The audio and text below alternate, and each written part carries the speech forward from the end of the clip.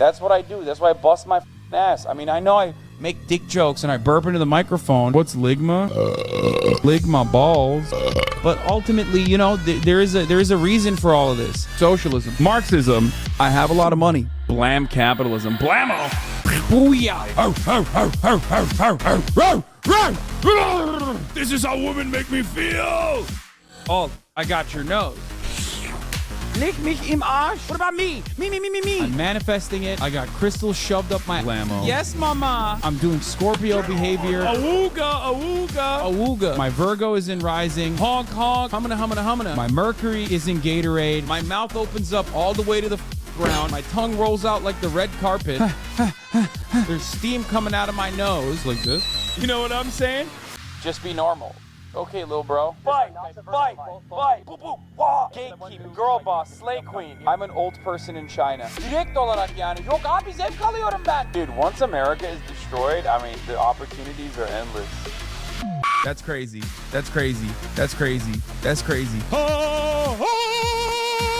I'm losing brain power.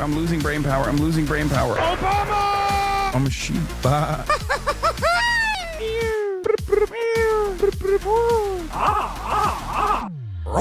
Faded in a hoe. You know what I'm saying? That is insane. Oh.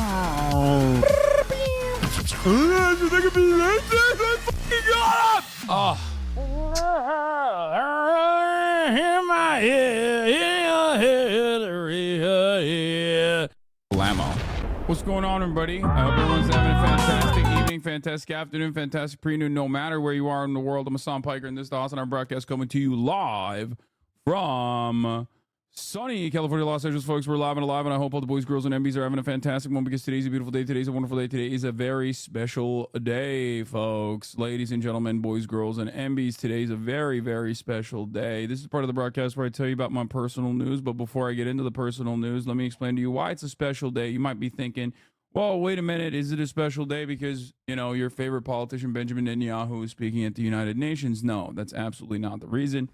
You might be thinking, is it because you squatted today? It was leg day, and leg days are always fun, wonderful, fantastic. No, it's not. That's part of the reason, but that's not the only reason.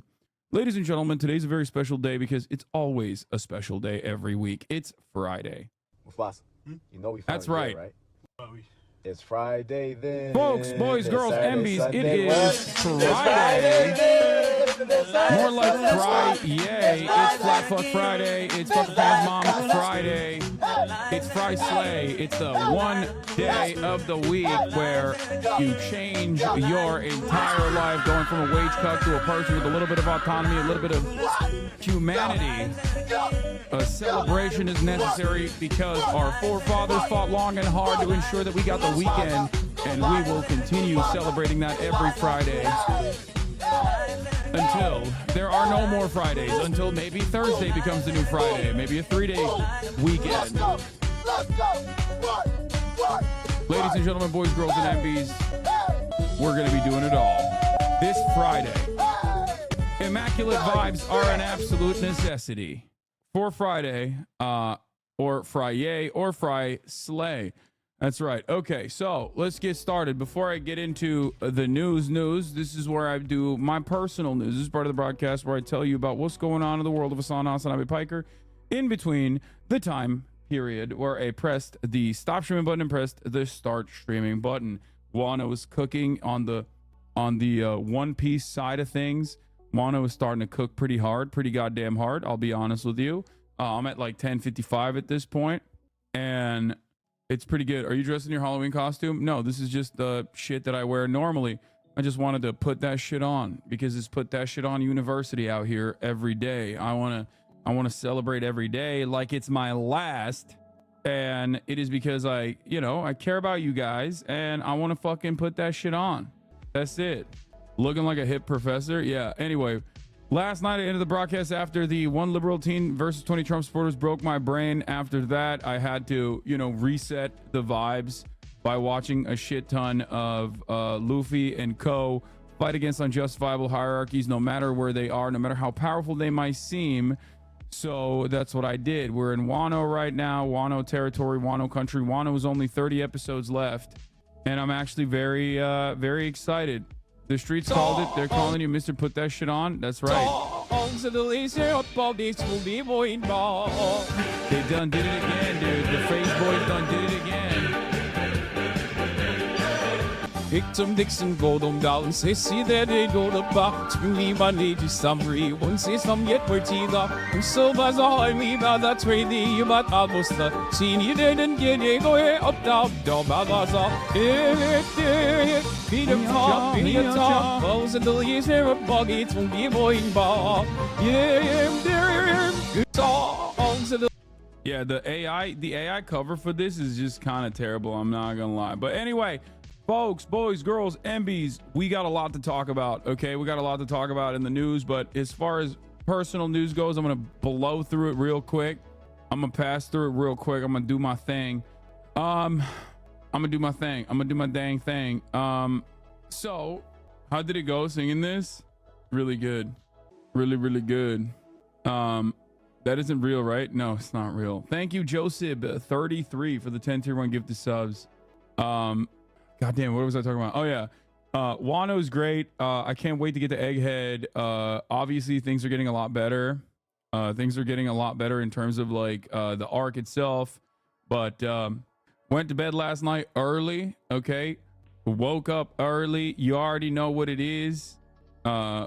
Woke up early, went to do leg day. Now Fridays are my leg days, but the problem is yesterday I went a little nutty mode, a little crazy, right? I went a little crazy mode on the basketball courts. I was dunking and shit. Y'all saw that. Robin's tatas are out in Egghead. Hurry up. Oh my God. Are you serious? We got some tatas on the, we almost got some sneak previews on the tata front in this arc too.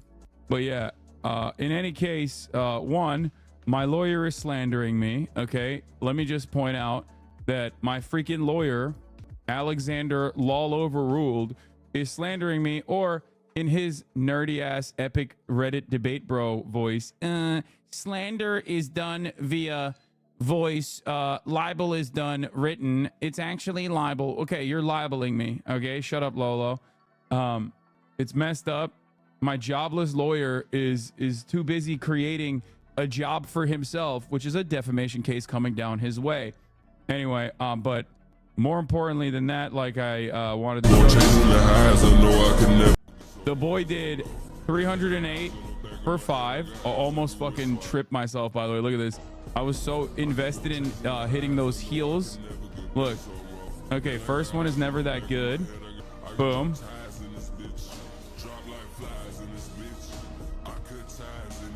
Please stop using the same song. I hate it. Well, I'm not going to.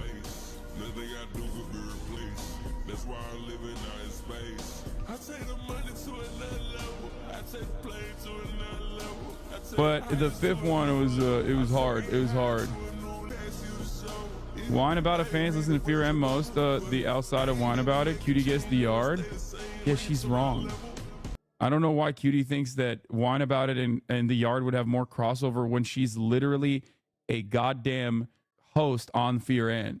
Feels kind of strange watching you do squats. Well, let me tell you, it felt kind of strange putting all that weight up there too. But yeah, honestly, the boy is Brawlic. You already know it's the Brawlic boy. It's the Brawlic boy, okay? It's the Brawlic boy being Brawlic. Calm down, Kaya. Rip pants moment coming anytime soon. Yeah, honestly, I mean, my ass is so fucking fat. I might as well be ripping that shit. Overall, decent leg day. Not super excited about 308. Obviously, I'm seeing a lot more gains on the deadlift front, and I thought that would also translate potentially to the squat front as well, but honestly, it hasn't. But it's not bad. I'll take it. I'll take it. What's with the Matrix fit? I just wanted to put that shit on, dude. I'm Mr. Put That Shit On. Also, another journalist, another prominent air quotes journalist from New York, slandering me again. Everyone in New York is out to get me, all because they were jealous of my rank in the Adams polycule. I never had to clean the dishes due to my sensory issues, and now all of those problems are coming out to the forefront. Okay, Alex Press. Jacobin doing fake news again. Feds charge mayor with giving Turkey favors in exchange for airline flights and appearing on a Sam Piker stream. hearing that there's a particularly well-known Turkish influencer who might be caught up in all this. All of the Alexes are turning on me. Just because I was the only one in the polycule not named Alex, and therefore I got additional amenities such as not having to do the dishes and not having to actually do shower time, does not change the reality that like these things did not happen. Okay, I hate the slander. Stop it. What's up, folks? Also, here I'm Mr. Put That Shit On, as you already fucking know. All right, Mr. Put That Shit On. I'm new to your stream, but what do you think of supersets? I love supersets. Yeah, to them I say, may my haters be my waiters at the table of success. Okay, that's where we're at. So, shoe ID, it's the Bodie Nike collab. Those are the shoes. Got the Bodies on the toesies. Okay, yeah. They are virtually, good luck. They're virtually impossible to find. Okay, good luck. If you were lucky, you could have gotten it for 160 retail. Haha. But not many are lucky. Okay, now they're going for like, I don't even know what they're going for, but I think they're going for like 1,000 a pop or some shit. But your boys got connects. Shout out, dude. I'm 30 today. Congratulations, Chatter. You're an old now, just like me. But yeah, these are the ones. They're a little slim. I'll be honest. They're a little slim. Like I'm not gonna say that they are. They're definitely a little tight on the sides. Get a pair of Hokas instead for a price. Your feet won't hurt. I just like the fucking shoes. I got them for retail, but like I said, I don't even know how. Like, it's not like I try super fucking hard for this shit. I just get really lucky. Like with the Doc Martens too. Like the Doc Martens Rick Owens collab I got for retail, and it's like when you get these shoes for retail, it's like a perfectly normal price. But the problem is like you can't really get this shit for retail. So on resale, it's like $1,000 for the shoe, which is ass. You know what I mean? It's like ridiculous. They do look like the Cortezes, but I think they're sleek, man. They're really nice. I really like them. Like, happy Thursday, bro. It's Friday. Anyway, true sneaker scalpers are the worst. Yeah. I've been trying to find those docs since you first showed them around March. I haven't been able to find them in retail in my size. Honestly, the thing is, if you're really fucking into clothing and you know when they're gonna launch, if you're really into clothing and you know when they're gonna launch, you can probably nab them.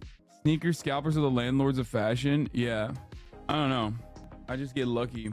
Is there an update on your Yoji Yamamoto's? Yeah, they're clean. They're done. They got cleaned up. They did it. They did the damn thing. Those boots sold out in 2 minutes. I was in Spanish class, but I was trying to buy it, but it was too late. Yeah, I don't know how the fuck I got at retail, bro. I genuinely, maybe it's because I'm a size 13. That literally could be the reason. And like many people don't actually buy size 13s. I don't know, maybe. But like I always am incredibly fucking lucky with these kinds of shoes. I'm incredibly lucky with these kinds of shoes, like when it comes to purchasing at retail. I don't know, but yeah, see the boots are $800 now, like the ones I was wearing, which is, by the way, still cheaper than Rick Owens shoes, even though it's literally better than Rick Owens boots, you know. Wait, what the fuck? Fast Company wrote about me? Crazy. Yeah, it's ass though. Like, I'll be honest, it is totally unacceptable and totally fucking ass for nice pair of boots like that to go up to $800 when you can buy them for fucking $270 when it first came out. $800 for fashion boots is insane. Get some. No. Listen, guys, $800 is an insane amount to pay for boots. I 100% agree with you. I'm simply stating that $800 is still cheaper than Rick Owens normal shit that you can get for Rick Owens boots. But it's just like, it's ridiculous. You know what I mean? I don't really like the Rick Owens boots anyway. But $370, or I think I got it for like $270 or $370, whatever it was for retail. Like, that is, for Doc Martens, is really good. Can you do a swear free stream? My 6-year-old wants to watch a stream. That would be virtually impossible for me. Good quality boots for $300 is normal. Yeah. A leftist in $800 boots is so goofy looking. First of all, I didn't buy it for $800. And secondly, I mean, yeah, I spent like 200 on a nice pair of boots and it was still shit quality. I feel like everything is worse now. Like all the clothing is just worse overall. How is it better than mainline Rick? My friend still wears his Fashion Week 11 center zip boots and it wore in perfectly. I think the Doc Martens Rick Owens collab boots look better than the regular Rick Owens boots. That's all I'm saying. Okay, that's my take. Anyway, fuck the fashion and all this stuff. There's a lot going on in the world. We're gonna be talking about that. Okay, as Bibi talks at UN, because there's a lot going on. Israel strikes Beirut as Bibi talks at UN. We're gonna be talking about that. We don't even know what the fucking death toll is at this point. You know, it's pretty devastating overall. Oh, a couple more personal news before I blast off. Hold on. Where is it? Here. A lot of you want me to look at this before we get to the Beirut stuff.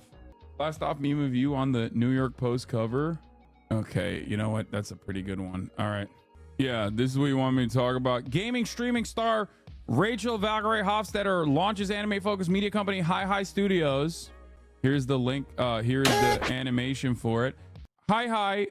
So excited to finally announce the launch of my media company Hi Studios. My love for animation has only grown and now excited to be able to be involved in creating entertainment across TV, film, and other mediums. Stay tuned.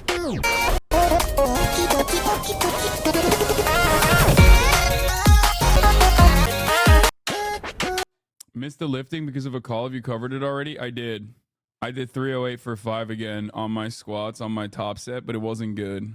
I wasn't very happy with it. Yeah. But girl bossing, slay queening, gaslighting, gatekeeping. She is lapping you. Yeah, of course, dude. I am an incredibly fortunate person to be surrounded by friends who are endlessly talented and incredibly successful and much better than me in every way, shape, and form. But yeah, this seems super sick. A lot of people in my line of work, like people that have blown up in the same time frame as I did, are, you know, doing way more shit, like doing way cooler stuff. So, I mean, this is I'm proud. This is sick. She's not doing crime like you though. Yeah, because you fell off. It's true. That's what it is. But yeah, she could be doing graphic novels, stuff like that. Develop and produce IP for graphic novels, TV, and film projects with specific emphasis on anime content. It's pretty fire. Sounds like guaranteed garbage. I'm gonna be very critical, Law. Okay, dog. Good luck. Have fun with that. Man, maybe I'll be able to get a fucking voice acting gig for once. Jesus Christ.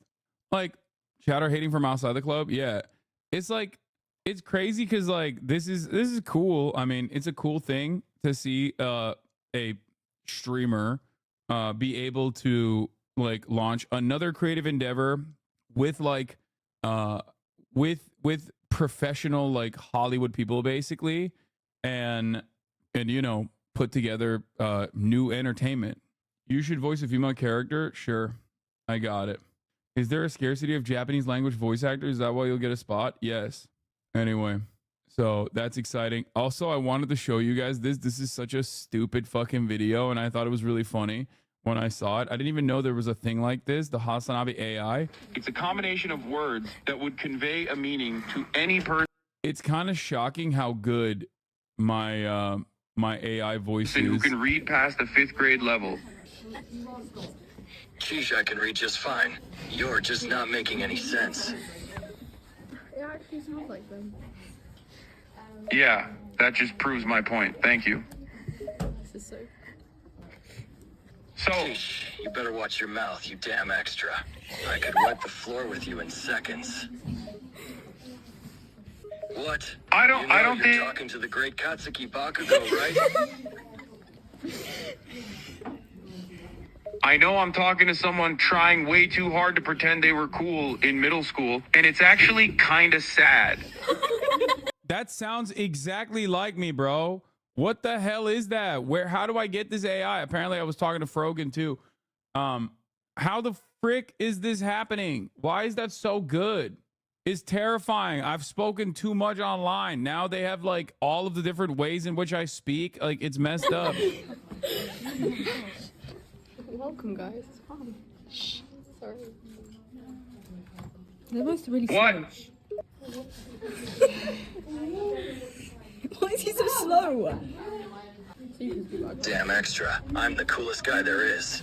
I'm 16 and already the top student at the top hero school. I'm the furthest thing from uncool. The secondhand embarrassment I'm feeling for your parents after reading this is insane. Very good. The hell are you talking about? My parents would be proud of me. I am gonna be a better hero than All Might someday. Better than All Might? Sure. You know people will be able to read this when you graduate and try to apply for jobs, right? Good luck trying to explain this to your future boss. What kind of pro hero has a boss? All I plan to do after graduating is become the #1 hero. Besides, no future boss would deny.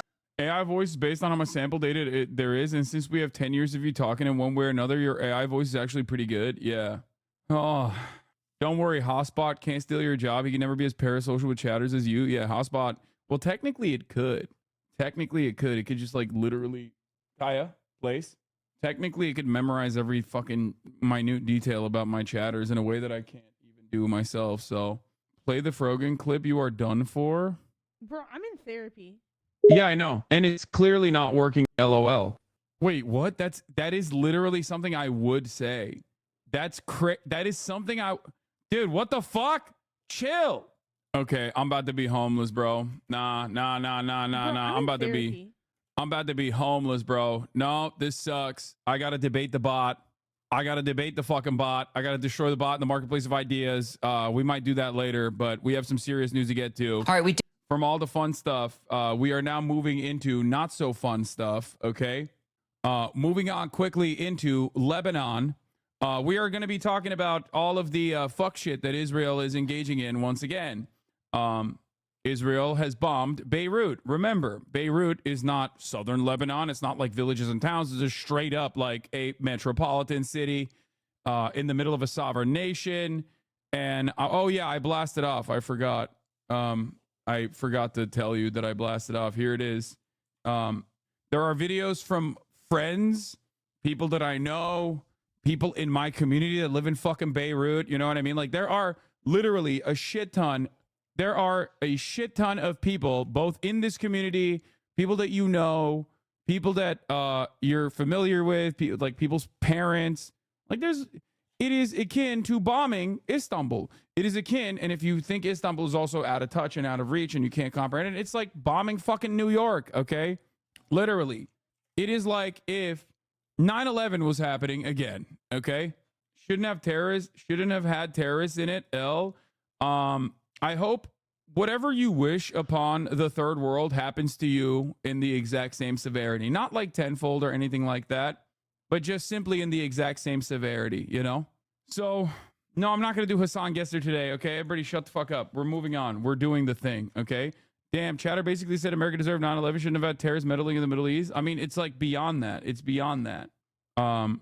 I know that a lot of people are joking like, oh, it's the New York of America or whatever. Like, this is not a joke, okay? Beirut straight up is no different than any other fucking city in Europe, okay? Any other city anywhere else on the planet, but for people who only have the capacity to view like Westerners as real human beings, the capital of Lebanon obviously has 2.5 million people in it. It is literally fucking no different than any other goddamn metropolitan city. It's the capital, okay? It is ridiculous, okay? It is no different. It is no different than bombing Paris. We were eating when we heard it, 10 fucking hits. We are 15 minutes away and our building was shaking. I thought the war in Beirut had started. There was a lot of smoke and we rushed to call our loved ones, as we've been doing for the last few weeks. 6 buildings are on the ground now. There were kids inside, of course. It is utterly repulsive. It is completely unacceptable, disgusting. It is an act of war once again, but Israel gets to do it, as always. Israel always gets to do it. And if you fucking say Israel doesn't get to do it, then you obviously are anti-Semitic and should be also put in prison.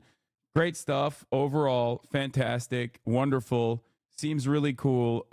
We should just not rein this shit in at all. We should just not even try to rein this shit in at all. Israel gets to do it, and it's basically the fucking Fourth Reich, and America is aligned with it. Once again, I repeat my position, and I find myself doing this quite a bit. If you were ever wondering what it would look like during World War II if America actually went to war on the side of the Nazis, now you know, okay? If you were ever wondering what it would look like, you don't have to look at like, fictional works of art in a parallel universe or anything like that. This is happening right in front of your fucking eyes, okay? That tweet is a joke. Shut the fuck up. What? I'm receiving reports of fierce debates within the U.S. administration. Biden and Austin want to jointly nominate Netanyahu and Gallant. Oh, yeah, this is a joke. Yes. This is Moin Rabbani joking. He's not being serious. I mean, like, yeah, here. Is it me you're looking for? I can see it in your eyes. I can see it in your smile. I want to suggest covering the John Oliver video about disability benefits. Sorry if this is annoying. I won't comment on this again. Yeah, I'm not going to do that right now. You're out of your fucking mind if you think I'm going to do that. Okay? And for all of the reporting coming from Israel that Hassan Nasrallah is dead from the likes of OSINT Defender, which are like hyper Zionists, if you think that that is the case, like, I don't know what to tell you. You have to wait for Hezbollah to come out with a statement. Okay? They have to justify why they're doing these like massive fucking strikes.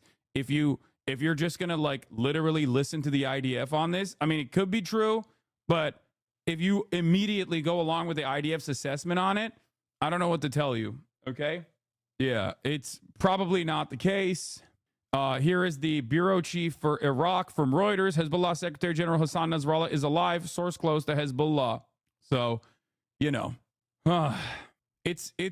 they're just justifying it because they're like, oh, it's Hezbollah was there. We had to strike it. That's why we killed, another 100 fucking children in the middle of, again, this is Beirut. Okay. Just so you understand. I know that, like, I hate doing this because I feel like it almost leans into like this, Western heliocentric supremacist attitude where you have to see a fucking city resemble like what you think a good city looks like, a normal city looks like, a Western city.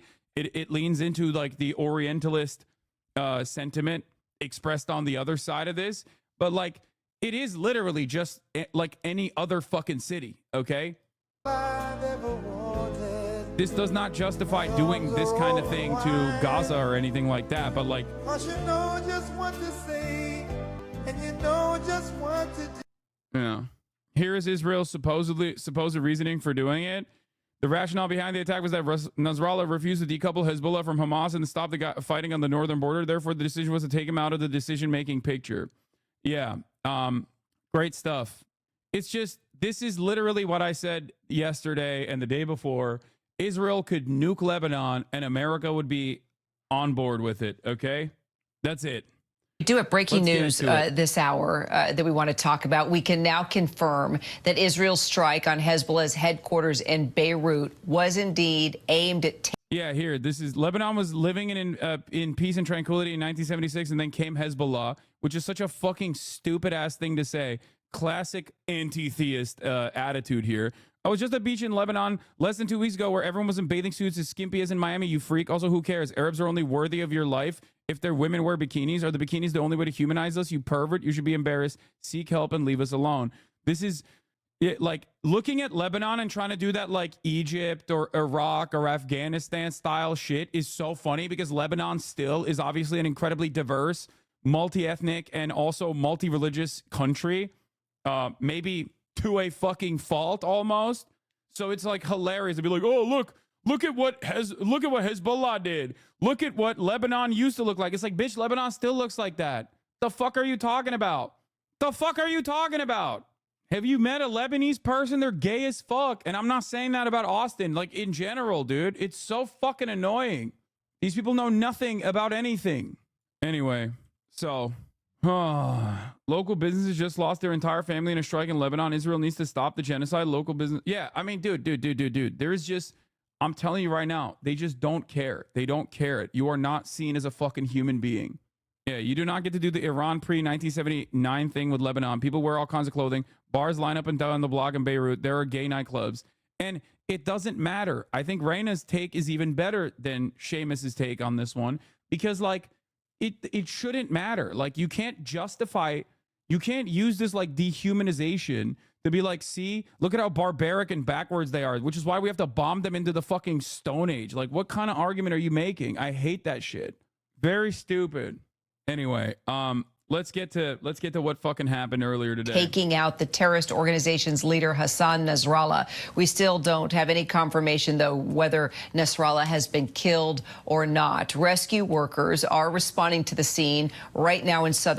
And by the way, in terms of like killing Hassan Nasrallah, what a lot of these people fail to fucking recognize, okay, from where they're standing, is that someone else will always fill the void, okay?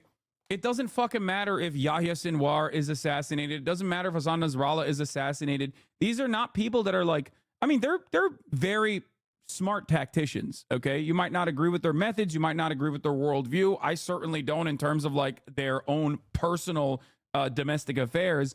But ultimately, they are smart tacticians. They're very well read. Overall, though, there's going to be another person that replaces them. You might put a stay on the resistance. You might soften the resistance for a brief moment. But ultimately, if you continue pummeling these fucking areas, there are going to be new Hassan Nasrallahs propping up. There are new Hassan Nasrallahs right now. Okay? Smart tacticians, a unique way of saying coordinating terrorist attacks. Dude, stop doing this, okay? You can't do this while we're watching the fucking smoke in the midst of Beirut, okay? Like, your understanding of terrorism and my understanding of terrorism clearly is not the same. You literally simply just say, oh, they're the brown guys, they're the Muslims, they're the terrorists, they're the bad guys. Stop with this fucking idiotic black and white, incredibly fucking infantile understanding of the situation, okay? Goddamn, dude. Oh, no, it's, you don't understand. Terrorists are the bad guys, and our allies are the good guys. Duh, obviously. They're the good guys no matter what they do. Even in this circumstance, they're the good guys, right? Because they're targeting the bad guys. You are a baby-brained liberal dipshit if you genuinely believe this, okay? Yeah, you can't level 6 apartment buildings in the middle of a fucking 2.5 million population, dense metropolitan area in an entirely sovereign nation and then turn around and be like, actually, the guys who were in the midst, like inside of those buildings, they are the terrorists. Like, you can't say that, you know? Or you can, and you can say that in American media. You just can't say that here and not expect some kind of fucking retaliation. Okay? There are human beings in those buildings. They are now dead. There are people in this community whose family members live in and around the vicinity. There are community members in my community that live in and around the vicinity. You're a fucking animal if you think that this kind of attack is justifiable, okay? And I don't care about what some other goddamn content creator said about this, okay? Don't bring this shit up unless you want simply drama. Like, I don't care what fucking Lonerbox said, okay? Why the fuck would I ever care about that? What is wrong with you? I'm doing news coverage. You want me to fucking go yell at some random fucking YouTuber, man? What the fuck?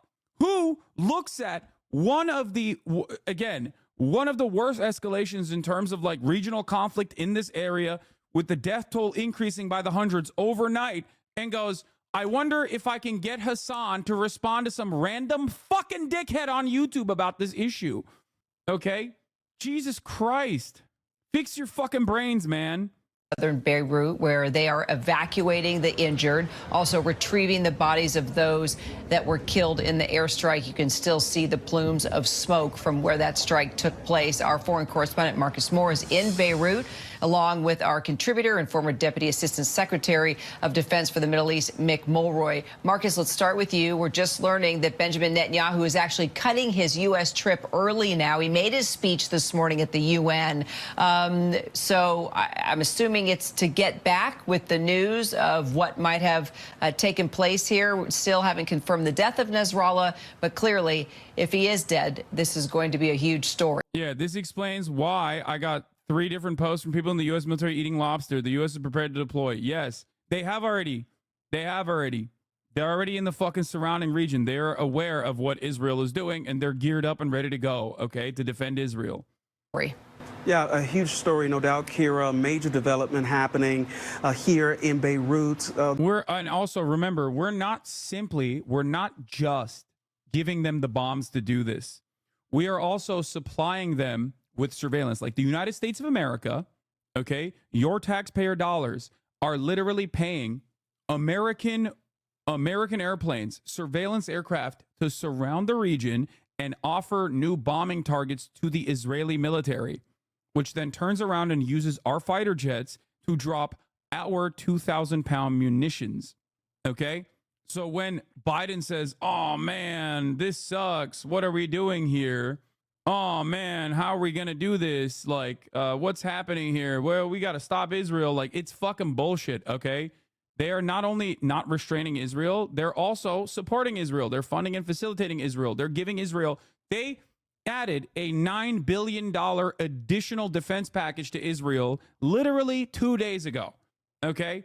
2E, 3B Sentry AWACS off Lebanon with transponder switched off, and the aircrafts reappear a few minutes after the bloody airstrikes on Beirut. There is no coincidence the U.S. helps Israel bombing Lebanon on a daily basis. The reason why they don't admit it is because they know Israel systematically kills civilians during their airstrikes.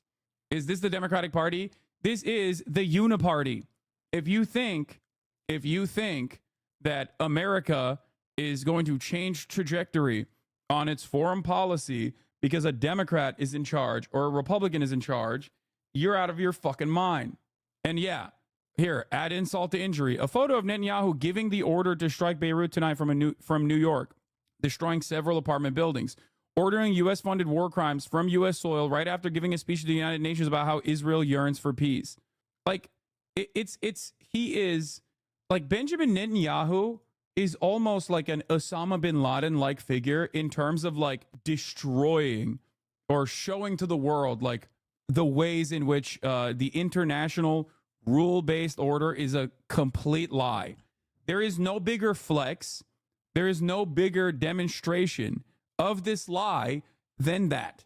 You're on American soil. You're using American weapons. You're using American targeting systems, American surveillance to drop American munitions on a sovereign nation in the midst of the United Nations meetings happening where you delivered a speech about how you yearn for freedom.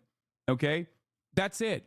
When America says, oh my God, how are they doing this? What are we supposed to do? We're just trying to stop Israel from behaving this way. It's like, dude, you're not. You're not trying to stop Israel from behaving this way. You love it. You love the death and destruction. You fund it. You facilitate it. You support it. You give the fucking weapons. You give the surveillance to Israel. Okay? And you give the protective shield of expending your own personal capital as the global hegemonic superpower on the main stage when you defend Israel on a regular basis at the Security Council. You defend Israel on the General Assembly. There is no clear indication that things cannot continue the way that they have, especially with America on its last leg, okay? On its last leg, funding and facilitating this obvious genocide. The word from Prime Minister Netanyahu's office in Jerusalem is that he will head back to Israel tonight as we are watching images of absolute you even catastrophic. Pro-America, bro? I am, dude. I don't think you are, though, because being pro-Israel does not mean you're a pro-America. I would say that my commentary on this is more pro-America than like 99% of our politicians, okay? I don't think that we should allow a sovereign nation, right, a foreign nation, to just engage in bloody hell, in death and destruction, funded by our taxpayer dollars, okay? I don't think that that is appropriate. I think that that is unimaginably un-American, okay? If there is any sort of like principle behind like being an American and wanting America to be the world police and be the good guys in every story, then this demonstrates that we are the bad guys in this fucking story. Okay? This is precisely the reason why there are people in the fucking State Department that don't even agree with the Biden camp and Anthony Blinken and the way that they are continuing on giving Israel free rein to behave in the ways that it is. Okay? Because they also recognize that obviously this is diminishing America's soft power capabilities. It's cooked. The world stage is cooked. All of the organs of the international organs of justice that you normally could use tirelessly against your foreign adversaries to get them to fucking do the right thing or whatever and apply like, you know, deploy sanctions packages or whatever. All of that is cast aside in this circumstance because everyone goes, the fuck do you mean you hate Russia? The fuck do you mean? What do you mean that Russia is doing wrong things here? Look at what you're fucking doing in Gaza. Look at what you're doing in Beirut. That's it. And for a lot of people, that's how they see it. All of a sudden, like I keep repeating over and over again, 800 military bases around the world will look like 800 military occupations around the world if America's soft power capabilities go away. It no longer will be a military partnership and a firm commitment and an allegiance to the United States of America in terms of keeping global security. It all of a sudden becomes an active invasion, okay? And America, no other country, as a matter of fact, and certainly not the United States of America, has the power to conduct 800 different invasions in the same fucking time, at the same time, okay? This is why America's soft power capabilities actually help its military might, okay? Do you understand, Angry Panda? Probably not. Got to protect national interests. I just described to you from a pro-State Department, pro-America position why allowing Israel to reign fucking bloody terror in the region is genuinely diminishing America's national interest on the global stage.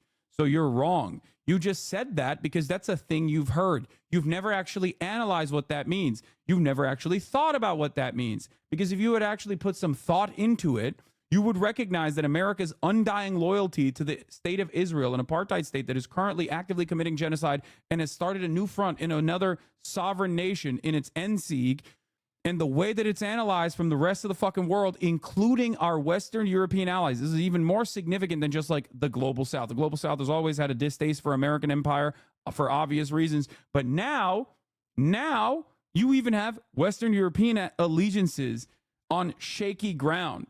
If you don't think that this is a genuinely devastating misstep, you just got to wait till Trump says it, and then you'll repeat it. When Trump goes around and says, they ruined our partnerships. They said I was bad. They said the world laughed at me, but the world laughed at them. Now look, England is going against our wills. They're not even giving money to Israel. They're not giving weapons to Israel. And then you'll repeat it, and you'll be like, hell yeah, he's right. Peaceful dove, baby. Yeah. Anyway, let's continue. Destruction unfold from the site of the blast. That if you look at just behind me, you may be able to see the haze in the distance. That is the smoke still rising, the smoke and dust still rising from that scene after a series of blasts. We felt and heard one of them today, Kira. It was without a doubt, the largest and most powerful blast we have felt this week. And this will mark the 5th strike on Dahia, the southern suburb of Beirut, the Hezbollah stronghold, the 5th strike just this week. And as you reported, we understand, according to the IDF, that the target was Hassan Nasrallah, the Secretary General of Hezbollah. But you look at the devastation there, and we are talking about several buildings that have been severely damaged, flattened, according to reports. And so we are talking about scores of casualties. Right now, we're waiting for word. I've reached out to the health ministry here, and we're waiting to get the initial report. But I can tell you, Kira, in our time that we've spent in Dahia, it is a densely populated area, not only with shops, but also homes. And the fact that you have several buildings that have been absolutely destroyed, we can anticipate that the numbers will be quite high. Right now, as you mentioned, we don't know if Nasrallah is alive or dead. Israel saying that they targeted him. Every member of Hezbollah, ISIS, and the Taliban deserve death. They rape, pillage, and suppress. Israel deserves protection. That's cool. It's kind of interesting that you just like mentioned Hezbollah alongside ISIS and the Taliban, right? You said that you're issuing the death penalty on all of them. And then the reasoning that you mentioned for why they are worthy of the death penalty, okay, you did not suspiciously mention Israel, okay? But the reasons that you mentioned as to why they'd all deserve the death penalty are things that Israel also does, things that Israel has actually systematized, serialized, does on a regular fucking basis in broad fucking daylight with full-blown American support. So that's really interesting that you have this dynamic where you're like, well, Hezbollah deserves death. They rape, they pillage, and suppress. When in fact, one, Hezbollah and ISIS are nowhere near comparable. As a matter of fact, ISIS and Israel are significantly closer in both utilizing and bastardizing religion as a way to fucking justify their actions, and also destroying fucking cultural monuments, cultural world artifacts on a regular fucking basis, and doing unlimited acts of terror. Okay, in terms of like, in terms of this similarity between Hezbollah, ISIS, and the Taliban, it just demonstrates that you think, oh, they're Muslims, so they're the same. When in fact, if you look at the situation, Israel is infinitely closer to ISIS and has actually aligned with ISIS in Syria, as a matter of fact, has treated ISIS fighters, given them medical help. Israel deserves protection. No innocents deserve death. And killing terrorist leadership never really does anything. They're not competent leaders. Therefore, they're always easily replaced. It's a tough situation. It's not a tough situation. Okay? It is as close to black and white as you can get. Yes, Israel armed al-Nusra. Israel gave medical treatment to ISIS fighters. The idea that it's actually Hamas or Hezbollah that is closest to ISIS is fucking ridiculous. You just think, oh, they're all Muslims, so they're the same. There's been no confirmation from Hezbollah that he was even in that area, and so we'll have to wait for word on that. Kara? And clearly, Mick, we're getting, there's other foreign news agencies like, the Saudi press is reporting that Nasrallah has not been killed, but still we don't have any confirmation. And there aren't any media outlets here in the U.S. reporting whether he was killed or not. But if indeed he was, how could this change just the dynamic of the widening war that we've been witnessing? There's been tremendous concern that this could just keep getting worse and worse. If indeed he's been taken out, how can that impact what we're seeing now in the Middle East? So, Kira, this would be a substantial blow to Hezbollah. Nasrallah has been the Secretary General since 1992 and is revered by that organization. So it would mark, of course, a substantial escalation going in the opposite direction of where the U.S. had hoped to go with a 21-day ceasefire. And it really does put an emphasis that is not where Israel intends to go with this conflict in Lebanon. It's important to point out that most of the facilities of Hezbollah are subterranean, so they build stuff under civilian areas to try to essentially protect themselves, though there might have been multiple. From New York Times 4 minutes ago, Iran's Supreme Leader Ayatollah Ali Khamenei has called an emergency meeting of the Supreme National Security Council at his home compound, according to Iranian officials with knowledge of the meeting. They said the meeting was in response to Israel's strike in Beirut that targeted the leader of Hezbollah, Hassan Nasrallah.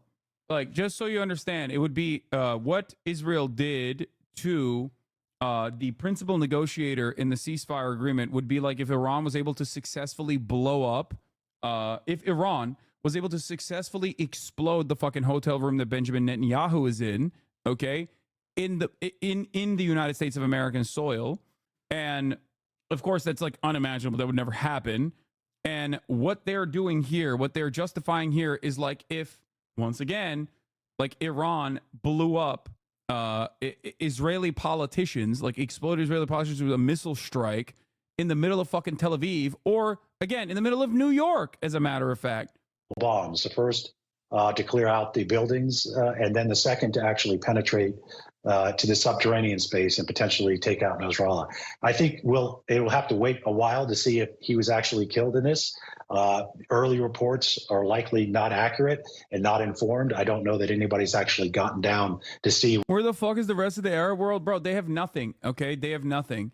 One, in terms of like Hezbollah, in terms of, Iran, a lot of the other fucking Arab countries don't like either of these parties anyway. They don't like Hezbollah. They don't like, and they certainly do not like Iran regardless. We're talking about the governance structures in all of these Arab nations, okay? So that's number one. Number two, they have fucking fat military contracts with the United States of America. Their job, especially if you're talking about like the Gulf regions, the Gulf states, their job is to basically maintain a critical posture against Israel so that they don't get fucking assassinated by their own population. That's it.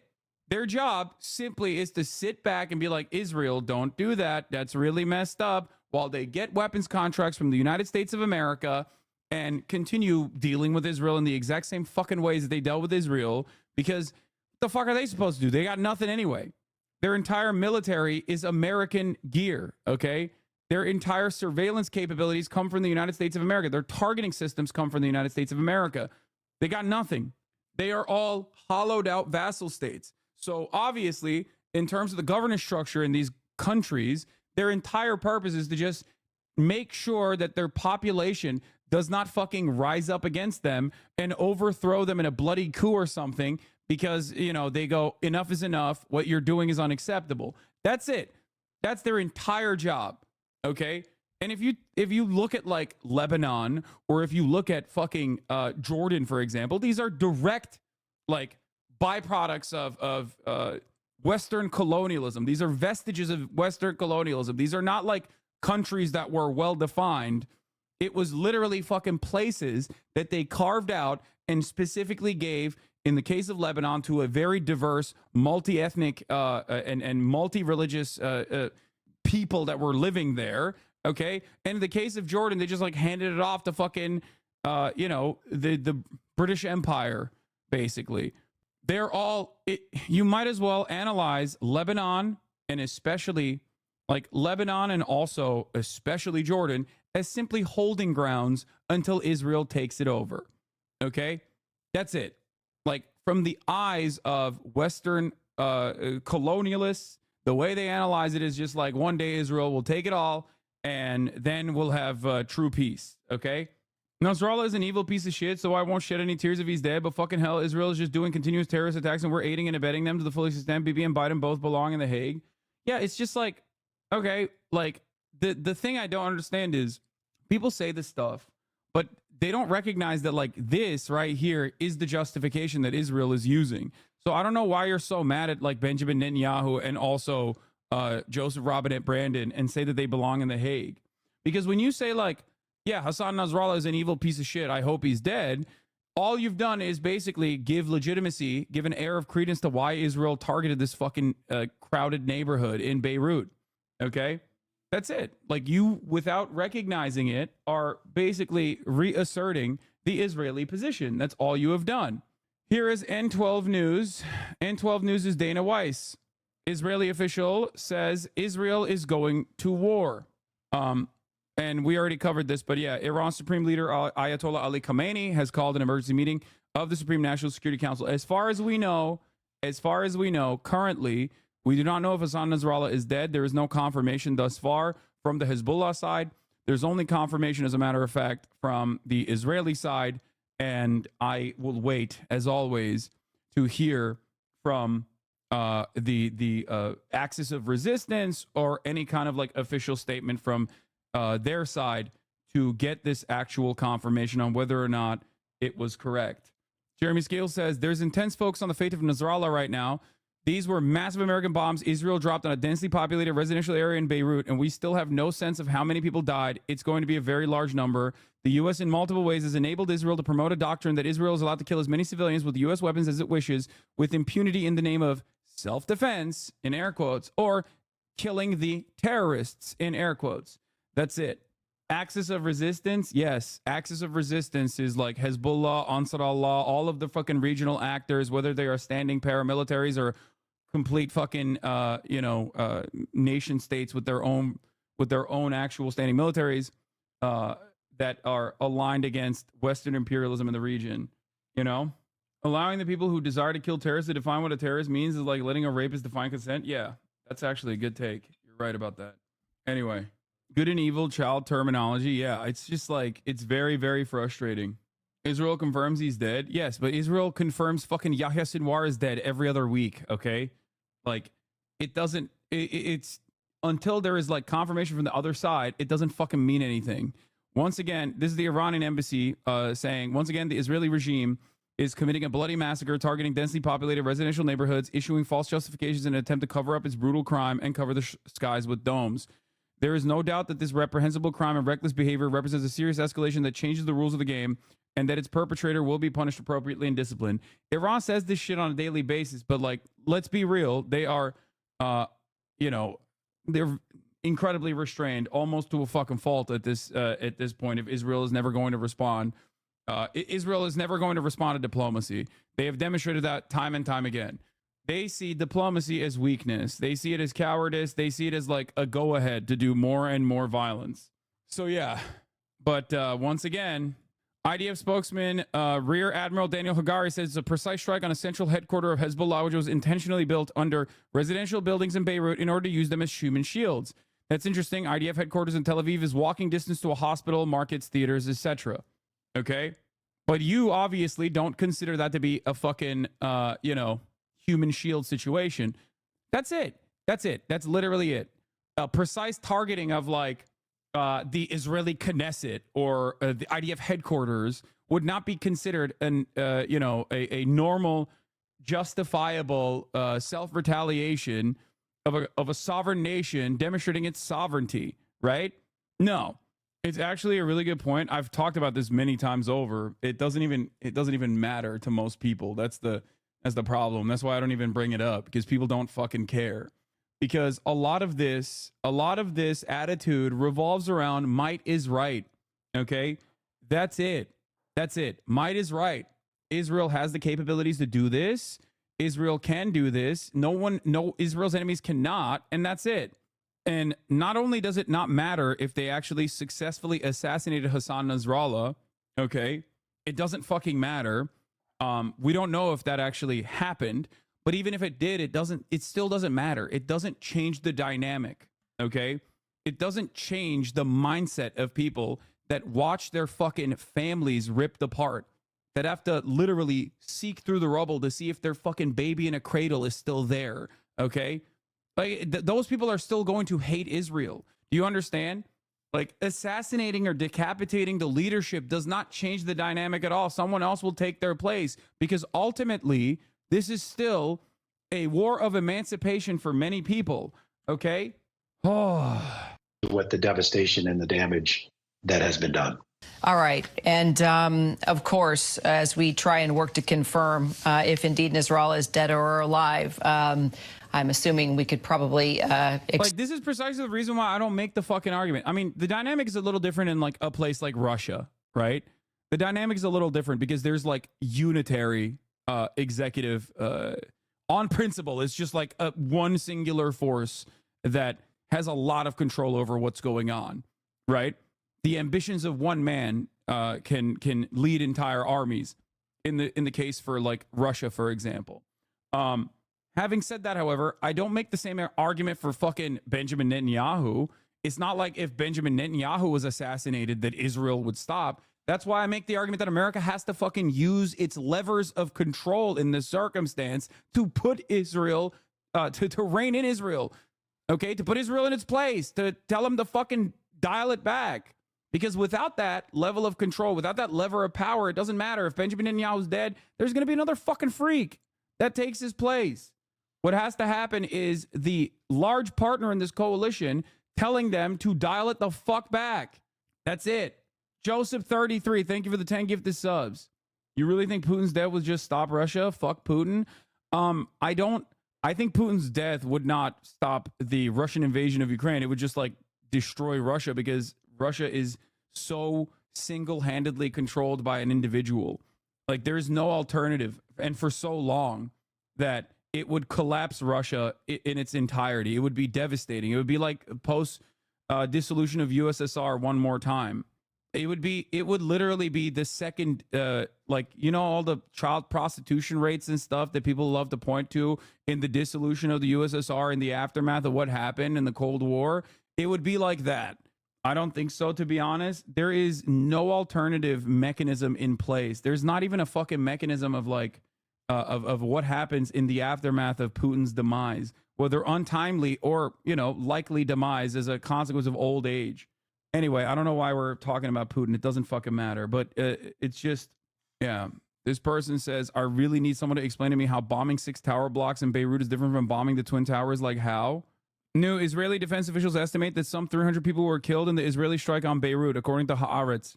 Nice. So it's probably more than that. Like, think about it. If they killed 300 civilians and got Hassan Nasrallah, that's a 300 to 1. Is that justifiable? I don't think so. I don't think so. Of course it's not justifiable. Fuck. The ratio approved for the Bin Laden raid was something like 30 to 1. Yeah. was on when Netanyahu was like, our wars with Hezbollah, not the people of Lebanon, as MSNBC showed them bombing Beirut. My dad laughed, like, how people buy this propaganda is beyond me. I mean, I think it's because, like, a lot of people in Lebanon as well are not exactly fans of Hezbollah, okay? Once again, I repeat the position that Lebanon is a very diverse country in terms of, like, ethnic background, but more importantly than ethnic background, in terms of religion, okay? You got Sunni Muslims. You have Christian people in Lebanon. There are a lot of people in Lebanon that are not fond of Hezbollah, understandably so.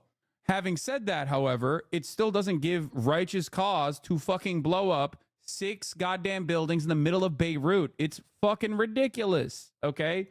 It's ridiculous. Expect some type of retaliation. So more to follow. Mick, Marcus, thank you both so much. Update now.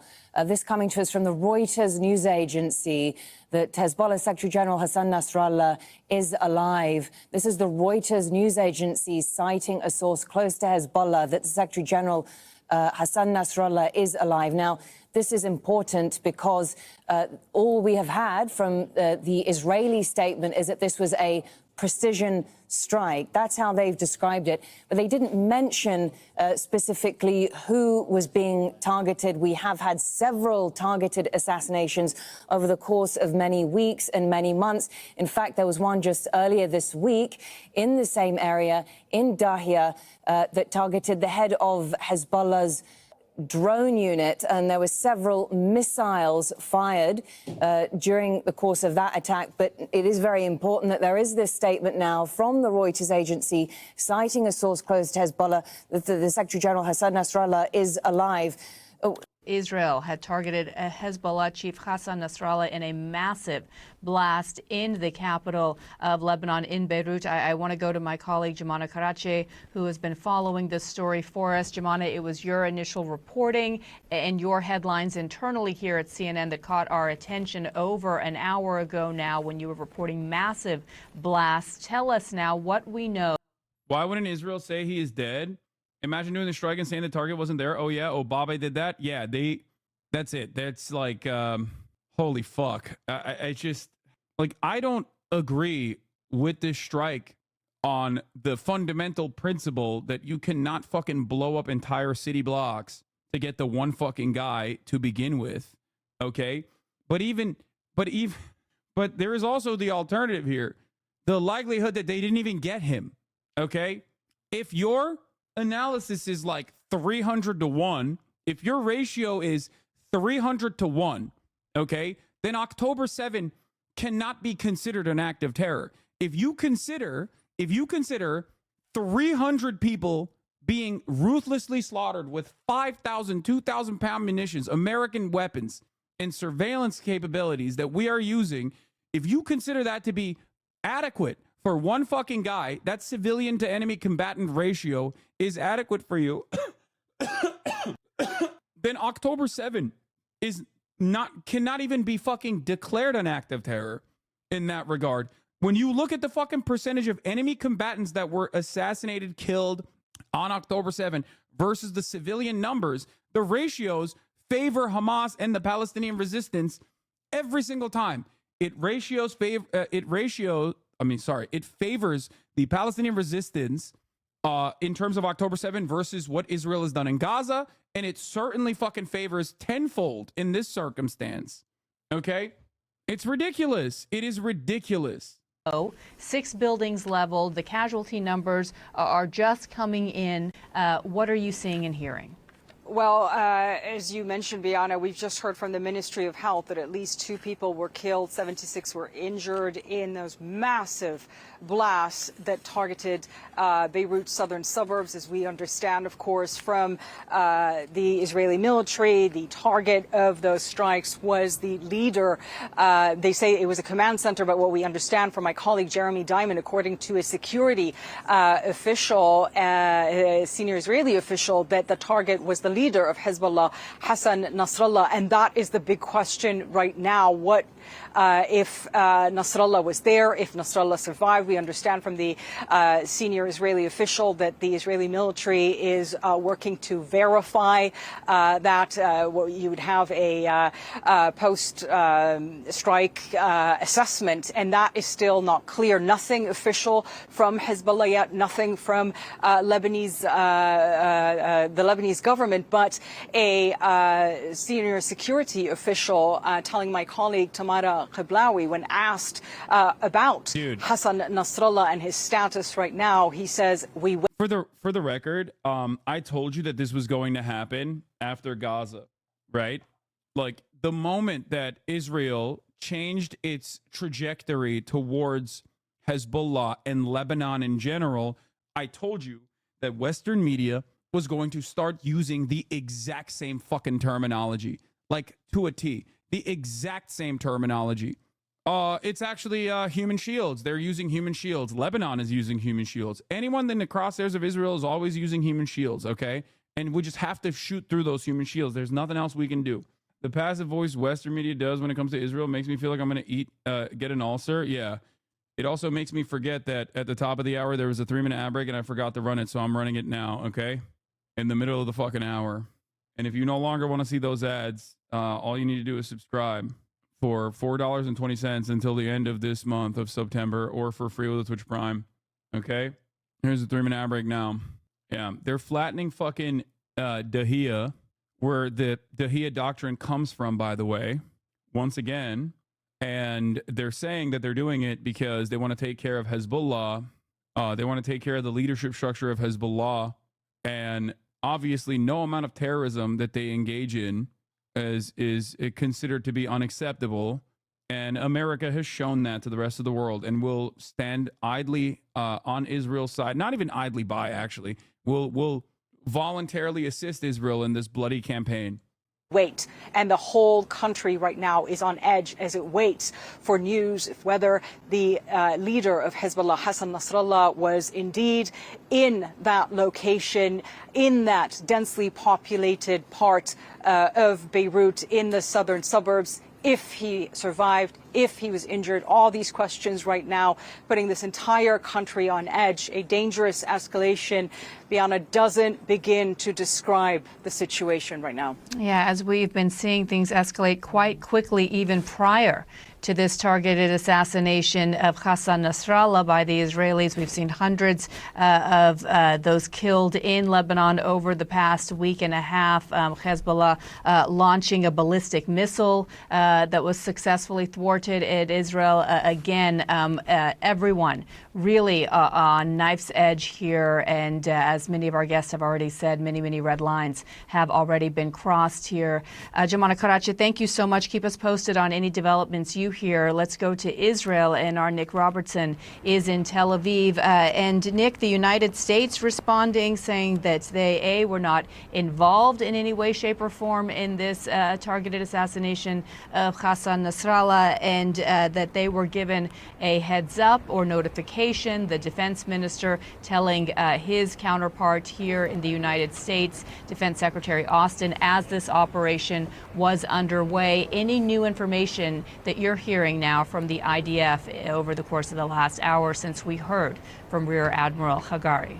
No. What we know is that the defense minister has been sitting in one of the command centers with other commanders around him, analyzing what's happening in Beirut, analyzing all the information streams that they have access to try to figure out precisely what has happened. And while we're talking about this, I'm reminded of a conversation I had with an official earlier this week about the possibility, as all these different Hezbollah commanders were being assassinated in the suburbs of Beirut. I asked the sort of obvious question: well, would Hassan Nasrallah be on that target list? And I was sort of given the impression that that may or may not be the case. It wasn't clear.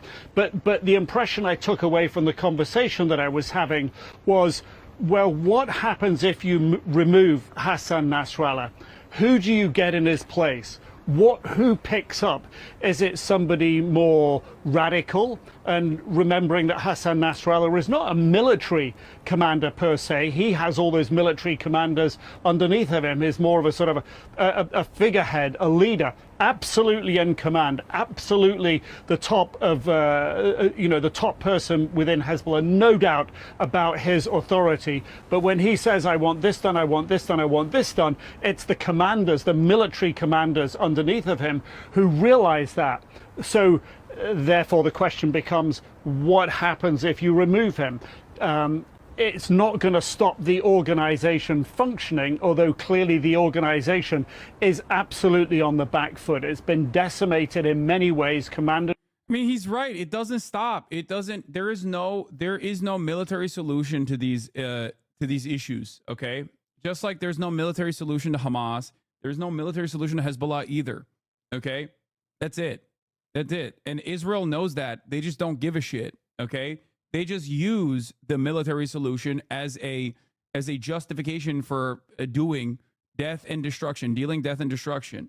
And it's wild that they do not even mention this as anything but a successful, targeted, precise military strike.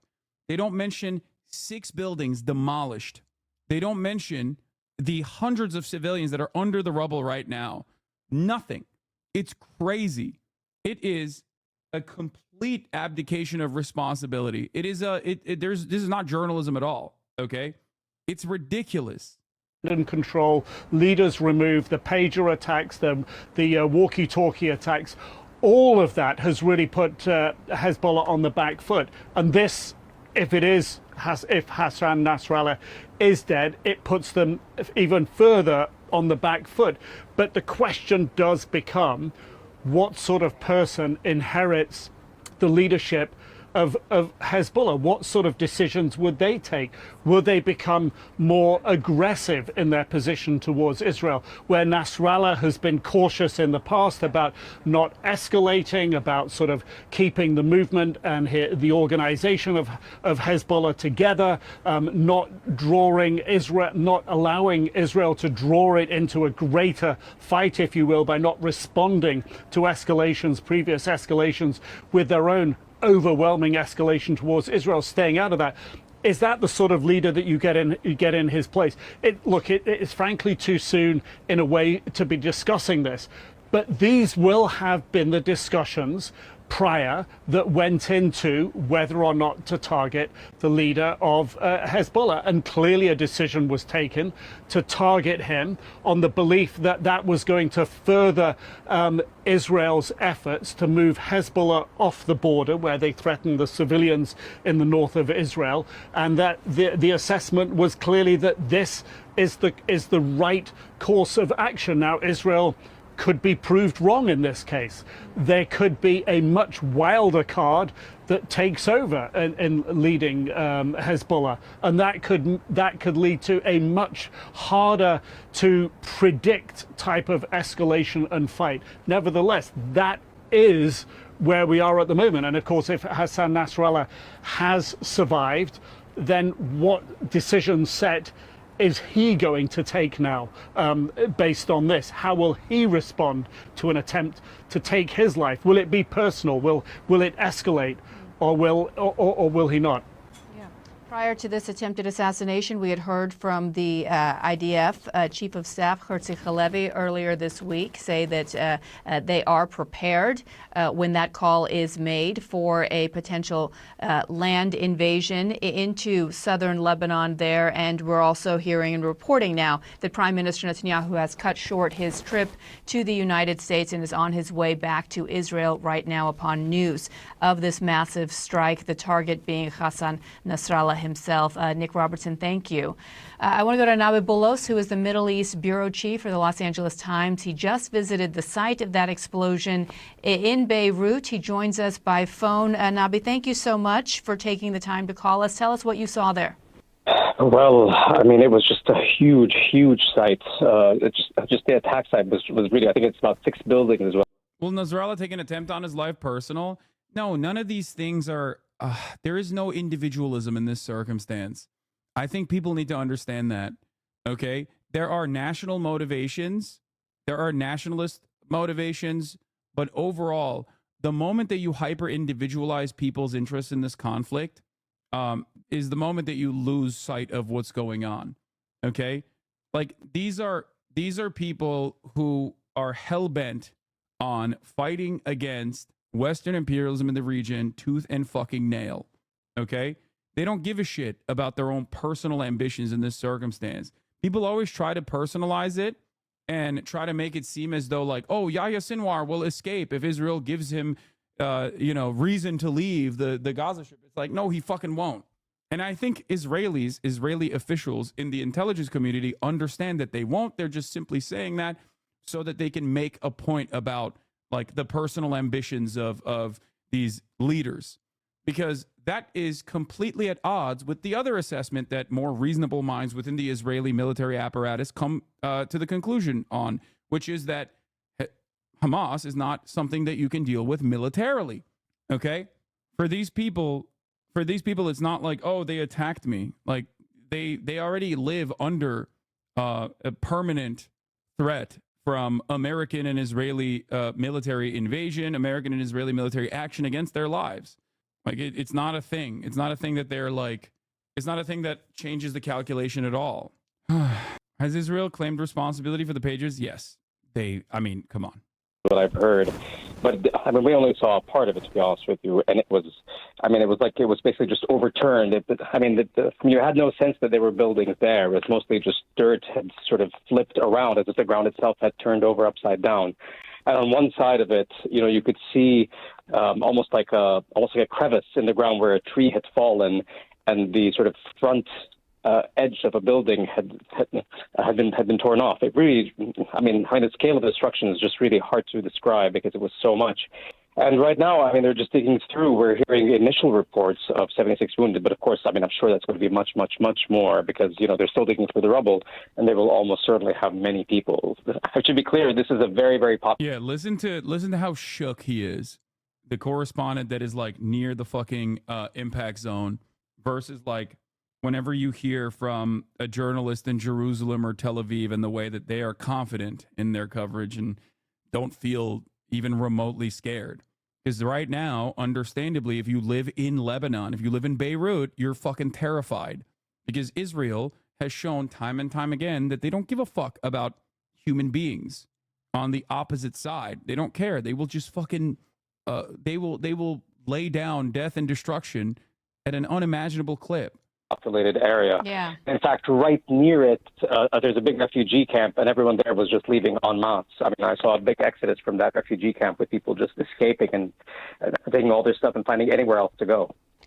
Were you able to get close to the buildings themselves, this targeted site? As we know, 6 buildings we've reported have been leveled by this. How close to the area of destruction were you able to get? We were at the very edge of it. We were led,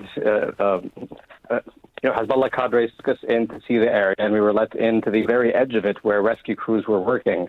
And you could see excavators digging in the site, people going through it. Of course, there was still a fire going on. But as I said, this was the edge of the site, and it's quite large. So, it was, at least as large as a city block. So we didn't get a full view of the destruction, is what it amounts to. Did you feel the blast yourself?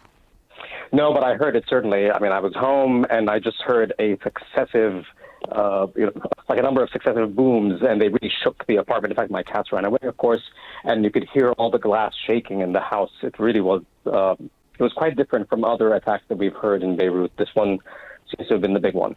What is the Lebanese media? BBC correspondent was nearby and filmed the moment. Jets, just a stroke. Behind us, behind this school, that many families have fled from the bombardments in southern Lebanon.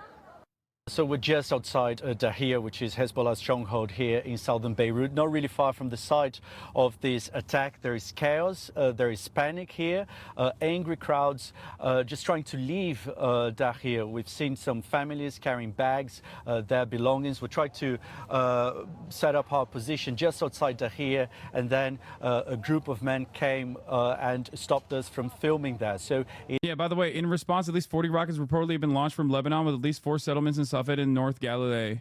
Do you think a regional war is inevitable? What's the best scenario right now? yes, I think that regional war. I mean, Benjamin Netanyahu has been telegraphing that this is what he wants to do for months. It's not like I'm fucking a brilliant tactician or anything that I, with the gift of fucking foresight. I've been saying this for months and months and months and months that this was going to happen. It's already happening. Why do you think there's so many fucking military movements in the region? American troops in the region. It is now a very tense situation here in southern Beirut, and again, another major escalation in this conflict. Oh, by the way, hold up. If you want to know our assessment of the situation, the U.S. Embassy is not evacuating U.S. citizens at this time. There is a commercially available flight that U.S. citizens who express interest in departing Lebanon will have to book and pay directly with the airline, as of this morning from the U.S. Embassy in Beirut, because it does not matter how many Americans get fucking killed by Israel. I need to reiterate this, okay? I told you this already. I fucking told you this. They do not care. Israel can fucking kill you, and we will do nothing about it because you are now a part of the, you have now dropped down on your order of priority in the hierarchy of dual citizenship. You're down in the bottom of the ladder right next to the fucking Palestinians. You're still above them, but you're right next to them. Okay?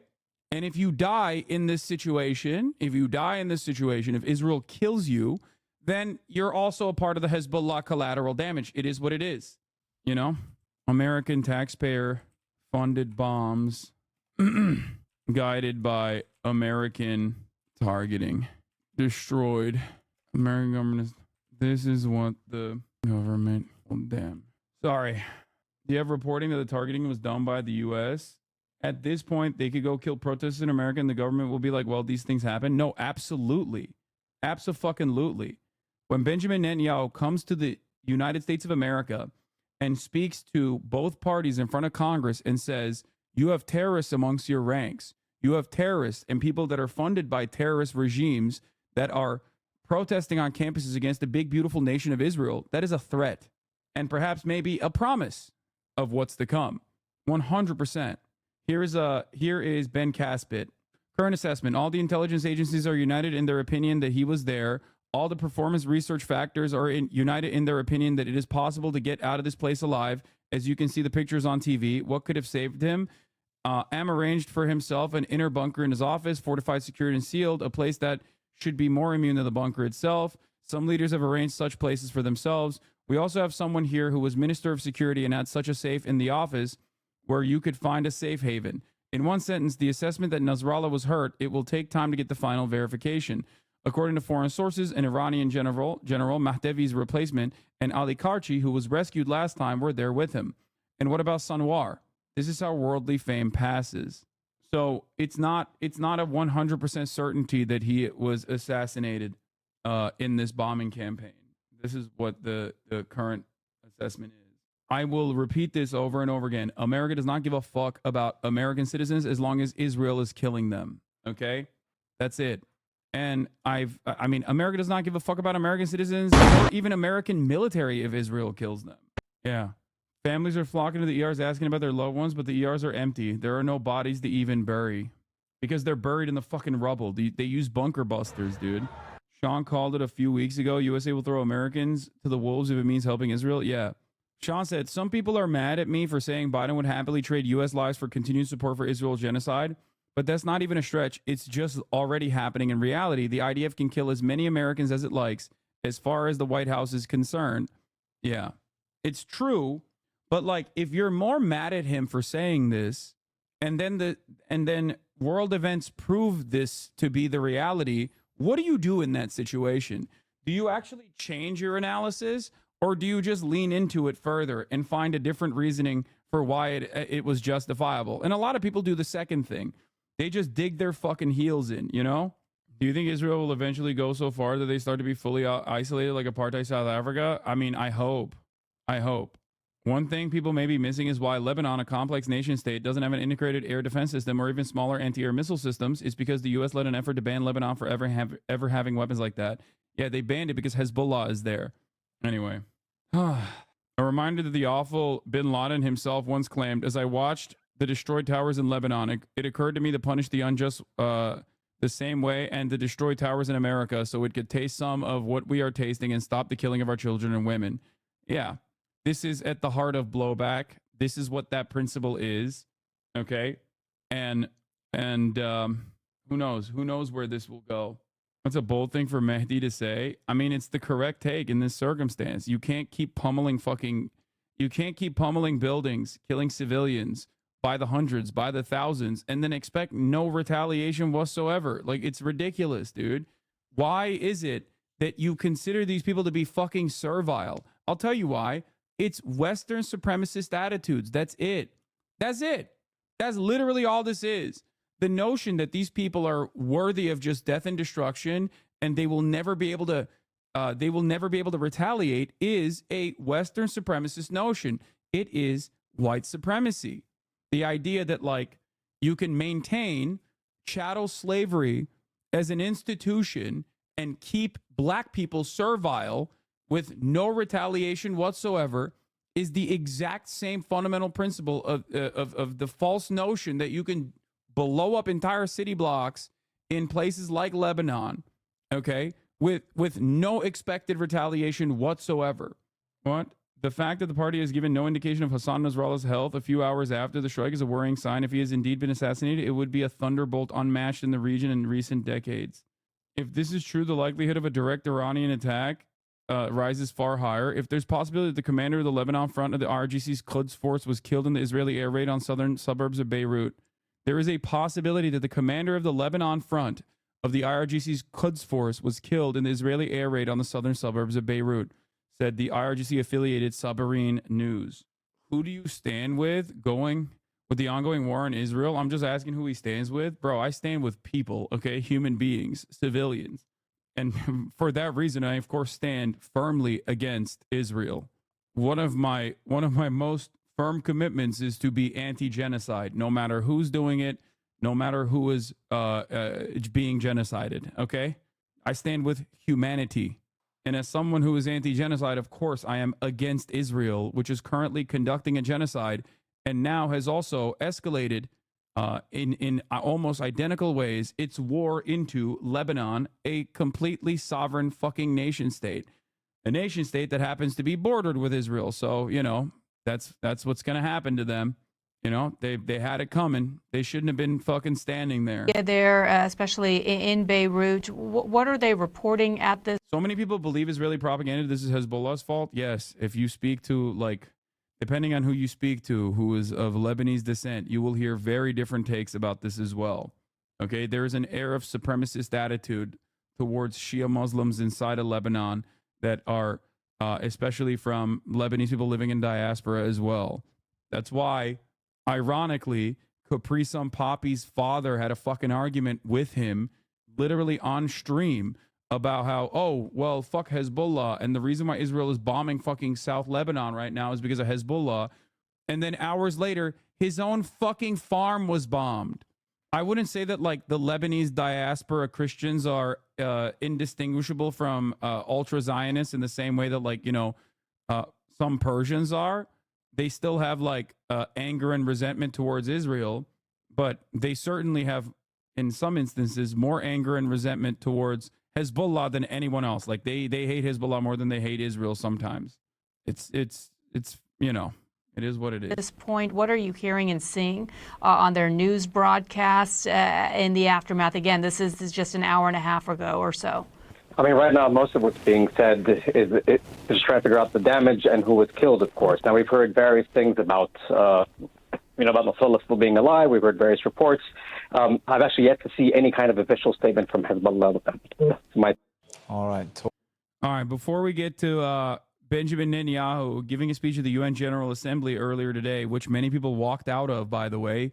Here it is. Diplomats exited the General Assembly Hall in protest when Netanyahu took the podium. The impunity Biden has offered Israel has been used by Netanyahu to make Israel an international pariah. And the conflict.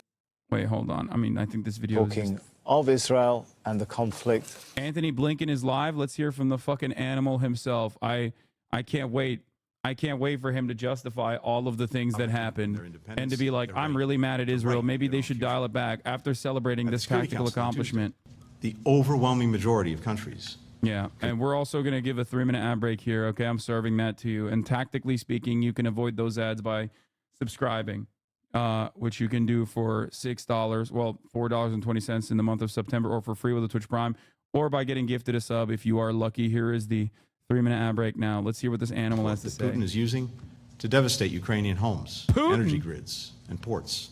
As we saw this week, support for Ukraine is not just rhetorical, it's tangible. Okay, but Israel's doing Putin Dozens shit of countries came in together fucking to pledge to Lebanon. help Ukraine rebuild. The G7 and other partners made additional commitments to strengthen its energy infrastructure in the face of Russia's ongoing assault. Do we have a sending more equipment like wait, turbine maybe this has support for Ukraine to win this war. subtitles. Okay, here it A is. discussion that they continued in Washington on Thursday, yesterday.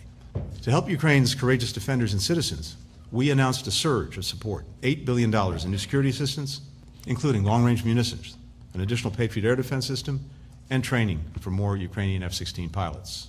Starting with the Quad Leaders Summit in Wilmington on Saturday and throughout this week, we've also advanced our vision for a free, open, secure, prosperous Indo-Pacific. President Biden met with Vietnamese General Secretary Do Lam to deepen the comprehensive strategic partnership between our countries. We're enhancing cooperation on everything from creating resilient semiconductor supply chains to addressing environmental challenges along the Mekong River. We'll continue those conversations in a couple of weeks when we get together at the ASEAN Summit in Laos. Along with my counterparts from Japan and South Korea, we took measures to institutionalize our trilateral cooperation, building on the historic Camp David Summit and reaffirming our shared commitment to creating a trilateral secretariat to advance this work. Just now, I concluded a candid and substantive meeting with China's Foreign Minister Wang Yi. We discussed steps to implement the commitments that our leaders made at Woodside last year, like working to disrupt the flow of synthetic drugs and precursor chemicals into the United States, improving communications between our militaries, discussing the risks of artificial intelligence. I emphasized the importance of maintaining peace and stability across the Taiwan Strait and raised concerns about the PRC's dangerous and destabilizing actions in the South China Sea. I also underscored our strong concern with China's support for Russia's defense industrial base, which fuels Russia's war machine and perpetuates a war that China purports to want to see ended. Over the course of the week, we also came together with our partners to address many other crucial challenges facing the globe. We worked toward a cessation of hostilities, unrestricted humanitarian access, and civilian governance in Sudan. We worked to garner additional resources and support for the multinational security support mission in Haiti. We coordinated steps to increase international pressure on the Maduro regime in Venezuela to stop its widespread repression of the Venezuelan people, to respect their will and their votes, as expressed at the ballot box. These tests, and so many more, underscore the magnitude of the challenges facing the globe, but also the imperative of diplomacy. We don't have the luxury of pulling back. Oh, in the coming man. hours, and for every remaining day of this administration, So much we'll diplomacy remain intensely happening. focused on addressing these challenges as we work to make a better world. Let's just Thank you. play this over him. This is American diplomacy, folks. Mr. Secretary, a senior Israeli official just briefed the press on today's operation and why they are still going into Lebanon. The senior official said that their intel told them that there was a plan to encircle Israel and eliminate Israel by 2040, that Sinwar on October 7th jumped the gun, that they have been defending themselves ever since, that they feel that Nasrallah was the key, the linchpin to all of this, and Hezbollah, that after a year they felt that they had to get people back in their homes, that they went after Nasrallah, and in today's strike were targeting him. Clearly, they don't know what they've achieved. They still feel that when in the military you have momentum, that you have to keep going, that they will be a lot farther along in their operation if it turns out that this was successful in their terms today, but that they still, he said, the official said, still have to keep going, and they are not ready to pause. From your conversations, what is your perspective about whether Israel continuing with this operation and not going in on the ground, which they said is not preferable, but if doing this in what they consider a targeted way is a legitimate response to what they see as an existential threat, or if there is an other alternative, a diplomatic alternative. Andrea, I will let Israel speak to their operations and their objectives. It's not my place. The American objectives and the American policy. Look, we and many others have been clear about what we see to be the best path forward. And the objective that Israel has in the first instance in Lebanon is an important and legitimate one. It's creating an environment that's secure enough to enable people to return home. Because remember what happened starting October 8th. Hezbollah started lobbing rockets and missiles into Israel, trying to create another front in the war. And Israel, of course, had to respond to that. And in the process, tens of thousands of people had to evacuate their homes in northern Israel. Villages and homes were destroyed in southern Lebanon. And so we have large populations, both in Israel and in Lebanon, who've been forced from their homes. And it is a legitimate and important objective for Israel to, again, create an environment in which people can get back to their homes. The question is, what's the best way to do that? What is the most effective, sustainable way to do that? We believe, many other countries who joined us in putting out a call for a ceasefire for 21 days believe that the best way to do that is through diplomacy, through a ceasefire, and then reaching an agreement that pulls back forces from the border and gives people the confidence that they can go back to their houses, that the kids can go back to school. So we believe that's the best path forward. And the Israelis put out a statement earlier today sharing that they share the aims of that was cool when Biden call that we put out again with the G7, with the EU, with key Arab partners. So the question is not, does Israel have a right to defend itself against terrorism? Of course it does. Israel has a right to defend itself is just a fucking way to say Israel does whatever it wants, okay? There has never been territorial gain under the history of Israel, okay, for the past 76 years. There's never been additional territorial gain that hasn't had that security justification. This is the justification for all. That's how they fucking invaded the West Bank and occupied it, okay? That's why when people say Israel has a right to defend itself, they're doing this for defense. They just have to fucking fight back against Hezbollah. There it is. IDF has now officially announced evacuation orders for the southern suburbs of Beirut.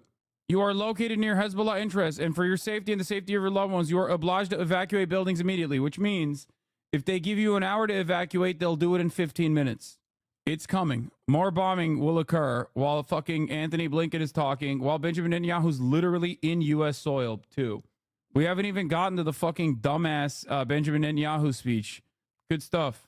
Administration clear position on the policy of targeted assassination.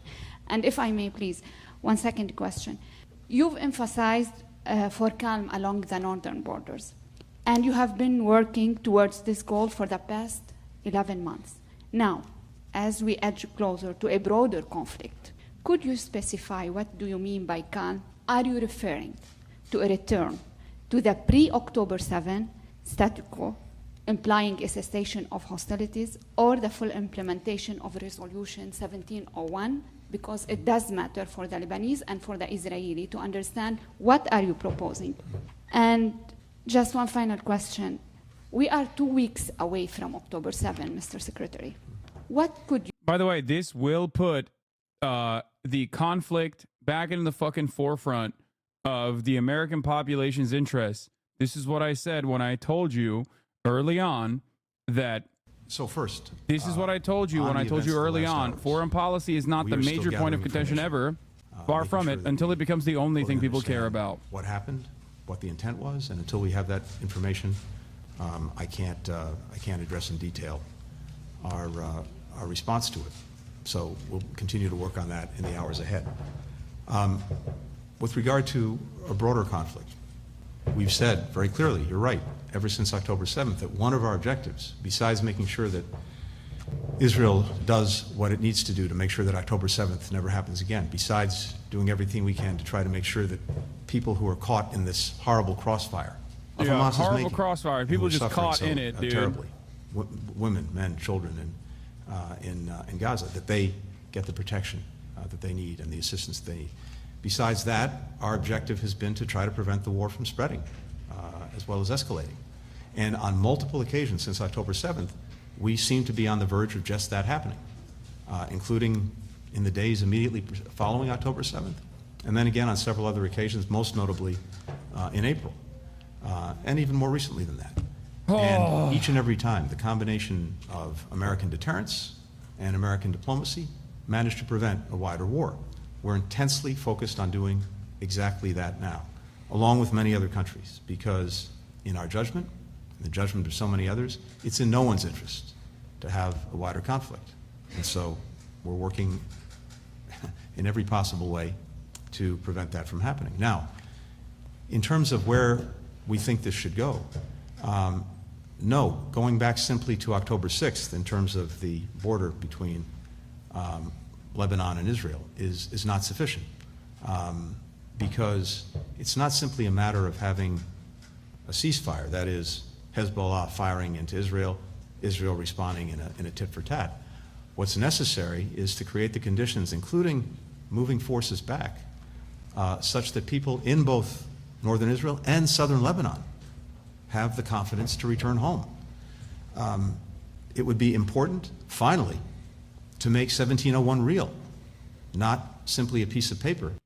Israeli surveillance, a senior Israeli source tells CNN that a confirmation of Hassan Nasrallah's death could come at any moment. That's what they're saying, according to Ragıp Soylu from Turkey years. 3 Part of minutes ago. And through 1701, the understanding was that any of the armed militia would put down their weapons. The state should have a monopoly on the use of force. Hezbollah never did that. And it's presented an ongoing threat to Israel ever since, again, with the avowed goal of eradicating it. So in this instance, the most important thing to do, again, if the objective is to just get people home, get kids back to school in Israel and in Lebanon, most important thing to do through diplomacy is to try first Yeah, they're to stop really firing trying diplomacy in both directions, and then to use the time that we would have in such a ceasefire to see if we can reach a broader diplomatic agreement on this. I think it would have to proceed in phases, but we have to have conditions on the ground such that people know with confidence that they can be safe in their own homes. One-way flight prices to get back to the And U.S. finally, single ticket as we come to at this moment, October 7th, and the anniversary of that horror, our focus is not thinking about. I want to point to something here. Once again, Israel always vaguely gestures towards some broad security concern when it engages in territorial acquisition in direct contravention with international human rights law. Okay? There has never been an instance where Israel's like, nah, we're just taking this fucking territory because we want it. Okay? It's always, oh, there are people here that we have to deal with militarily because of our security concerns. So we have to bomb them. Then they bomb them. They kill the civilians. That creates a lot more resentment amongst the civilian population there that then understandably rise up in arms against the fucking state, right? Then once that area is evacuated, then settlers come in. Israel either directly or indirectly allows these settlers to set up camp. Okay? Then comes the next problem. You have to protect these settlers. They're Israeli citizens. They're important. So then they go in and they bring in the military apparatus. They build encampments. They build entire city blocks. They build military. They build the military occupation. And before you know it, they've overtaken the entirety of the West Bank. There is never a situation where Israel says, we want it, we are going to take it, okay? They always use the vague security justifications. We have to secure our people. We have to secure Israeli interests. We have to secure Israeli citizens. And that's why we have to behave like this. So when people say Israel has a right to defend itself, when they say we just have to simply now invade southern Lebanon and occupy southern Lebanon because northern Israelis need to go back to school, they need to go back to work, that is precisely what they are saying and doing, just like they did in Gaza, just like they did in the West Bank, just like they did in Golan Heights, which is now permanently annexed, internationally, not internationally recognized, but recognized by the United States as a part of Israel proper. Okay? That's it. No one ever fucking calls it like living room. The settlers do, but the Israeli state is not going to call it living space. They're not going to say Lebensraum, okay? They're not. They're simply going to say security concerns. They're vaguely going to gesture towards that, but the ultimate goal is land acquisition, okay? The ultimate goal always is land acquisition. That's it. It's pure. It's very simple. Those military objectives have been achieved. And so getting the hostages home, putting Gaza on a better path, I believe is in their interests. It's manifestly in the interests of people in Gaza who would get immediate relief from the war, immediate relief in terms of a surge of humanitarian assistance, and a commitment from the international community to help them rebuild their lives. And it should be in the interests of Hamas if, as it says, it represents the interests of those Palestinians in Gaza, because the ceasefire would advance those interests. So, irrespective of the individuals involved, the interests are clear, and whoever the individuals are, they'll have to make determinations and decide. Similarly, when it comes to Lebanon, same thing. It's clearly in the interests of the Lebanese people to have peace, to have security, to have stability, to not live under threat. And certainly in their interest to avoid a wider war where inevitably the biggest victim of such a war, those who would suffer the most, are the Lebanese people. And so those who purport to represent their interests and have their well-being at heart should find a way to act on those interests, irrespective of the individuals involved. And this is what so many of us are working to put forward.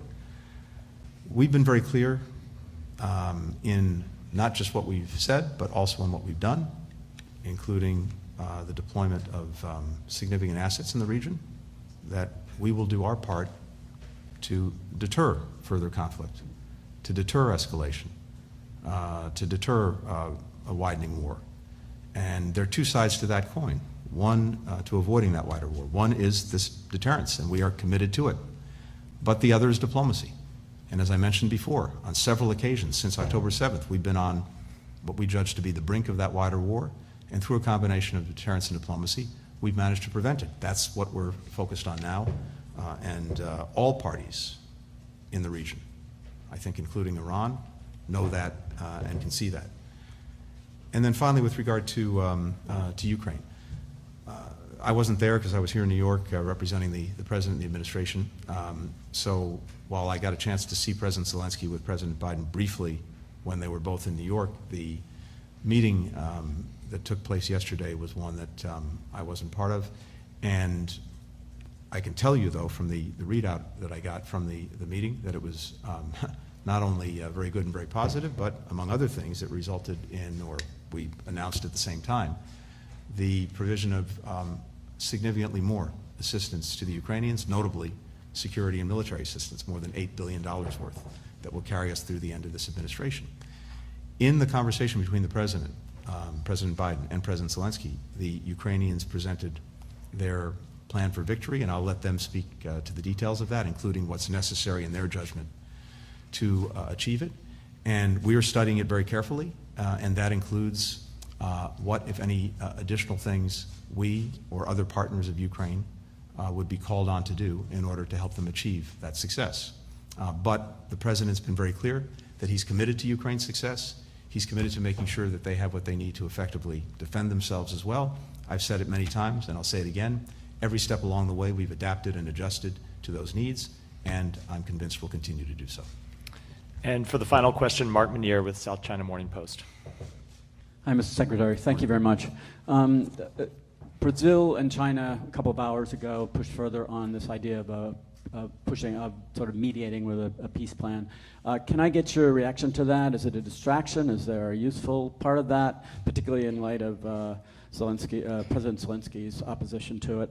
Related to that, Ambassador Nick Burns yesterday, I believe, basically signaled that there could be more sanctions on China related to their dual use All right, assistance. let's go to let's see what Russia. CNN is doing on its live stream. Given that at this point we seem to have about 300 There's a commercial sanctions by break, some never kind mind. against China, and there's not too much evidence that they have managed to change China's behavior.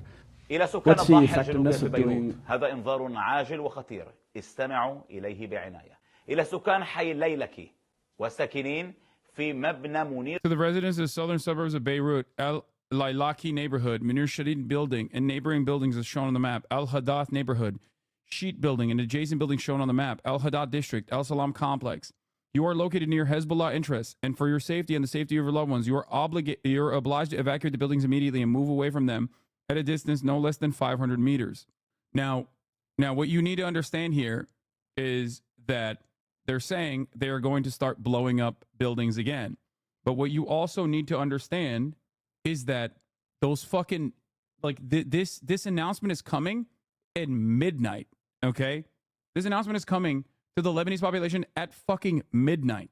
U.S. airborne troops arrive in Israel. What? No. This is a standard CENTCOM deployment that is part of a regular rotation announced 2 weeks ago. I mean, that, for all the liberals out there, do you think the gays and what, trains? You mean trans people will be more safe if Hezbollah is taken out? You don't think Israel will have plans to carpet bomb their ass right after getting their land? If you really care about those people, you'd see the bigger picture. No, it's not even that. Because the reality is, it's not like Hezbollah is super fucking, well, they might be pro-trans, but they're not exactly pro-gay, right? They're not. They're fundamentalist. Their operation, their like internal governance is certainly Islamist fundamentalist. That is a fact. Okay? Not to the same degree as like Saudi Arabia, mind you, but that doesn't really fucking matter because Saudi Arabia is our ally. Anyway, here, let's see what the CNN breaking news looks like. Beirut.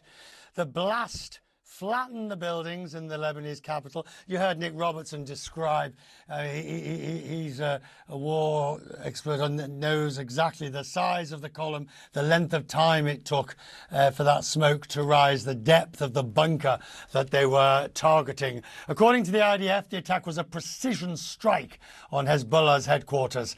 Now, the unknown, of course, is whether, firstly, Hassan Nasrallah was there, and if he was, did he survive? Officials on US and Israel say Washington was kept in the dark until the operation was underway. The White House officials were furious that Benjamin Netanyahu had dismissed a ceasefire proposal on Thursday and then proceeded as they have. Kevin Liptak is at the White House. Netanyahu goes. He very barely gives a speech and he's back home again, or at least he's on his way home.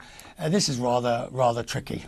Yeah, I think it is. And when you talk to American officials, they do say that this is obviously a precarious moment, and they're trying to emphasize two things. One is that they didn't have any involvement in the strike itself, and you heard that from President Biden a little bit earlier, saying that the U.S. was involved and had no knowledge. The other thing they're trying to emphasize is that they didn't know ahead of time that this was going to be a strike targeting Hassan Nasrallah. And what we did learn is that essentially the U.S. Defense Secretary learned about the strike as it was underway in a phone call with his Israeli counterpart. The planes were already in the air, and so the U.S. is trying very much to distance itself from the actual events. Come on, dude. The question now for American officials is, of course... Dog, he made the fucking call from U.S. soil inside of an American hotel blocks away from the United Nations General Assembly. On Wednesday evening, and that the next morning Netanyahu rejected out of hand. As you mentioned, American officials were furious at that. There was a number of intense meetings in New York. They were so furious that they gave $9 billion additional dollars of weapons to Israel 2 days ago. Confidant. Essentially, what Antony Blinken, the Secretary of State, told Dermer in their meeting was that Israel would need to come out with a statement saying that it was supportive of a ceasefire broadly. Of course, that was all before this event in Beirut. Now the open question is what happens next, and certainly American officials very urgently trying to de-escalate the situation. Right, but this speed and willingness to distance themselves, we knew nothing about it. It's got the overtones of, and we wouldn't have supported it if we'd known about it in advance. Is that fair?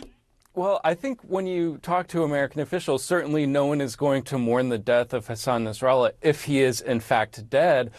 But the fact that this was happening at a moment when they were trying to ease the tensions and lower the temperature, not only on the border between Israel and Lebanon, but also in Gaza, I think that American officials would say that the timing was just not right. At a moment when this whole situation seems like it could tip over into a wider regional war very easily and very quickly. That's not to say that they don't support taking out Nasrallah broadly. They view Hezbollah as a terrorist organization, and they view Nasrallah as something of a terrorist. Of course, he leads Hezbollah. So I don't think that American officials would necessarily discount the import of that, but the timing, I think, is what's in question.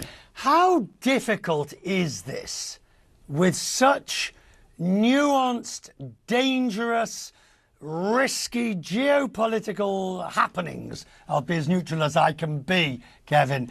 5-6 weeks from the US election, where neither candidate wants to be seen to go too far one way or the other, because you will lose votes from the opposite side. President Biden is looking particularly I was going to say impotent in the sense of to be able to force Israel to do anything.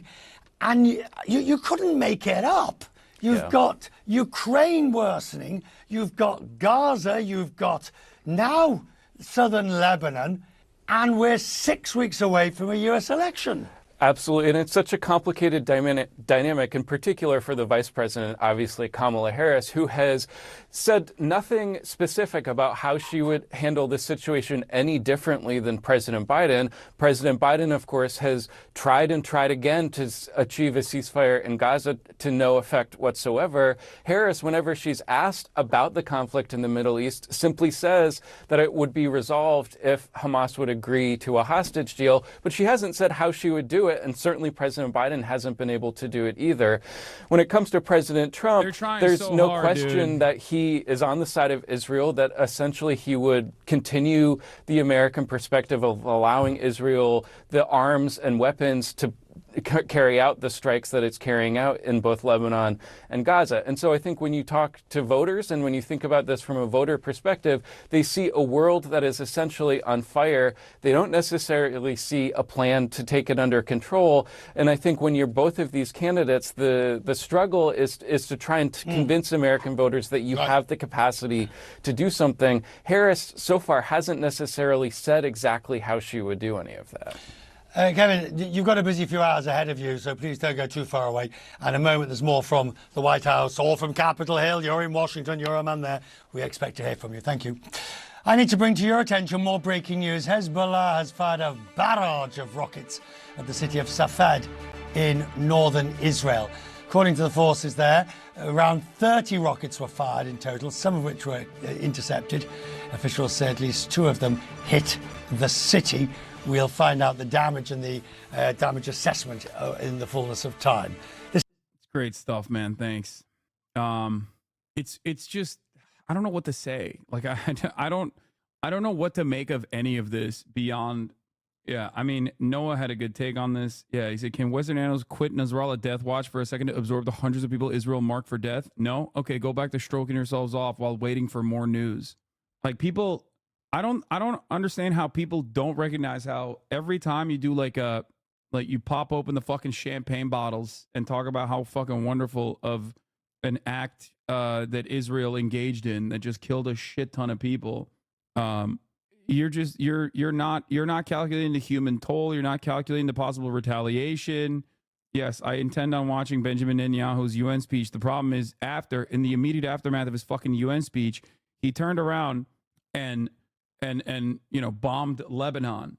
That is now the Prime Minister of Israel, Benjamin Netanyahu. We'll wait for this. I mean, I'm probably gonna cut away from this to the Rear Admiral Daniel Hagari speech that will be coming out in a couple minutes. About to address the General Assembly. Let's listen in.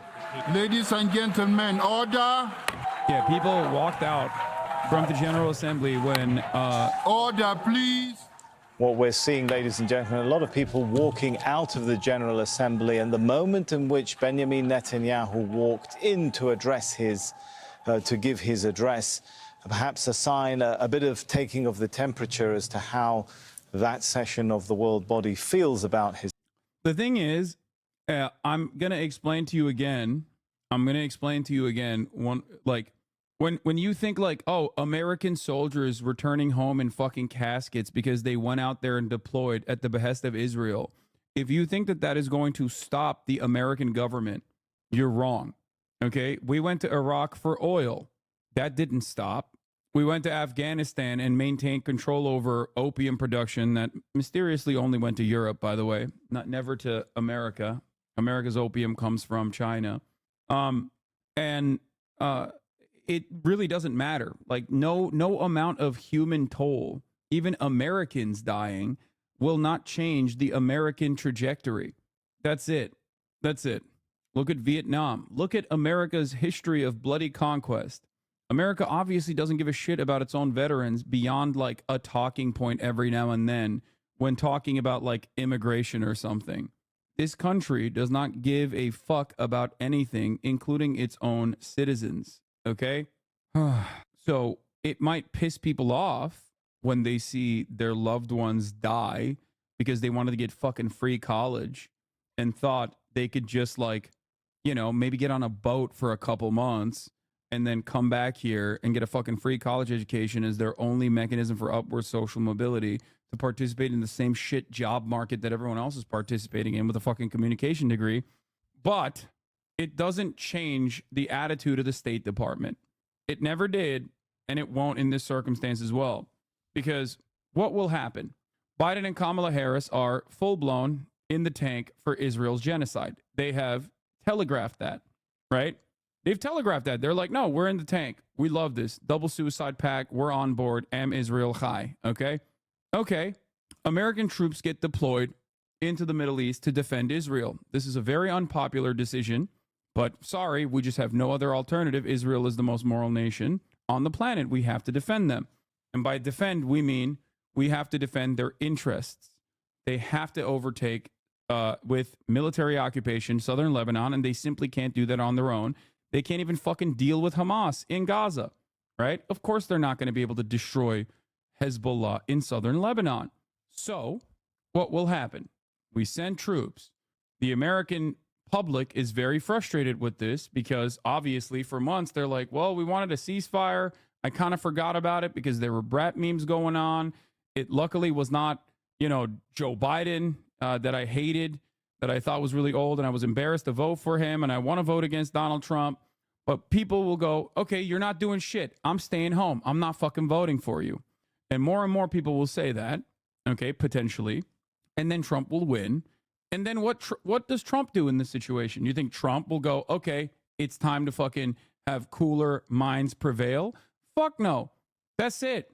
That is the bipartisan nature. That is the uniparty when it comes to American foreign policy. Okay? It's not like Trump is going to be like, all right, well, it's time to rein it in. Let's change trajectory. Let's reassess our allegiance to Israel. If anything, he's fucking more in the tank for Israel. Trump would nuke Lebanon himself personally. Fuck, I'm in Lebanon. I'm waiting for the airstrike. Be safe, chatters. I don't know what else to say other than that. Here's the defense secretary. That an all-out war should be avoided. Diplomacy continues to be the best way forward, and it's the fastest way to let displaced Israeli and Lebanese citizens return to their homes on both sides of the border. I'll be talking with Minister Gallant again soon, and I look to get an update from him when we have that conversation. Thank you very much. What's your level of frustration in not getting a job? Well, Jim Sciutto, nothing revolutionary from the defense secretary. You said exactly what you would expect him to say. All-out war should be avoided. Diplomacy is the way forward. Displaced citizens should return home. It's almost mirror for mirror what Antony Blinken said in the last hour. But the way they are saying it, Jim, and the fact that they are seemingly powerless to put any influence or greater influence on Israel, that's determined to continue, what does that tell you? Listen, it tells you at a very minimum, there is daylight between the U.S. position on this conflict and the Israeli position on the conflict, and not for the first time. If you go back months into this conflict, U.S. officials have been pushing for greater attention, for instance, to civilian casualties in Gaza, not getting it to the degree that they've wanted, certainly. The U.S. invested enormous diplomatic capital to get a ceasefire in Gaza. Didn't go anywhere. Of course, Hamas has a major part in that, but frustration with Israeli officials. And now, Richard, this massive strike, decapitation strike, at least attempted one against Nasrallah in Lebanon, comes in the midst of another. Remember, the cold, calculated military analyst style commentary on this issue an understatement is to manufacture consent that this is a cold, calculated tactical decision and not simply just complete death and destruction for a civilian population that happens to reside in fucking Dahia in southern Beirut. If the U.S. is impotent to put further pressure, at what point does the U.S. say, I do not mean this literally, but I'm using it as a metaphor that will give the importance and significance of what I'm saying. So take that as that. At what point does the US go nuclear, in a sense, politically, with Israel to say, this has got to stop, and whether it's no arms coming to you, we will cut money, it's got to stop? It's not clear ever. Right? I mean, at least with this administration, because there have been a number of points where that has been dangled, right, and perhaps a delay or two over the course of the last year. But that breaking point hasn't happened, and I think one can reasonably read that Benjamin Netanyahu has calculated that that point will not come, and particularly will not come before the U.S. election. So, listen, there's some gamesmanship going on here. And the Israeli Prime Minister making decisions in his perception of his country's interests here. Yeah, America has no gamesmanship. Oftentimes, the views of those interests and U.S. interests have been in contradiction between U.S. and Israeli officials. I do, Richard, have some news to report regarding the strike in Lebanon. This comes from a former senior Israeli official who tells me the following, and this speaks to Israel's confidence that Hassan Nasrallah was at least there where this strike occurred. This former senior official tells me, Israel would not have attacked with such scope and power if it was not sure with a very high degree of certainty that the ultra-terrorist was there. The ultra-terrorist that this former senior Israeli official is describing is Hassan Nasrallah. So they at least had confidence, based on their intelligence, that he was there. They have not yet confirmed whether he was injured or killed in the strike. Jim, you'll come back at the moment. It is late for you. You're coming up towards midnight. He's the ultra mega terrorist, bro. He's the omega terrorist. You've got long miles of duty ahead of you. I'm grateful to you, sir. This is CNN. We're walking the line, the tricky line of keeping you informed, letting you know what is happening, but obviously not transgressing into the rampant speculation that is neither helpful. Why is this man?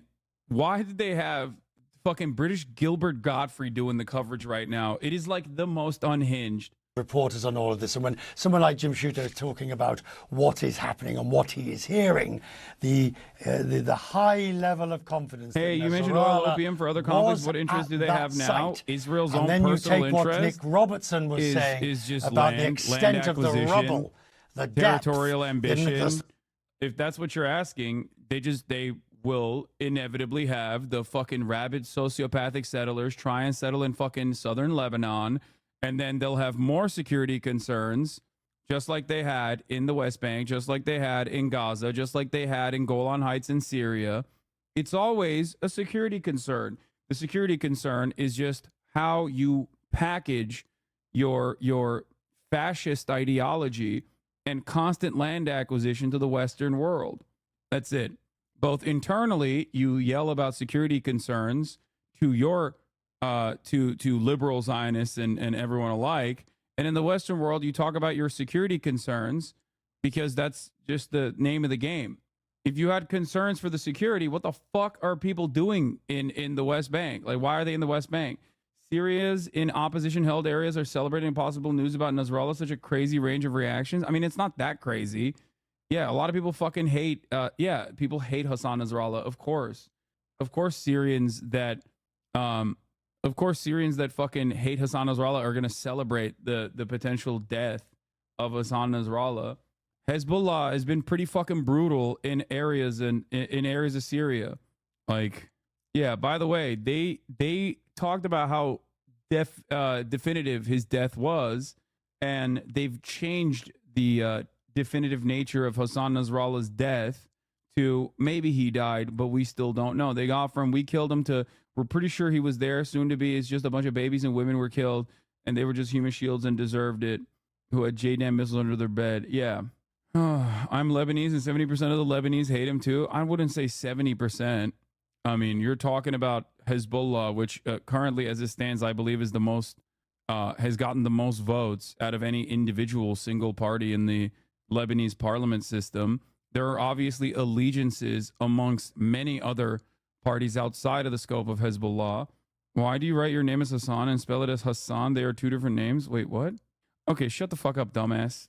Never mind. I take it back, dumb fuck. My name is Hassan, okay? Hassan, and I say it as it is. The popularity of Hezbollah has gone down in the last decade or so, post 2006, okay? But his popularity, or Hassan Nasrallah's popularity, does not factor into the equation of Israel bombing southern Beirut, okay? The fuck are you talking about? If anything, it galvanizes people on the ground into hating Israel more. It legitimizes Hezbollah is at its peak popularity when Israel's invading, okay? And now there's panic in these neighborhoods as people are fleeing for their fucking lives because of the immediate evacuation orders that were given to people in Beirut. Remember, a couple days prior, these people had evacuated to Beirut from other parts of southern Lebanon that were being blown up by Israeli rockets. A clearer picture could not be given to you of how similar this is to what Israel did in Gaza. Okay? They did this in the exact same way. The justifications are the same. It's always the same. The carnage is the same. The targets are the fucking same. Even the ch sound is the same. It went from Hamas to Hezbollah. That's it. It's the exact same playbook. And the media's defense of these actions are also identical. I mean, in terms of like the Dahiya doctrine that we have talked about, this doctrine became military doctrine in Dahiya, which is where Israel is bombing now, in Lebanon, in southern Beirut. It has been deployed in every single conflict that Israel has engaged with since then. Aren't these guys terrorists, though? I don't know. What the fuck is wrong with you, man? You see a bunch of fucking fleeing civilians in their cars and you go, aren't these guys terrorists, though? I don't know. I don't want to immediately ban you because I feel as though so many Americans are just so fucking conditioned into, looking at this situation and going, oh, well, they're terrorists. They deserve it. Please, man, please open your fucking eyes, okay? I'm trying my very best to just look at all this insane Orientalism, insane Islamophobia, and just try to fucking change people's understanding of this side of the world. Oh, it's fuck. His presence right now. No, I just got here. Mr. No, they're not President, terrorists. ladies and gentlemen, I didn't intend to come here this year. My country is at war, fighting for its life. But after I heard the lies and slanders leveled at my country by many of the speakers at this podium, I decided to come here and set the record straight. Here, this is the terrorist, okay? The top terrorist. I decided to come here to speak for my people, to speak for my country, to speak for the truth. And here's the truth. Israel seeks peace. Oh, come on. Moments after this, he went back to his fucking hotel room in New York, mere blocks away from the United Nations General Assembly, and called for an airstrike on 6 buildings in the middle of fucking Beirut with a 2.5 million population, which is probably higher now because of all the fucking Lebanese people that escaped southern Lebanon into Beirut as they evacuated away from other places that he had bombed days prior, and killed hundreds of people. Not even after Hassan, before saying that. Oh, he did it before the speech, according to Ynet? Nice. By the way, I'm pretty sure Jeremy Scales said those people cheering the audience, particularly during the UNGA walkout, were people they brought in for the intention of making it look like Israel has support. They were basically actors brought in. All the cheering you're hearing is from people like Shmuley and the Peanut Gallery that Netanyahu invited to his address, by the way. Yeah, good stuff. Wait, what? What would stop a greater power like a UAE from stepping in and stopping Israel? UAE? UAE is doing its own Israel shit through a proxy with the RSF in Sudan right now. The fuck is the UAE going to do to stop Israel? What are they going to do? Use American weapons against Israel? You think the UAE is going to use their American armaments against Israel? How do you think they got the armaments to begin with? How do you think they got the munitions to begin with? They're also too busy fucking using their own, again, doing their own Israel-style death and destruction campaign by way of the RSF in Sudan. Good luck to the UAE. The UAE will never defend Palestinians. Are you kidding me? They don't give a fuck about anything. And neither does Saudi Arabia, okay? The only place that isn't like firmly and completely aligned with Israel, I guess, would be considered Qatar. And that is because they're basically the Switzerland, okay? That's it. There needs to be a place. There needs to be a Switzerland in the fucking region, and that happens to be Qatar. No, Egypt is not the Switzerland at all. Egypt is also a willing participant and is single-handedly propped up by an American puppet state and is basically reliant on every country in the region is an American puppet. Some are not as overtly American puppets as others. What about the great power Oman? Yes. Sorry. I mean, of course, Qatar is also an American puppet state. Qatar and Turkey are also both American puppet states, but they're the ones that also sometimes will like they have a more neutral assessment of the situation. That's why you have all the fucking formerly all the Hamas civilian envoys living in fucking Doha, down the street from some of the chatters in here right now, as a matter of fact, in the same fucking neighborhood. Biden's advisors want to sanction China, Turkey, India, and UAE for trading with Russia. Good luck. This is why I said earlier that the populations in these countries understandably hate Israel, okay? But the top brass, the government officials, the monarchs, and those who have a stake in the continuation of American weapons contracts coming in, they are in a holding pattern. They basically have to be responsive to the anger and resentment of their own civilian population while still maintaining the same order of business with the state of Israel and with the United States of America. Their job is to basically go, we hear you, we see you, fuck Israel, you're absolutely correct. I can't believe all the stuff that they're doing.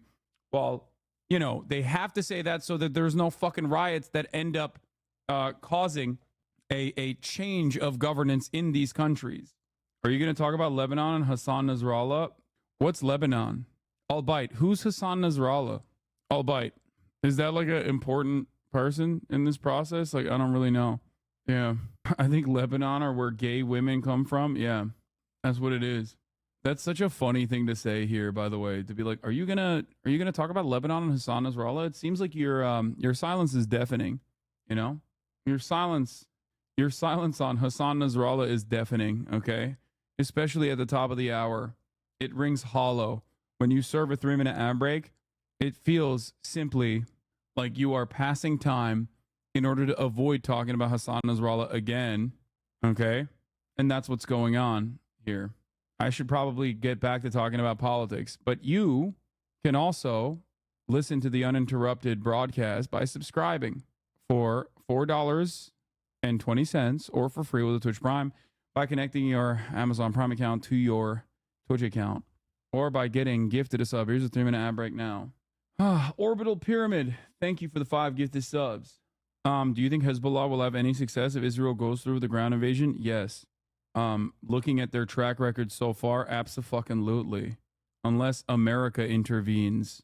The entire reason as to why Israel's doing this fuck shit right now instead of like doing a boots on the ground invasion in Lebanon is because they also recognize that if they were to send the diaper brigade into southern Lebanon, the same diaper brigade that is already fucking devastated by the ongoing genocide that it, you know, is conducting in Gaza, like they can't, dude, listen, they cannot even deal with their own occupied territory in Gaza.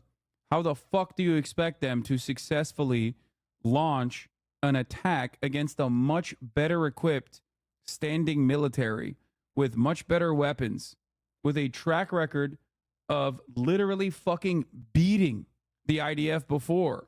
We are aware of sending Iranian weapons to Hezbollah and neutralize them. Air Force planes are patrolling the area of Beirut airport. So far, unlike Syria, the Lebanese government has acted responsibly over the years and has not allowed the transfer of weapons from this airport. They're threatening to blow up the fucking airport? That's crazy. Are we glazing the Hezbollah too much? Are they really that good? Look, I only can act on what has happened in the past, okay? And Hezbollah has grown in its ranks and its military capabilities since 2006. That's it. They have successfully thwarted an Israeli invasion already. Wait, is Israel or Hezbollah threatening to blow up the airport? Israel is, man. Why the fuck would Hezbollah blow up their own civilian airport? What are you talking about? Israeli enemy army calls on residents in southern suburbs of Beirut. Oh, yeah, we covered this already. To immediately evacuate. Panic has already set in amongst the population, the civilian population of Beirut. That clearly seemed to be a warning about the airport, that Israel is clearly watching developments there and what sort of planes fly in and what sort of planes fly out. And I think, again, we heard from him the warning there to the civilians that you may be sleeping close to Hezbollah leaders and that they will continue with this information. Look, part of what the IDF is trying to do, probably at this stage not particularly successfully, is inform the Lebanese people that Israel is not targeting them, the Lebanese people. Israel is targeting Hezbollah, trying to make that distinction. The success rate on that messaging is probably not very high, but that is part of what they're trying to do here, it seems. Nick, say you've got more work to do later, but stay with you for the moment. Fareed is with me. Fareed Zakaria, host of Fareed Zakaria GPS. As you look, Fareed, at in the coming hours, we're going to attack strategic capabilities of Hezbollah has buried underground infrastructure in 3 buildings in the heart of Dahia.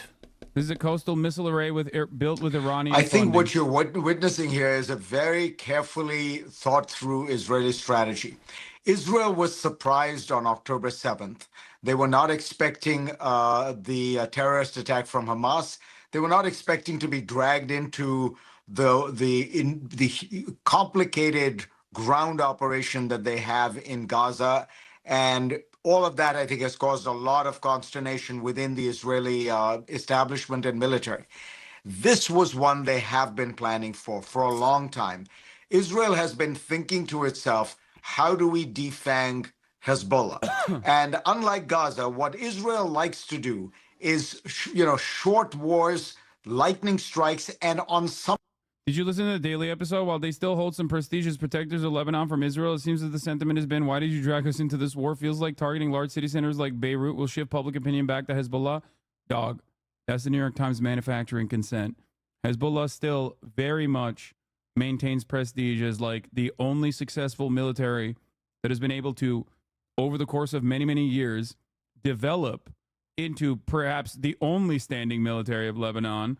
And yes, they are seen as a defensive force. There are definitely Lebanese people that don't like Hezbollah in its domestic policies, for sure. But like when Lebanese people see this shit or know that this shit is coming, especially when they have experienced this shit not that long ago, it only galvanizes the Hezbollah position. They'll make this. I mean, look, they've said tonight it's changed the rules, basically. Well, that's all they have said. They've said they've changed the rules, but they've said that before. They've said before that they will punish Israel, and we've not seen, if you will, commensurate punishment to the losses that have been inflicted. Is this the one where they really go for it? I don't think so. I talked to the president of Iran. We have the interview on my show on Sunday. It's the first interview he's given to a Western media outlet.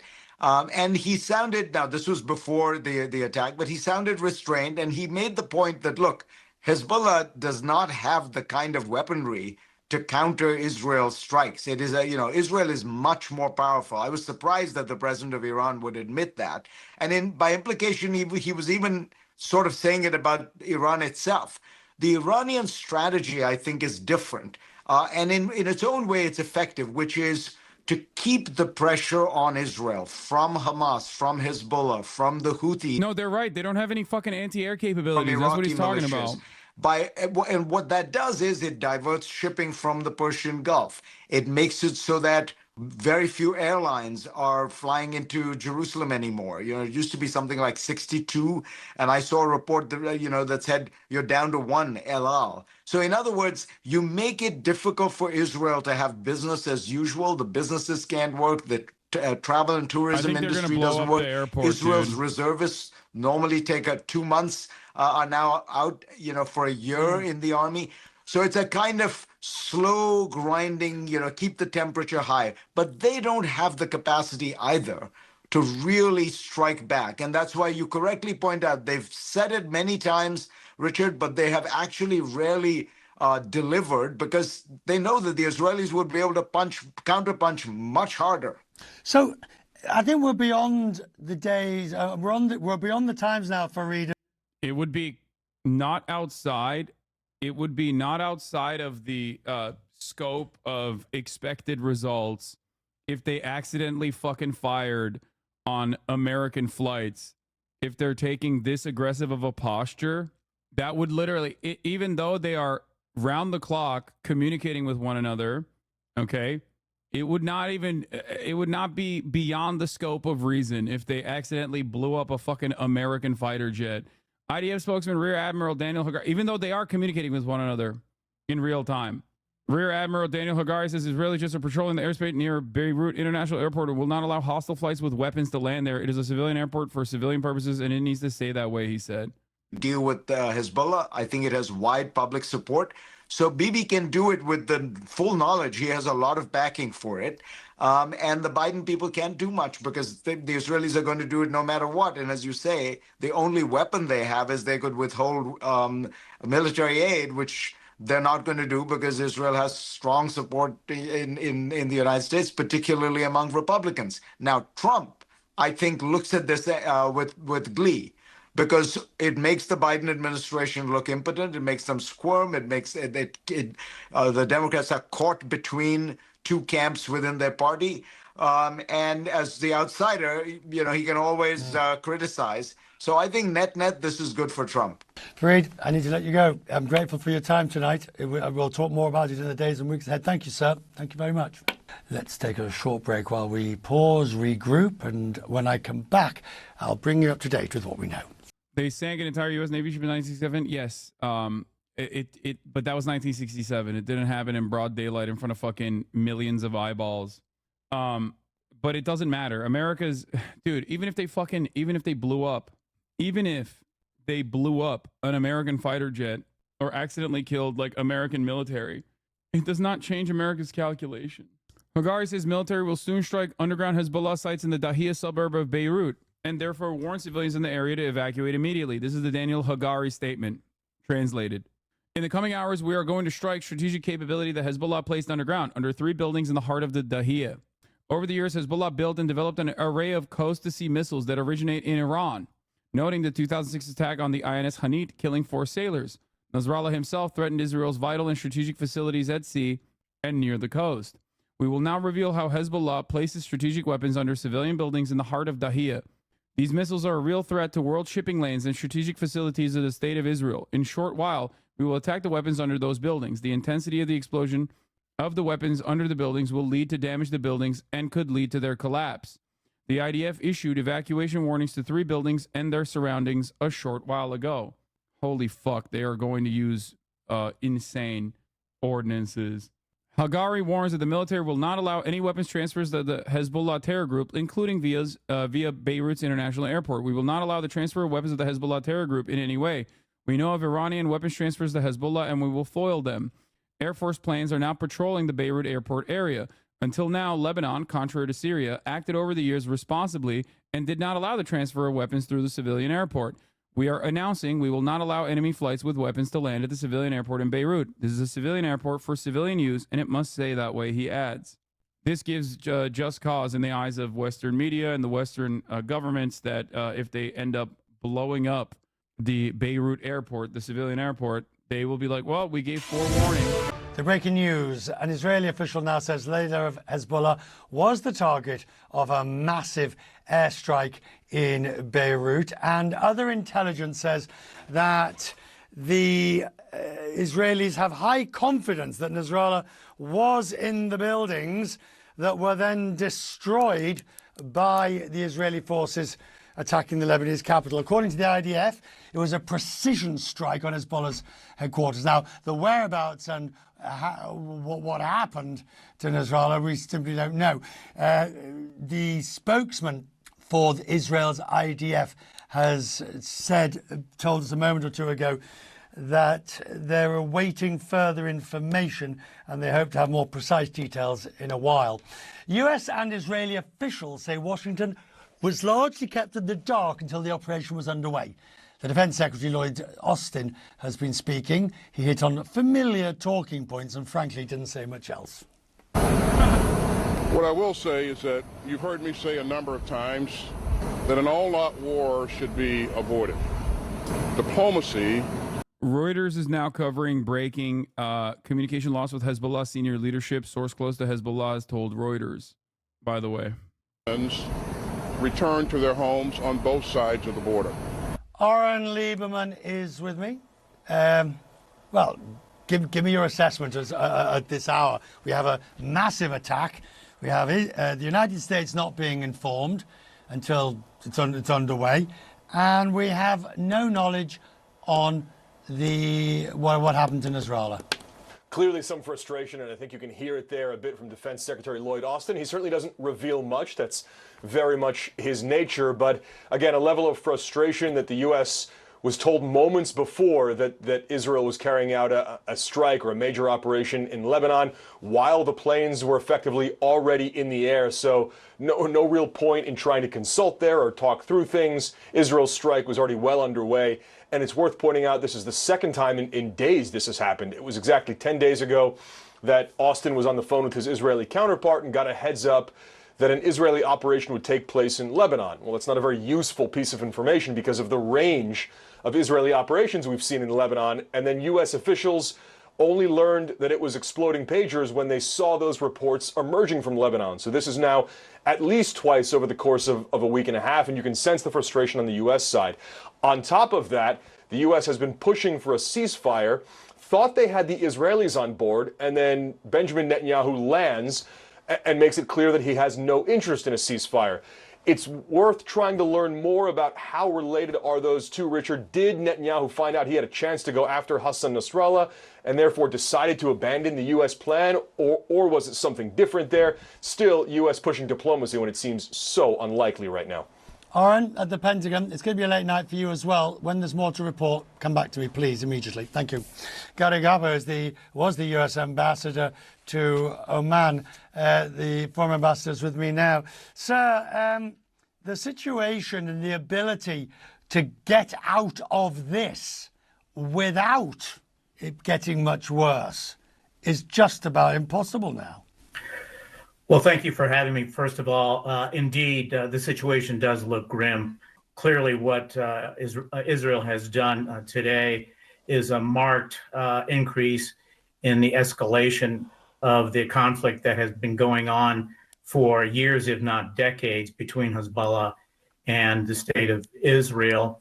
I think what is clear here is that Israel has every intention of decapitating this organization, which it views after Iran as... Yeah, now we hear from our fucking, former, current, active State Department officials, members of the military-industrial complex. Eliminate something like 7 of the 9 top leaders within Hezbollah. So it's not unusual they would go after Mr. Nasrallah himself. Right, but so there's an element of opportunism in it, in a sense that the opportunity has presented itself to decapitate the leadership of Hezbollah, but they're not going to disappear. And at the end of the day, some form of buffer, larger buffer, and a reformat is going to have to take place. That's right, and I don't think the intention here is to actually eliminate Hezbollah. Hezbollah is a very different type of adversary than Hamas in Gaza is. And in this case, they are indeed seeking to create a real buffer between the northern Israeli the bigger border. a threat you pose and the to presence Israel's of Hezbollah, territorial ambitions, the forces bigger and of a weapons terrorist from group you southern are. Lebanon. Okay, that's it. Hopefully, The to standards maximum are extent, which would that be to the and that Litani only. River, which is about 25 If you have kilometers. successfully militarily defeated the Israeli military, the Israeli occupying force, then you are even greater of a threat for regional stability and for let alone you know Iran. it's So even what do worse they than all do? Hamas. It's like Watch the and big wait? bad, so much worse. Well, there is that, but also there is an opportunity for the United States and like-minded countries to begin to work together, to begin to apply pressure on Iran to rein in Hezbollah, and particularly its nonstop rocket attacks on Israel, which is ultimately what Israel wants to see in the very near term. I'd also call your attention to a very important meeting that apparently has taken place in Tehran itself, the Supreme National Security Council. And I'm fairly certain that the discussion in that meeting was, what do we, Iran, do now as our most important strategic asset is under attack? Who elsewhere is a power broker? And I'm thinking of Saudi, the UAE, Qatar, of course, has played a large role in relation to the hostages in Gaza. The King of Jordan is said to be beside himself with depressed at the way in which this is deteriorating. But who has the ability to play a role? Well, the countries that you mentioned certainly have a communication channel with the leadership of Iran, and can speak to the need to try and rein in Hezbollah to the Iranians. I would also say that probably the Chinese do. And I would not be surprised if some attempts to reach out to the Chinese to use their offices to speak with the Iranian leadership as well. And that's about the limit of it in terms of those with the most, I'd say, significant interest and role or presence in Tehran. So what about the election here in the United States? How does either candidate manage to get through the next 5 weeks without making a political faux pas? Well, what makes that question so challenging is that we know a significant number of Americans, I would not say a majority, but a significant number, have... China's going to save the day? No, China's just kicking back, dude. They're just kicking back, relaxing to the max, and watching America destroy every fucking ounce of credibility it had on the global stage. That's it. Also, they are very cold and very calculated in these matters. They will not intervene or interfere until it becomes an issue for like global trade, specifically oil, like they did when they put forth the Iran-Saudi Arabia peace agreement. Also a lot of pressure to stand behind our longtime ally, Israel. Sir, I'm grateful to you. I wish you well. Thank you for joining us tonight. And that's our reporting. Let me tell you. So we have what we are waiting for now, of course, is some form of confirmation on whether or not Hassan Nasrallah has been killed tonight in that massive Israel attack in Lebanon, in Beirut. And now we're hearing, of course, that other people in southern Beirut are being told to evacuate, which might suggest that there is more activity to come. Israel says it's in an attack mode, and it is ready for all aspects of that. The news continues here on CNN. The lead is next. And because the news never stops, neither do we. This is CNN. Anyway, I know his voice is hard to fucking pay attention to and listen to. I know, chat. New York Times turning mass carnage in Lebanon into a fun email quiz. Israel waged an intense air campaign against Hezbollah on Monday, striking more than 1,000 sites and killing more than 500 people. It was the deadliest day in Lebanon since when? Start the quiz by choosing your answer. Thank you, New York Times. We're fucking, this is some Nazi shit, dude. Straight up, brother. Holy fuck. Israel yearns for peace. Israel has made peace and will make peace again. Yet we face savage enemies who seek our annihilation. and we must defend ourselves against these savage murderers. Our enemies seek not only to destroy us. First tenured professor fired for pro-Palestine speech is Jewish, in case anyone still thinks this Zionism shit is about protecting Jews. Yep. Maura Finkelstein was terminated by Muhlenberg College for an Instagram post. Nice. Maura Finkelstein never hid her support for Palestinian liberation during her 9 years working as a professor of anthropology at Muhlenberg College, a small liberal arts school in Allentown, Pennsylvania. I've always had an ethical practice of making sure that I include Palestine in my teachings, Finkelstein told me. It was never outside the bounds of what I do. For Finkelstein, who is Jewish, this was not always easy. More than 30% of Muhlenberg's 2,200 students are Jewish, many of them vocal supporters of Israel. Neither her longtime public support of Palestinians, however, nor the courses on Palestine she taught in early years at the school prevented Finkelstein from earning tenure in 2021. Following the arduous tenure process, professors are supposed to enjoy lifetime job security and a robust safeguard for academic freedom. The bar for dismissal from a tenured academic position is by design meant to be extremely high, requiring justifiable cause. This is precisely the reason why there is like literally a litany of like psychopathic, rabid, white supremacist tenured professors in institutes of higher learning, because the tenure process is so fucking complicated and so rigid once tenure is given. I mean, Dersh. Think about the Dersh. Yeah, Nazi professors. Amy Wax is exactly who I was talking about. Amy Wax is a great example of this, who literally fucking like petitioned to bring Jared Taylor to speak on campus. Jared Taylor, like an open, out and about American Nazi. AAUP is getting involved to defend her. The American Association of University Professors have opened a case on the dismissal of Professor Maura Finkelstein from Muhlenberg College due to a student complaint regarding her extramural speech and conduct related to the war in Gaza. The dismissal raises serious concerns about academic freedom at Muhlenberg. It also appears that admin did not follow its own regulations regarding dismissal or followed established guidelines of academic due process, a hearing before a faculty body where the admin makes their case. Amy Wax recently, the reason why I'm talking about it is because the tenured law professor, famous for her controversial comments, often criticized as racist, was suspended for the upcoming academic year. For years and years, the reason why I'm talking about this is because they use this suspension as a counter to be like, why are all these other people not getting suspended that are pro-Palestine? That's the reason why Amy Wax is in the news currently. Okay? She got a 1-year suspension with half pay set to begin during 2025-2026. Wax will also lose her named chair position. When Wax speaks at public events, she will also be required to speak for herself alone and not as a university or Penn Carey Law School faculty member. Tenured professors are like fucking killer cops, dude. But Amy Wax is, of course, one, she was not removed from her position. That's important to understand. And secondly, Amy Wax has a incredibly long history of being an overt, out and about white supremacist. Okay? So, like, there are very few comparisons.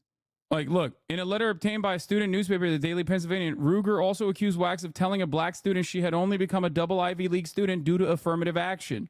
Theodore Ruger, the former dean of Penn Law School, removed her from teaching any required courses in 2018 after making comments on the academic performance and grade distributions of the black students in her required first-year courses. Wax's comments about race began to draw criticism after she co-authored an op-ed published in the Philadelphia Inquirer in 2017. In a later interview that same year, Wax said, "I don't think I've ever seen a black student graduate in the top quarter of the class, and rarely in the top half." She is like a straightforward, out and about Nazi. Okay? This is like, if you've paid close attention to like campus culture war shit, you probably knew about this person already, because she's always tried basically to fucking have her tenure removed. I suspect to like become a podcaster or something. I don't know.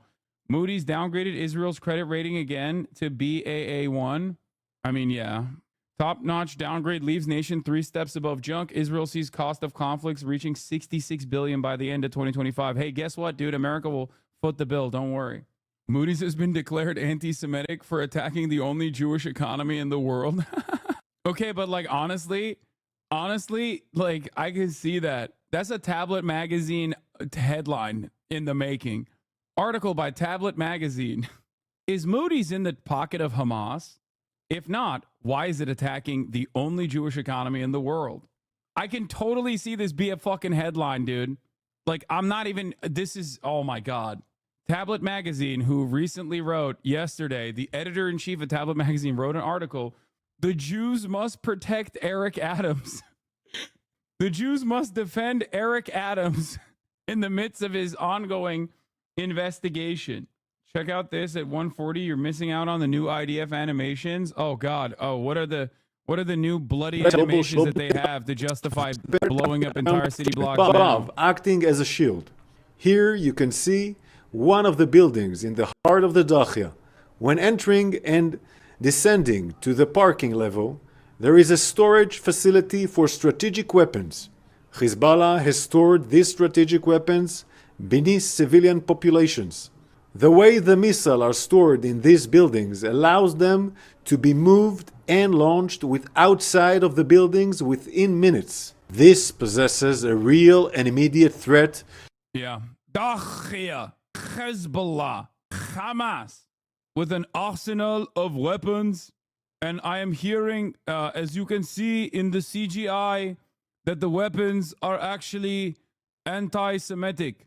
These are not normal bombs used by Hamas and Hezbollah.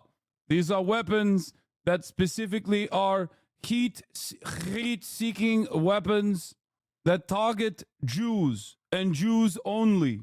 The goal for these weapons is to destroy Israel. Yeah, they're they haven't completed or started the bombing campaign yet as of now, but it will start very soon. The proof that there is no missiles under the buildings can be launched in minutes is that Hezbollah isn't firing off all of them right now before Israel strikes the alleged stash. If the missiles are there and can be launched quickly, they would be in the air right now. Yeah, that's the thing I don't understand. Like, if there are missile silos underneath these buildings, like, why aren't they fucking using the anti-Semitic missiles, like, immediately? Israel has all but communicated that they are going to blow those missiles up.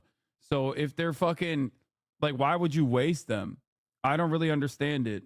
Like, if I have a stash of basement anti-Semite missiles, okay, anti-Semitic missiles stashed in my basement, I find out that the only moral nation on the planet, the Jewish nation, okay, is about to blow my missiles up. I have an hour. I'm using the anti-Semitism missiles. Like, I'm not letting them go to waste, right? Especially because obviously in this situation, Hezbollah's only goal is anti-Semitism. They seek to destroy our common civilization and return all of us to a dark age of tyranny and terror. When I spoke here last year, I said we faced the same timeless choice that Moses put before the people of Israel thousands of years ago.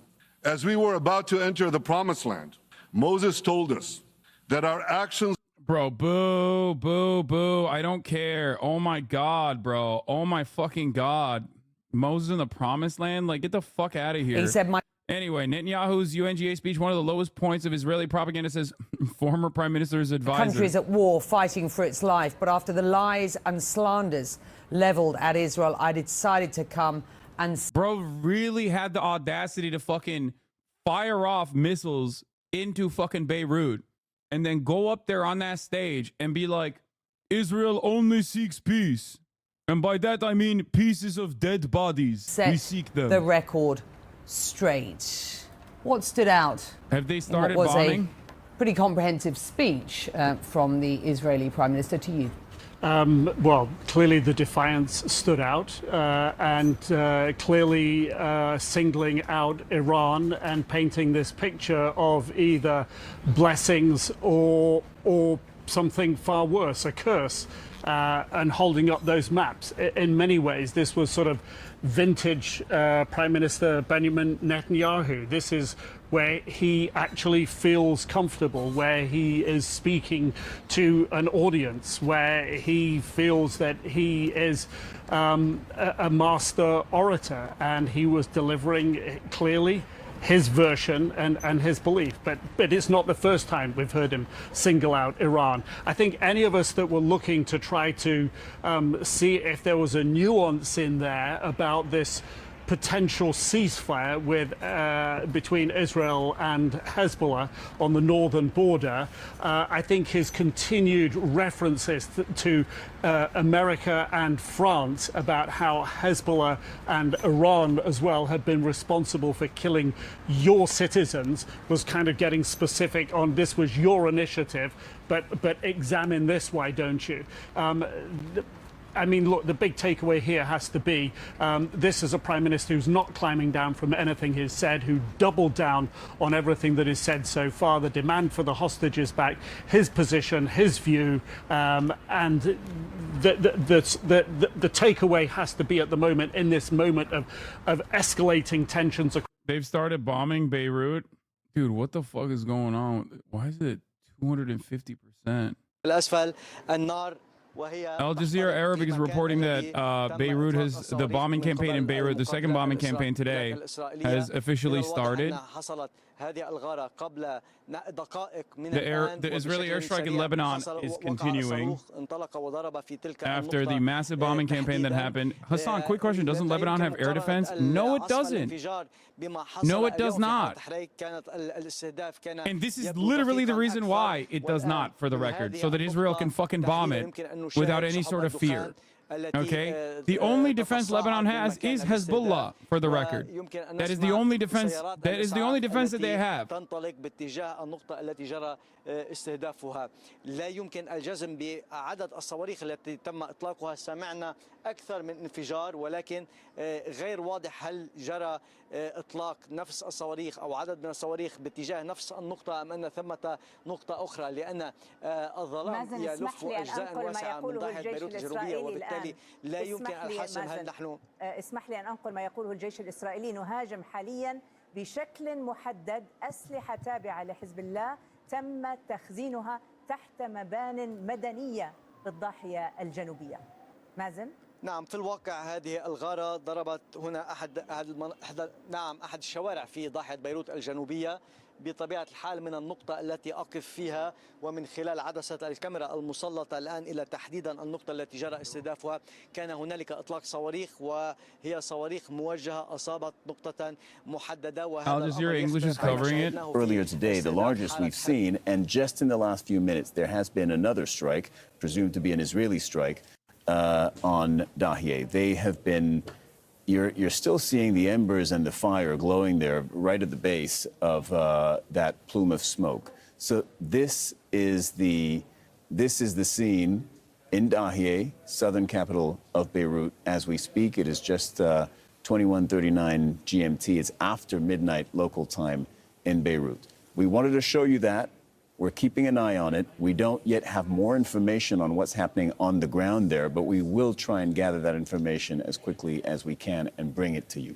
For now, though, we go back to that speech, the Egyptian representative at the United Nations. So that they can resist on their territory, Gaza, the West Bank, and Jerusalem.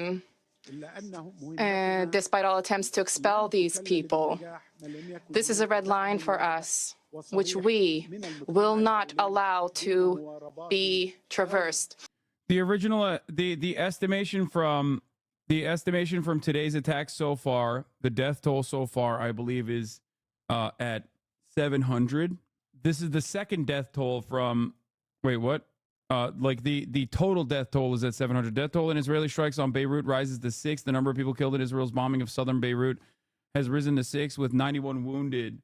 Lebanon's health ministry said the death toll is likely to rise significantly as the attack brought 6 residential towers in down to the ground. The Israeli estimation is 300. 700 is the total number, the total estimate over this. 700 is yeah, here it is. More than 700 since September 23rd until today, September 27th. And that death toll is expected to skyrocket still. What do you mean? What lies? Yeah, Hezbollah is our only military. We decided if I'm from Israel, destroy it. But it should also believe to be fine because you don't normally have enemies. Lebanon, nothing unless they surrender or get destroyed. What lies? Benjamin Netanyahu claiming that he seeks peace is how he opened up his fucking speech. This speech was after he issued a fucking strike in Beirut that happened earlier today. Here are some videos from the airstrikes so far. This is not the actions of a nation that seeks peace. This is the actions of a nation that seeks war. Hey, I'm sorry, your healthcare money was just used to scare me for 5 minutes and make me leave my computer for a bit. Yeah, these are de-escalatory first strikes, of course. Lebensraum is precisely what is happening here.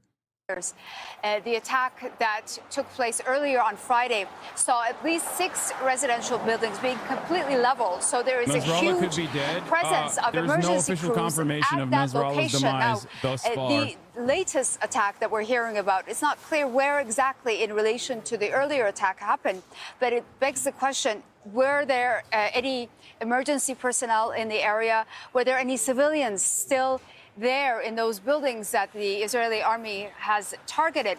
Now, the areas within Dahir are densely populated. The neighborhood is home to about 700,000 people.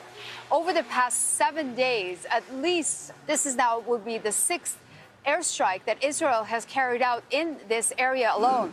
Many people here believe that Israel is now launching a full-scale war on the Lebanese people, not just Hezbollah, because these buildings are populated by civilians. Israel's claim that they are targeting Hezbollah commanders, Hezbollah command headquarters, Hezbollah weapons is being disputed and disregarded because people, civilians, are living in these buildings caught in between these strikes. The many residents I've spoken to over the past few days in Dahia say it is clear Israel does not distinguish between a member of Hezbollah and a Lebanese civilian. They don't care who they hit, is what I was told. We are just in the way, and they have no regard for human life. They will attack continuously until they claim whatever kind of victory they think this is going to achieve. Now, I have to tell you, over the past hour, we've been in this location, downtown Beirut, on this. Wait, Neek Skip, once again, our favorite 15-year-old Mormon chatter who always has the worst possible opinion on every issue so successfully and so consistently. I don't know about the wanting land part, maybe to use as a buffer zone, but even then it seems really politically rash. But what is kind of clear is both sides seem to be using the mass displacement from bombs as tools of political pressure. These likely goals being Hezbollah for Gaza and Israel to dissuade Hezbollah. Yes, they do. They want it. They want the land. And they will use security as a justification for it. That's it. They always have.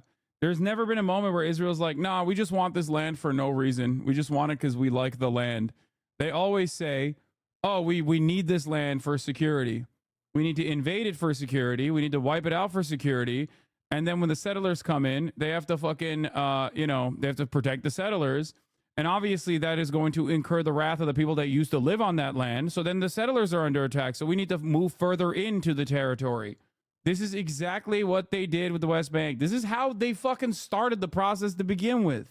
Israeli South Lebanon settlement plans. Yeah, I mean, they already posted it here. The South Lebanon settlement movement, future Israeli settlements in occupied Lebanon. These fringe political ideas end up occupying the mainstream of government policy, failing to deter this aggression with respect to occupied Palestinian territory had allowed for this. Yep.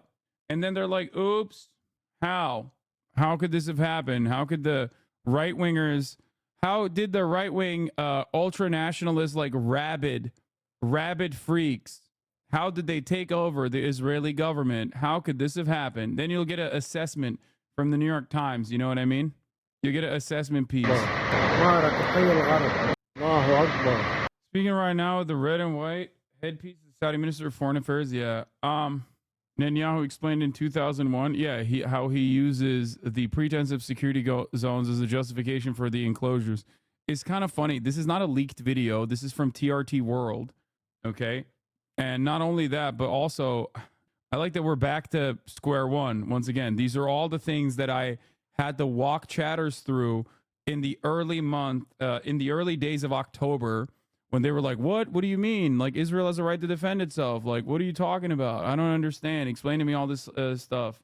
Across the northern border there was nothing in there that told us those escalating tensions are going to be tamped down in any way in the short term, Becky. And let me bring in Ben Wiedemann, who is in Tyre in Lebanon. On Hezbollah, Benjamin Netanyahu said, and I quote, "Enough is enough.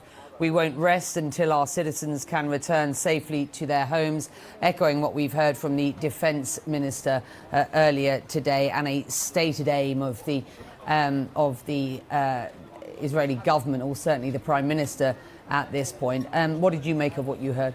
Becky, if you take into account what you just said and the fact that I don't think I heard the word ceasefire once in that speech, that clearly Israel is set on its current air campaign and perhaps a ground incursion to try to push Hezbollah back. Now, for instance, he did say that Hezbollah has a missile in every kitchen and a rocket in every garage. That sort of sends a rather alarming message to people here, because the fact of the matter is, in South Lebanon, there is not a missile in every kitchen and a rocket in every garage, but this seems to indicate that Israel considers every house, every kitchen, every garage to be a legitimate target. But broadly speaking, this was classic Netanyahu, in which he divides the world into black and white, good and evil. He talks about the curse, and of course we're in Lebanon, which is part of that curse. I think people would scratch their heads a bit, because the fact of the matter is the Middle East is an area of grays. There's no black and white. Certainly take into consideration that Israel has occupied the West Bank, East Jerusalem, the Golan Heights, and essentially occupied Gaza, despite the fact that settlers pulled out in 2005. That is an open wound in the region that Israel has not really done much to treat. There was a peace process at one point, but that didn't go anywhere. And certainly the rhetoric that comes out of Israel from some of the extremists sends a very dark message to the region, that this is not necessarily a question of good and evil, that there are extremists on both sides of the conflict, and those extremists on both sides are really the ones who are driving this conflict forward. And what we're seeing increasingly is that the United States, under the current administration in this election season in the United States, has really just put the Middle East on a back burner, throwing lots of rhetoric and encouraging words about diplomacy and peace in the Middle East and whatnot. But the fact of the matter is, very little is actually being done about it. The U.S. and France put forward what they called was a ceasefire proposal, but it doesn't seem to be going anywhere. And every day in Gaza, in Lebanon, more people are dying. More people are being killed. Becky? Gershon, let me bring you in here before I also ask for some analysis from Gideon. On the issue of Gaza, very specifically, he said there is no substitute for total victory in Gaza. He said, we do not seek to resettle Gaza. We seek to de-radicalize it. We're focused on mapping up the remaining. That right there. I guess it's not too much of a fucking attitude shift here, but seeing my fucking goat prominently displayed in a conversation about Israel on CNN, you know, what? They talking about you rewind like 1 minute, lol? What the fuck? Hassan's channel, Hassan Abi, was the third most streamed channel globally on Twitch as of August 2024. Yeah, they're streaming it on NBC on TV, I guess. Yeah, this is the NBC broadcast that we watched already, that we reacted to. Elements of Hamas, and let them go, he said of the hostages. Those who are alive must be returned alive, and the remains of those who are dead must be returned. There is no substitute, and I repeat this, for total victory in Gaza. So we're just sort of describing some of what, or reliving, as it were, some of what a very defiant Benjamin Netanyahu has just said at the UN in New York. On the issue of Gaza, what do you take out of what you've just heard? Listen, Netanyahu is living in a world of delusion. There is no total victory in Gaza, and there is a deal on the table. And this is what the world needs to understand. This is what the Americans need to know. They know it. They've seen the deal. Hamas has agreed to a 3-week deal, during which time the war would end, Israel would evacuate Gaza, there would be an agreed upon release of Palestinian prisoners, and Hamas will return all of the hostages. This is not only a deal on the ceasefire, but Hamas has also agreed that they are supporting the establishment of a civilian, technocratic, professional government in Gaza, of which they will not have a part of. They are willing for this government to be empowered because they know that if they rule Gaza, there won't be a single dollar of international aid going into rebuild Gaza, and Gaza is destroyed. There's nothing left in Gaza. 2 million homeless people, disease, devastation, no sanitation, no fresh water, no schools, no universities, nothing. Gaza needs to be rebuilt, and it needs a responsible Palestinian government. Remember, this seems, if this spells is like a tiny bit change of attitude in the right direction, understand that this is the basically the international correspondent. Like, until Jake Tapper has fucking Gideon Levy and this guy on, or Wolf Blitzer has Gideon Levy and this guy on, you're not, it's not, I mean, it's better than before, but once again, it's like, this is far from, this is like Christiane Amanpour, right? Like, she always has like the most acceptable anti-Israel position you can arrive at. It's not CNN International, but like, it's the early hours of the day usually. Government to do it. Now, we asked Hamas if they're talking about turning over internal security and their weapons to the new civilian, professional, technocratic government, and they said yes. But what I say to the Americans, to the Israelis, to everyone is, don't listen to me. This is on the table. I have it in writing. I have voice messages from Hamas saying it. The officials need to check it.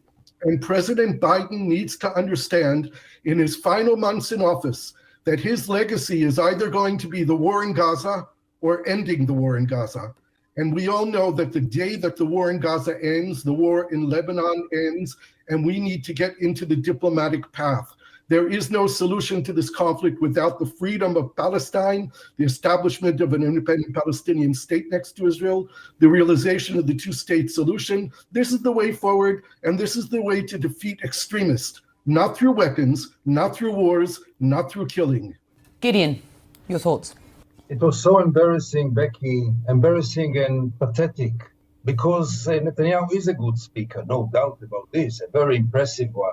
But today, I think he reached one of the lowest points of Israeli propaganda. To speak about blessing in the Middle East, after killing over 40,000 people in Gaza and distracting Gaza, and to bring Gaza to a stage in which it's nothing but a humanitarian catastrophe, and to speak about blessing, by the time that you stand on the stage, on the podium of the UN, your army is Netanyahu used the UN Assembly as a tactic? Yeah, no shit. I'm seeing reports like these circulating in Israeli media. It seems like Netanyahu attending the UN General Assembly was a part of the deception. Israeli source, Netanyahu's speech at UN meant to broadcast business as usual despite Beirut operation being approved in advance. Yeah, this is precisely what he did. It's like, that was the whole point. Yes, that is precisely what the point was. And it's also a flex, by the way. Okay? It is simply a flex. That is all this is. It is to say, like, I will fucking strike this unjustifiable attack on a sovereign nation's capital from the heart of American democracy at the UN General Assembly. Okay? And you can't do a goddamn thing about it. They're all acting like Hamas had nothing to do with it, though. What? Dude, please tell me you're not going to make the argument that Hamas is in Beirut now. No, dude. The updated talking points are it's Hezbollah, not Hamas. We've moved on. Israel is already doing its genocide. It's on autopilot in Gaza. It's now Hamas. Unless you're trying to give me a fucking top of the hour ad break debate right now, okay, which double parters are banned in the broadcast. You will be getting banned if that is your attempt here, okay? Because at the top of the hour, there's a 3-minute ad break. If you no longer want to see those ads, all you need to do is subscribe, which you can do for $4 or for free with Twitch Prime by connecting your Amazon Prime account to your Twitch account, where you get 1 free Prime subscription a month. Use it on your favorite broadcaster. Hassan Abi. Okay. Here's the 3-minute ad break now. If there's any risk that Israel's escalation with Lebanon means that Gaza ceasefire won't be able to stop the conflict, at what point will the Lebanese people and their needs enter the conversation? There is no care or consideration for the Lebanese people. They're just in the way. They happen to be under the bombs. That's it. Continuing to kill both in Lebanon and in Gaza, and you speak about blessing. You know, he spoke about de-radicalizing Gaza and demilitarizing Gaza. What about de-radicalization of Israel? Netanyahu is today hostage of the most radical fascist partners in his coalition. What about de-radicalizing Israel? Dude, this kind of anti-Semitism being in full display at CNN of all places. Oh, I'd never see the day, man. How anti-Semitic of you, Gideon. You've did it again. As you guys know, Gideon Levy, famous name for a Christian man, or worse than a Christian, a Muslim man. The classic Arab Muslim Gideon Levy doing the classic Arab Muslim anti-Semitism that he's known for. It seems like CNN headquarters are also Hamas now.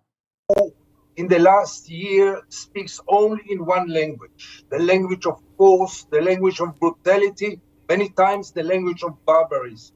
Where is the ceasefire? You don't speak about the ceasefire at all. You don't mention it. What? How are you going to finish those two very cruel wars without even mentioning the ceasefire? One more sentence. I was really interested. Yeah, go on, Gideon. And then the decoration of the hostages, really a decoration. He could have released those hostages 1 year ago, 10 months ago, 8 months ago, most of them. He wasn't ready for this. Now to stand in the UN and to use them as a slogan, as a decoration for his speech, ask the families what they think about him. Ask experts who know that we missed so many opportunities to release them. So really, I for many months or years, I was accused as a Bibist, as a supporter of Netanyahu, which is not exactly the case, but that's not important now. But today, I really felt embarrassed. This was the lowest propaganda, the cheapest propaganda, which doesn't serve Israel, I'm afraid. To the corruption scandal surrounding New York City's Mayor Eric Adams. He's appearing in court to face federal charges, and our senior investigative correspondent, Eric Katursky, is at the courthouse for us. Good morning, Aaron. Good morning to you, Michael. Mayor Adams is due to turn himself in here at noon after federal prosecutors accused him of engaging in a long-running conspiracy to take bribes. This morning, Eric Adams defiant after he became the first sitting mayor of New York to be charged with crimes. There's no corruption. This is not a real case. We're going to see everybody in court. The 5-count indictment tells a fulsome story of alleged bribery, fraud, and cover-ups. The mayor is accused of taking more than $100,000 in graft, including stays in these high-end hotel suites and business-class travel in exchange for using his influence to help Turkey. These are bright red lines, and we allege that the mayor crossed them again and again for years. The indictment quotes a message from a Turkish businessman to someone working for Adams. I think I can raise money for your campaign off the record. Max $100K. The staffer responded, $100K? Do you have a chance to transfer that here? We can't do it while Eric is in Turkey. And when the staffer asked Adams whether to move forward, the indictment says Adams directed the staffer to pursue the illegal scheme. Guys, calm the down. mayor's It's not defense me. providing other messages, including this one from Adams telling a staff member, we can't. Guys, we are just lovers, okay? Stop. Eric Adams is, and I have no other words to explain his position in my life, a sexual dynamo, okay? That's simply what it is. And I'm sorry, if you got a hot piece of ass like that, you're not going to you're going to do whatever you can to maintain it. And sometimes that means giving him bribes, okay? But these are not bribes.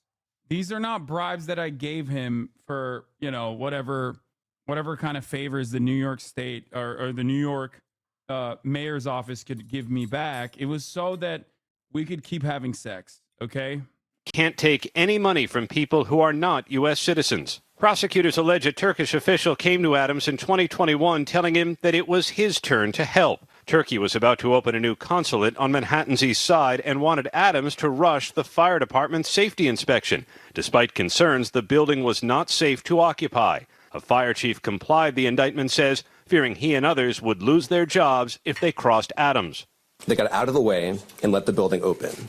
The Turkish official got what he wanted. For weeks, several members of the Adams... Okay. First of all, It takes a long time to do fire safety inspections. Who cares about fire safety inspections anyway?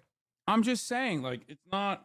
Is it really all that big of a deal to do fire safety inspections? I mean, come on. What is this, communist China?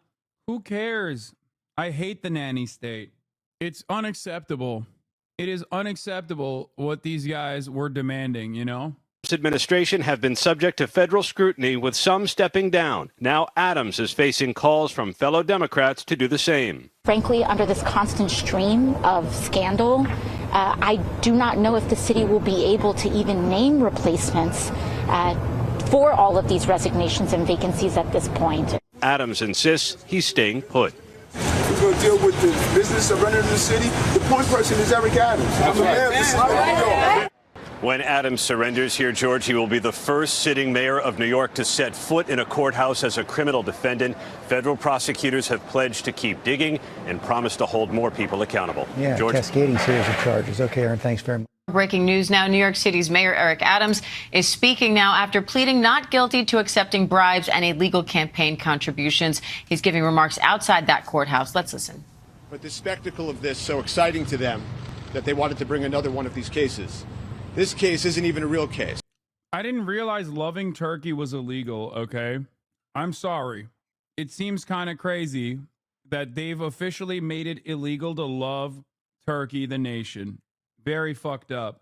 Sad state of affairs. This is the airline upgrade corruption case. The third thing we said is that we demand that they bring exculpatory information and the discovery to court on Wednesday. As you know from looking at the indictment and from what happened in court, there are no emails, text messages, or any corroboration whatsoever that the mayor knew about anything having to do with these campaign donations. The entire body of evidence is one staffer.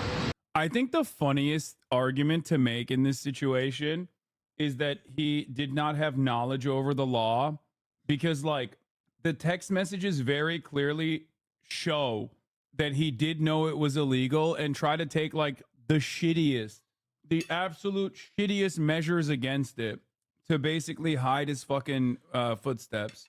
Like, barely. But he still did. He still tried. Not that it fucking matters. Obviously, the like, just because you don't know something is illegal doesn't mean that, you know, you get away with it. But in this circumstance, it absolutely doesn't even matter, because there's plenty of evidence to prove that he had full-blown knowledge of the illegality, including but not limited to the attempts of hiding these actions. One staffer that says there was a conversation. What you have not learned is that that staffer has lied, and the government is in possession of that lie. When that staffer was first interviewed, that staffer said that Mayor Adams knew nothing about this, he was not involved in this, and that he is innocent. They have that information. They have not turned that over to us. They have not turned that over to you. And so it sort of does not surprise us that they did not answer any questions at that press conference, their little press conference the other day. They have no answer for any of these questions. And they didn't want to stick around from questions either. Questions like, why are they doing this? Why are they targeting him? The questions you all started to ask as they were leaving. They normally answer questions. They didn't want to stay for questions in this case. And they left, and they made this assertion, or this, they implied that somehow he's disappointing people, or that people ought to be disappointed in him. It's not him doing this. It's the other government that everybody should be disappointed in, bringing this case against the sitting mayor. I don't have anything further today, and thank you all. If Hochul calls on you to resign, will you? Corrupt, Mr. Mayor, are you corrupt? Did you take free hotel rooms? Just heard from the attorney for Eric Adams, calling this not a real. His biggest crime is that he didn't do this with Israel. Honestly, if he did, everything would be above board. As a matter of fact, he probably did do this with Israel too. It's not even in the news. Case referring to charges brought against the New York City mayor for alleged bribery and other related charges. His attorney's calling this the airline upgrade corruption case, implying that the allegations are false and that the case is being brought for reasons unknown. I want to talk a little bit more about this case coming up. We will hear more from the mayor and those reporting on this case. We're going to turn now to the presidential race, where the candidates have been attacking each other's policies on border security and Ukraine. And today, Vice President Kamala Harris will be in Arizona, where The plan is to visit the U.S.-Mexico border, something she has not done in more than 3 years. Ed O'Keefe is at the border himself. He's in the town of Douglas, Arizona. Ed, good morning. Tony, good to see you. You know, early in the Biden administration, Vice President Harris was put in charge of addressing the root causes of immigration from Central America, not dealing with border security, as Republican critics claim. As you said, this is just her second visit to the border as vice president, and the goal is to cut into former President Donald Trump's edge on border security and immigration. Great. The day before her trip, former President Donald Trump condemned Vice President Kamala Harris for her visit to the U.S.-Mexico border and blamed her for millions of illegal border crossings. She keeps talking about how she supposedly wants to fix the border. We would merely ask, why didn't she do it 4 years ago? But the Harris campaign is now leaning in, releasing this new ad set to air in Arizona and other battleground states. We need a leader with a real plan to fix the border. She plans to go after Trump today for his part in blocking a bipartisan border security and immigration bill earlier this year. Donald Trump got word of the bill, realized it was going to fix a problem he wanted to run on, and told him to kill the bill. While their disagreements over the border aren't new, there's fresh differences between them over the war in Ukraine.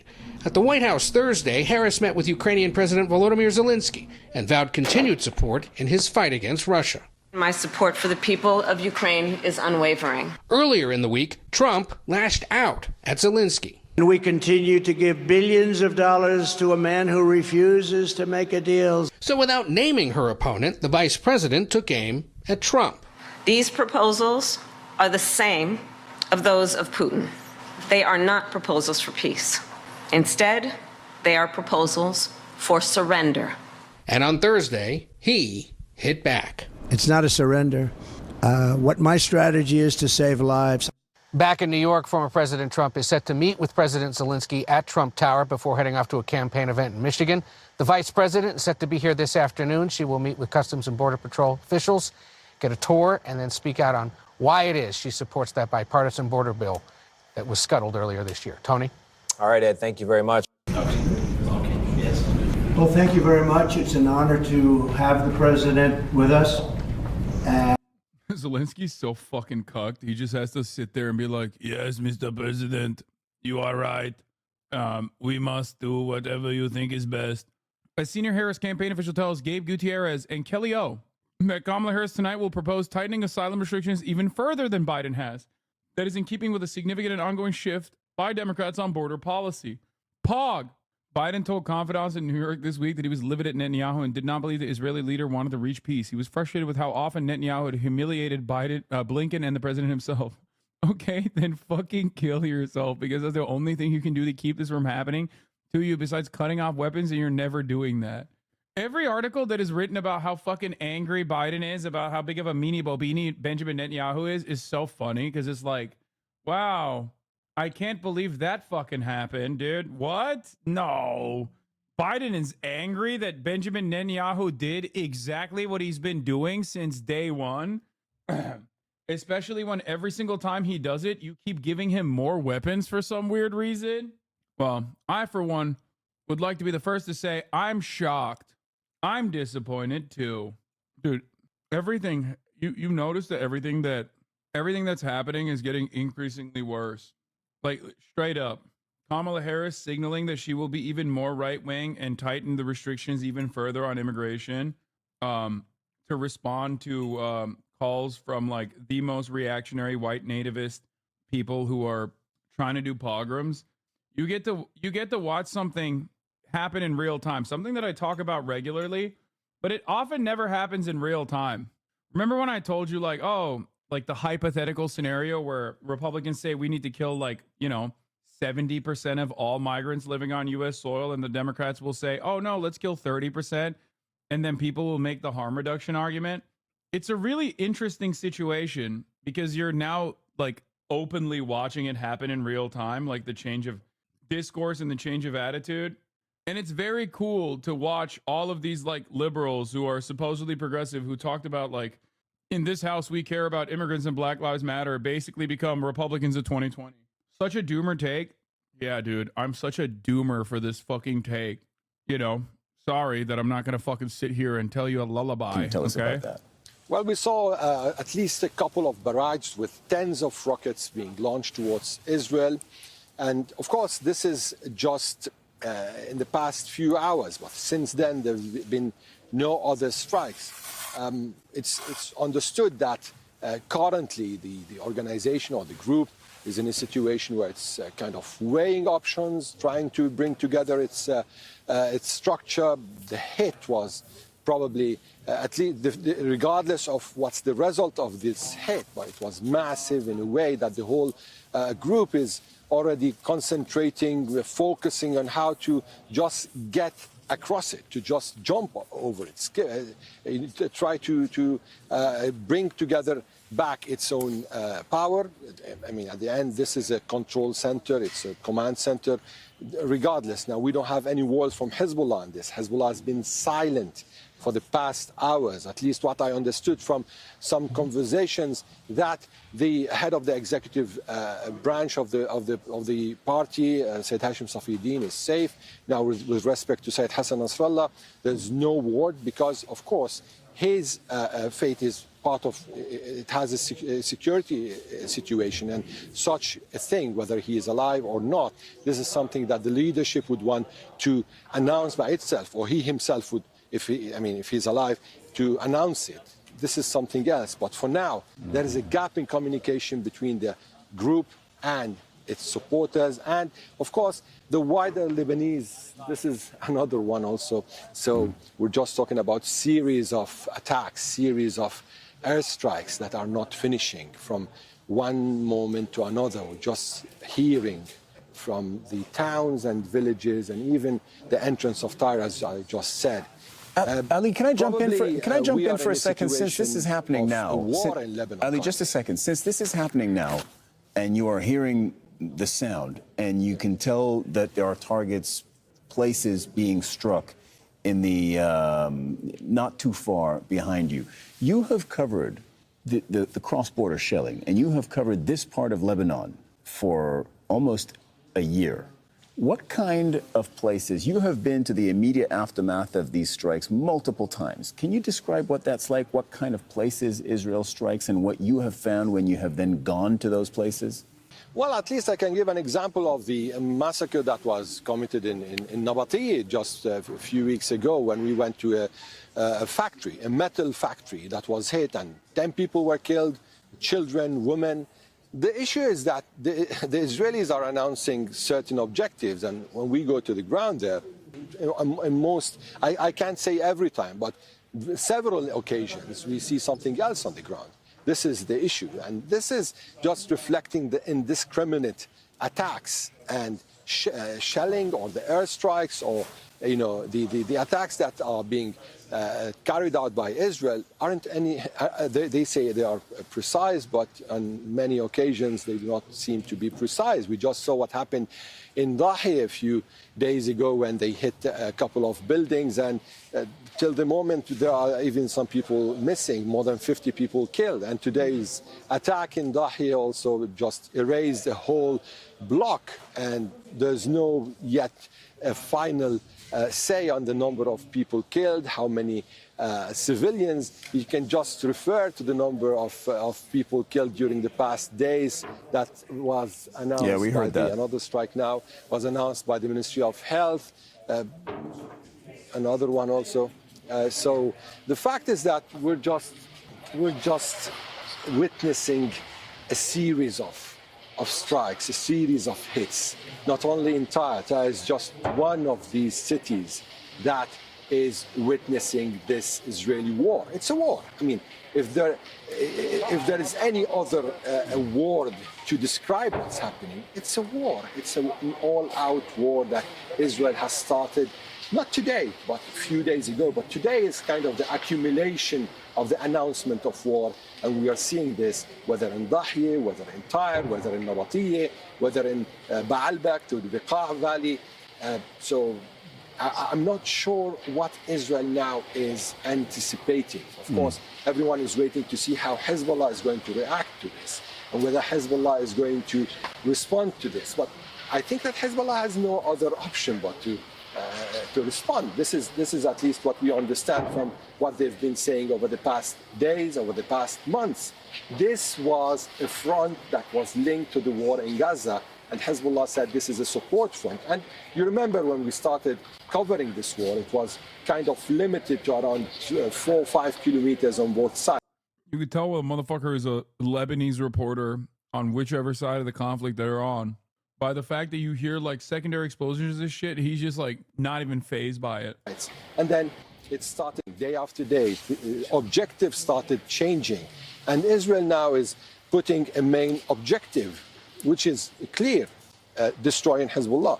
Yeah, Ali, look, thank you very much for walking us through that. It's past 1 a.m., I believe, where you are. You're in southern Lebanon, in Tyre. We heard very clearly multiple strikes, the impact and the detonation of what must be Israeli strikes behind you. Thanks. You and your team stay safe, and we will continue to come to you.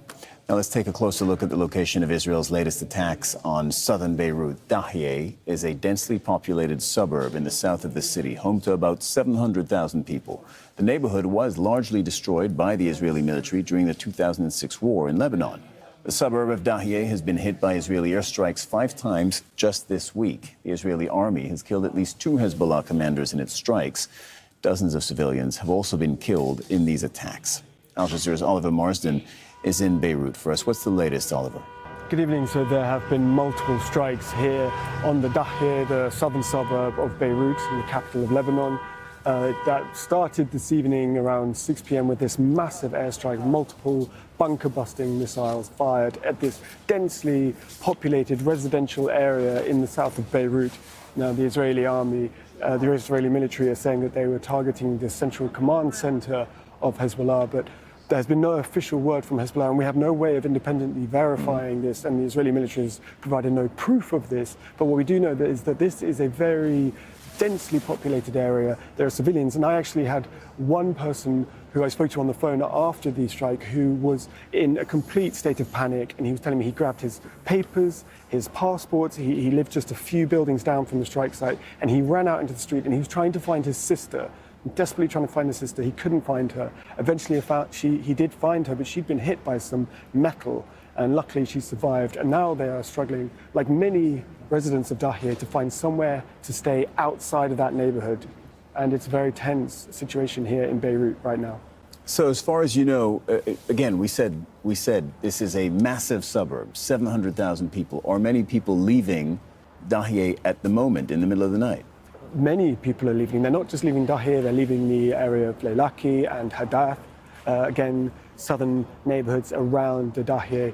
And they're leaving, but they're coming to hotels which have already been completely filled up by at least like 90,000 displaced residents from the south. These hotels are full. I've actually witnessed people coming from the Dahiyeh to hotels here in downtown Beirut and being turned away.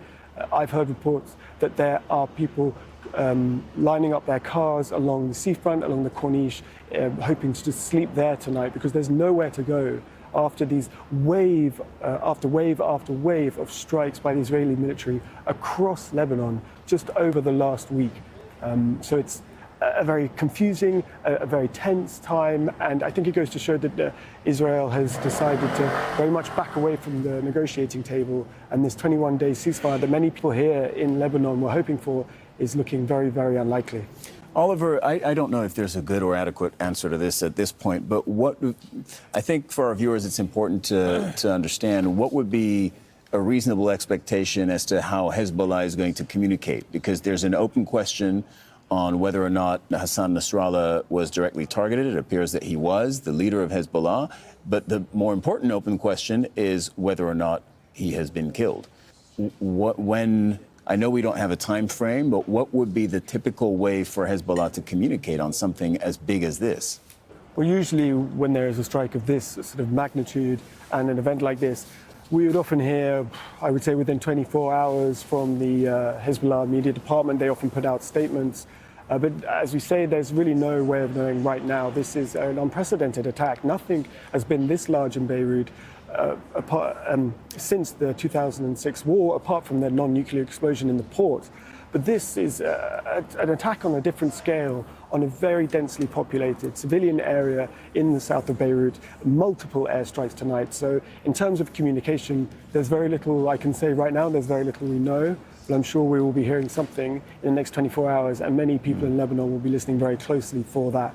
Would you say that the mood in Beirut and beyond has changed since that strike? Of course. I mean, as I said, I've seen people arriving here into downtown Beirut, this is the center of Beirut, looking. One thing I want to repeat to people is that all of the fucking Israel defenders on the timeline were talking about how fantastic this operation was and how brilliant and technical it was when they were talking about the pagers. And they kept repeating like, excuse me, what do you expect them to do? Like, you're calling that an act of terror, but like it was so targeted and so precise. Like what? What if they bombed? Like, it's so much better than carpet bombing Beirut, right? And now they have carpet bombed Beirut. So where are all those people who said, oh, well, that would be unconscionable? As expected, they're literally defending the carpet bombing of Beirut. So never have a conversation with these fucking idiots about like what their morality is, okay? They don't care. They don't care. They just want to defend Israel. That's all it is. God, dude, please stop. Like, these fucking... Shut the fuck up, you goddamn federal agent ass motherfuckers. Wallahi, they will send the suicide bombers of the Zionists soon. You're just writing this in the chat before you get fucking banned so you can screenshot it and post about how fucking anti-Semitic this community is. Like, get the fuck out of here, goddamn baboon, dude. Holy shit, fucking dumbass freak, dude. Like, how? Why? At this point, you should understand that, like, this shit's not gonna work, okay? Motherfuckers have been calling me a goddamn terrorist since day one. You think that shit matters? No. Most people, at least in positions of power, most people are not as brain broken as like the hyper online dipshits. Bro said suicide bombers. Exactly. Like for so many of these people, they literally think like, no, you don't understand. Like, members of the media will also be just as angry as we are that like he said cracker. Okay, because that's all you know. That's all you've seen from your hyper-specific, extremely niche, hyper-online group that keeps telling you, like, no, everyone is just as mad as you are about this. Like, nobody gives a fuck, dude. Shut up. Unless you are a rabid ultra-Zionist of some sort, assuming that I, in any way, shape, or form, allow, like, anti-Semitism to continue in this fucking chat is ridiculous. It's something that I have fought against for years and years and still continue to do so, okay? Shut the fuck up. Worry about your own community where you got like actual fucking literal Nazis in there. It's always the same virtue signaling shit from right-wingers, dude. I know you can't see it, but it's on the center of all our screens, and we have just seen a flash of light on this cityscape of Dahieh, the southern suburb of Beirut that we've been watching live for quite a while now.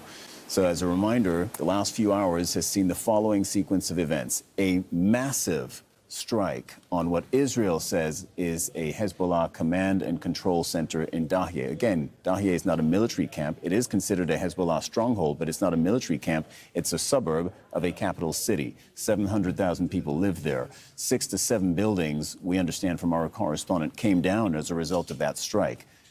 There is an untold number of civilians in those buildings when they came down. We do not know yet what the real death toll from that strike was. That was a couple hours ago. Then we saw in the last 90 minutes. Ain't it a bit dishonest to ignore that North Syrians and Lebanese are celebrating tonight? The everyone is a Zionist bid is too easy. Oh, I'm sorry. I didn't fucking factor enough of the people that don't like Hezbollah in fucking Syria and how they factor into the equation. Instead, am talking about hundreds of fucking people that are currently living under rubble as Israel is currently still continuously bombing Dahieh. Wow, dude, I can't believe I didn't bring that shit up. Everyone is a Zionist, no? Like, shut the fuck up. How do you... Bro, you have nothing. You have nothing. You have no counter. You're like, look away from the explosion that you were watching that happened in real time. And think about like the Syrians celebrating. Warfare all my life. I was born in. Yeah, I don't give a fuck who's celebrating, asshole. Hundreds of civilians are under fucking rubble right now. My tax dollars paid for it, dumbass. Moment, I think that. Sorry, I'm going to cover the fucking human toll. not only because of the Gaza year that we've just experienced, the brutality and the savagery of that, not only because of the total fracturing and threshing of international law and human rights protections and UN resolutions by Israel, and completely that whole post-World War II order that the winning powers in World War II, the Western states created to make a safer Just world. fucking call someone a terrorist and move on, brother. And everyone in their vicinity that gets fucking lasered into orbit are just collateral damage. That's it. That's it. That's what the designation of terrorism is for. Okay, that's the exclusive purpose of it. 300 plus civilians dead under the rubble. No way of fucking, solving that problem. And people are just like, but think about it. All the people that are celebrating, like, I don't give a fuck. Fuck those people. Okay, those people suck my dick. All right. You only bring that up if you want to fucking make an alternative, like if you want to make a counter to why it is totally justifiable that fucking they're bombing Dahia right now. Lebanese are convinced they killed Nasrallah. Nothing confirmed right now. They don't understand the complicated nature of the shit. It's so fucking annoying. It's like the conversation you had with your dad, dude. Wasn't your dad like, oh, well, they're just bombing Hezbollah. They're just bombing Hezbollah. And then they fucking bombed his goddamn not compound, but like his farm, didn't they? Like, people forget the capacity of others in engaging in like a diverse array of different opinions, okay? It's silly to say that like everyone universally loves Hezbollah in Lebanon. They don't, okay? But just like it's also fucking silly, people don't understand the Lebanese Christians, which I am one of them, are nationalists. Yeah. Lebanese Christians, especially living in diaspora, have a very different approach where they just basically think like, well, let Israel deal with the fucking Shia. Some of them do, not Caprice on Poppy. But some of them just basically look at the situation as like, well, those fucking Shia barbarians are the reason why Israel is blowing us up. We are actually a French nation, Excuse me, we're a French country, okay? It's really fucked up that Israel is like being forced to fucking come and bomb our territories because of those barbaric fucking Shias in the southern regions. There's a conversation that needs to be had one day on stream. I have argued with you about Iran, Hezbollah, and their bullshit for literally years. Yeah, we hate them, but you will never, ever find a group of Middle Easterners celebrating. Dude, no one there likes the Israeli occupation and colonial genocide, no matter who is directed against the Middle East. Exactly. That's why it's so fucking stupid when people are like, no, you will always be able to find like a group of psychos, okay? You will. You'll always find a group of psychos anywhere you go. But ultimately, they are always in the minority, okay? No one in the fucking Middle East is like, oh, hell yeah, I love Israel blowing up fucking civilians, because they all know that they might be tomorrow in the crosshairs of that same fucking bombing campaign. It's so stupid. Except for people in Israel. People in Israel will always celebrate bombing campaigns because they know, like, they have the Iron Dome in America backing their shit up. Capabilities, we don't know their condition. How badly have they been hit? They've obviously taken a hit, but how bad that is, we don't know. Well, that's, Rami, if I can jump in, that's exactly what I was going to say. I have no idea what I'm watching right now. Yes, I understand what's on the screen. Syrians have fought against Hezbollah because they committed massacres, but doesn't mean we support Israel. We're watching no, exactly. southern suburb of Beirut, where hundreds of thousands of people live. We know that Hezbollah is entrenched in that neighborhood. Yes, of course, we know all that. And we know the strikes that we have just seen in the last few minutes. And they were very significant. And there is no way of telling at this very early hour what the human cost of those strikes would be and what the death toll will be. That's not what I mean. The question I'm putting to you is, what's going on? It's happening in the moment. We just don't know where this is taking us. Well, what I just mentioned is kind of a preface to the main point, which is that... Also, everyone will sing a different tune if Israel invades Lebanon. There might be some in Lebanon that will say, oh, it's Hezbollah's fault that Israel is invading Lebanon to begin with. But there will be plenty of others who remember, once again, a time when Israel invaded Lebanon and Hezbollah was the only fucking line of defense. That's why they're the big bad here, okay? Not because of what they've done in fucking Syria. You think Israel gives a shit about Hezbollah's actions in Syria? Like, oh man, the Syrian population is being slaughtered? Yeah, that's definitely something Israel cares about. Bro, they fucking bomb Damascus like weekly. What are you talking about? They don't care. They don't care about anything, At the end of the day, you literally look to who the big bad is in the region if you're a Middle Eastern person, and you recognize that Israel, which is the weapon of the United States of America and its imperialist endeavors in the region, you know what it looks like when America comes knocking on your fucking door. You know how bad and devastating that shit is. You know when Israel does that shit too. It doesn't fucking matter. You're going to look to anyone who is going to fight back against that. It's the same principle behind like when a country is invaded by Russia, like Ukraine, okay? And the very same Ukrainians that used to fight back against like, I don't know, Nazi Azov battalion fucking football hooligan paramilitary guys are now going to fucking join up the ranks alongside them to fight back against the Russian invasion. Now there's a much greater enemy in that situation. And every single time you're bombed, you radicalize that existing population anyway. What is this? This shit really helps explain how the Lebanese are feeling. Lebanese podcast in English explaining how they will get killed. Asking us to help, showing us death and destruction. No one did fucking shit. So I have zero expectations that anybody's coming to save us, bro. We're going to fucking die alone. And we're going to live stream you guys are going to get another live stream, another live stream, the genocide on your phones. And it's only going to cost you a few tax dollars. And yeah, that's it. So it might seem crazy, but like, we might die.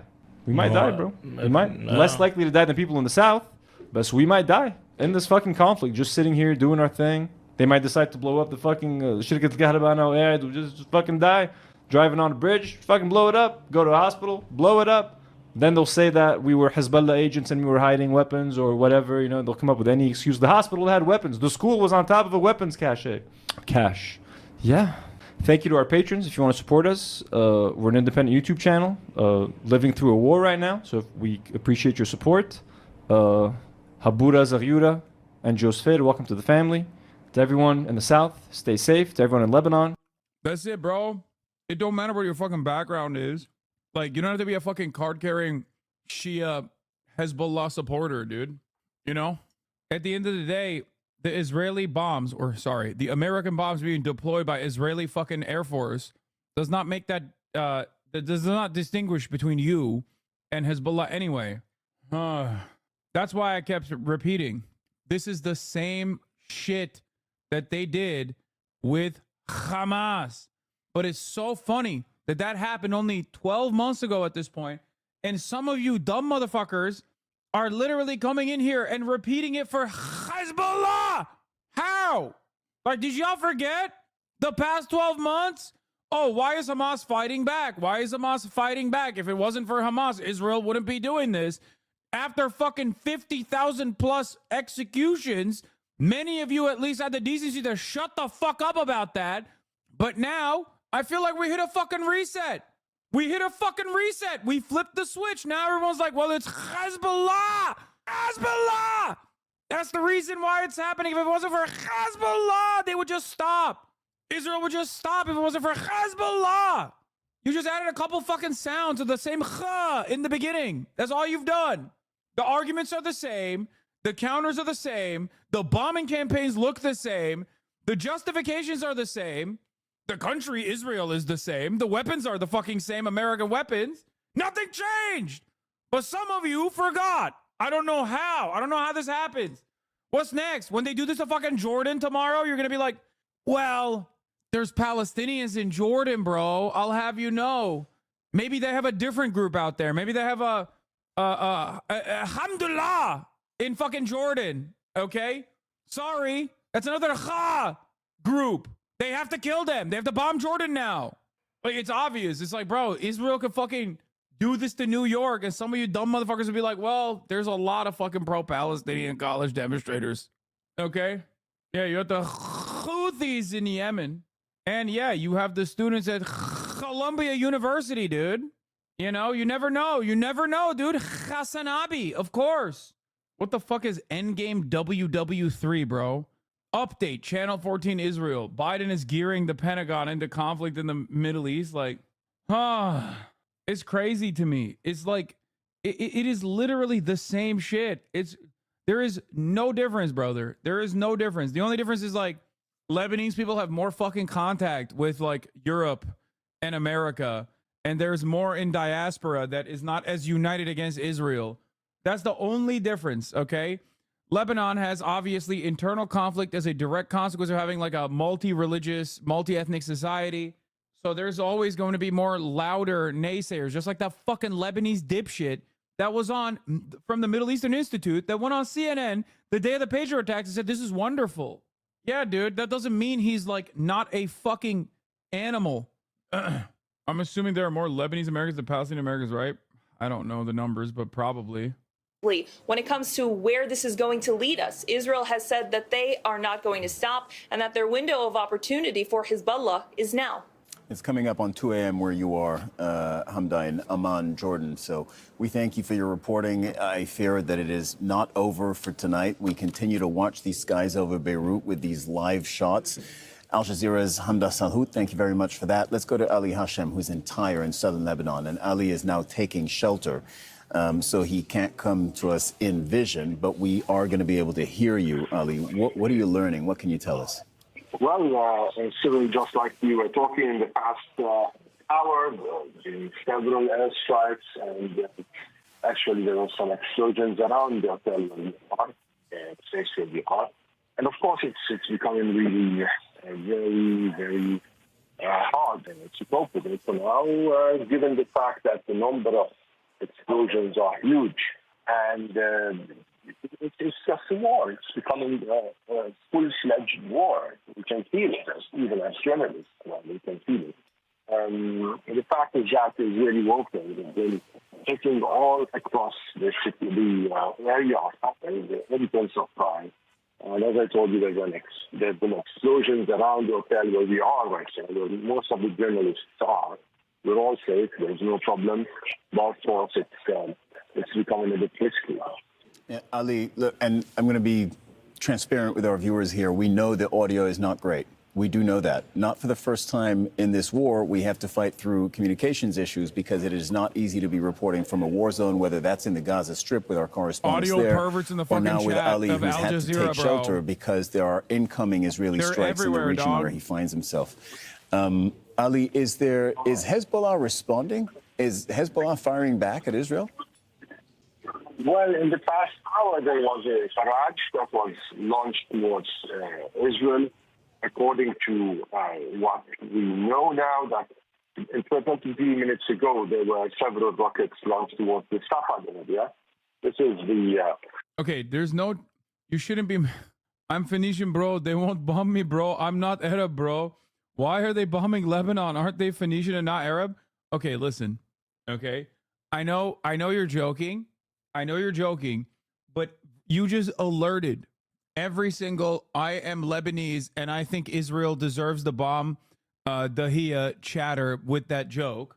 You just gave them all of the anger and resentment that they had in their hearts already. Okay? I've already been duking it out with motherfuckers who are like, I'm Lebanese and you don't understand. We hate Hezbollah here. Everybody hates Hezbollah. And that's why it's cool that Israel killed 300 new Lebanese people just in the past fucking couple of hours.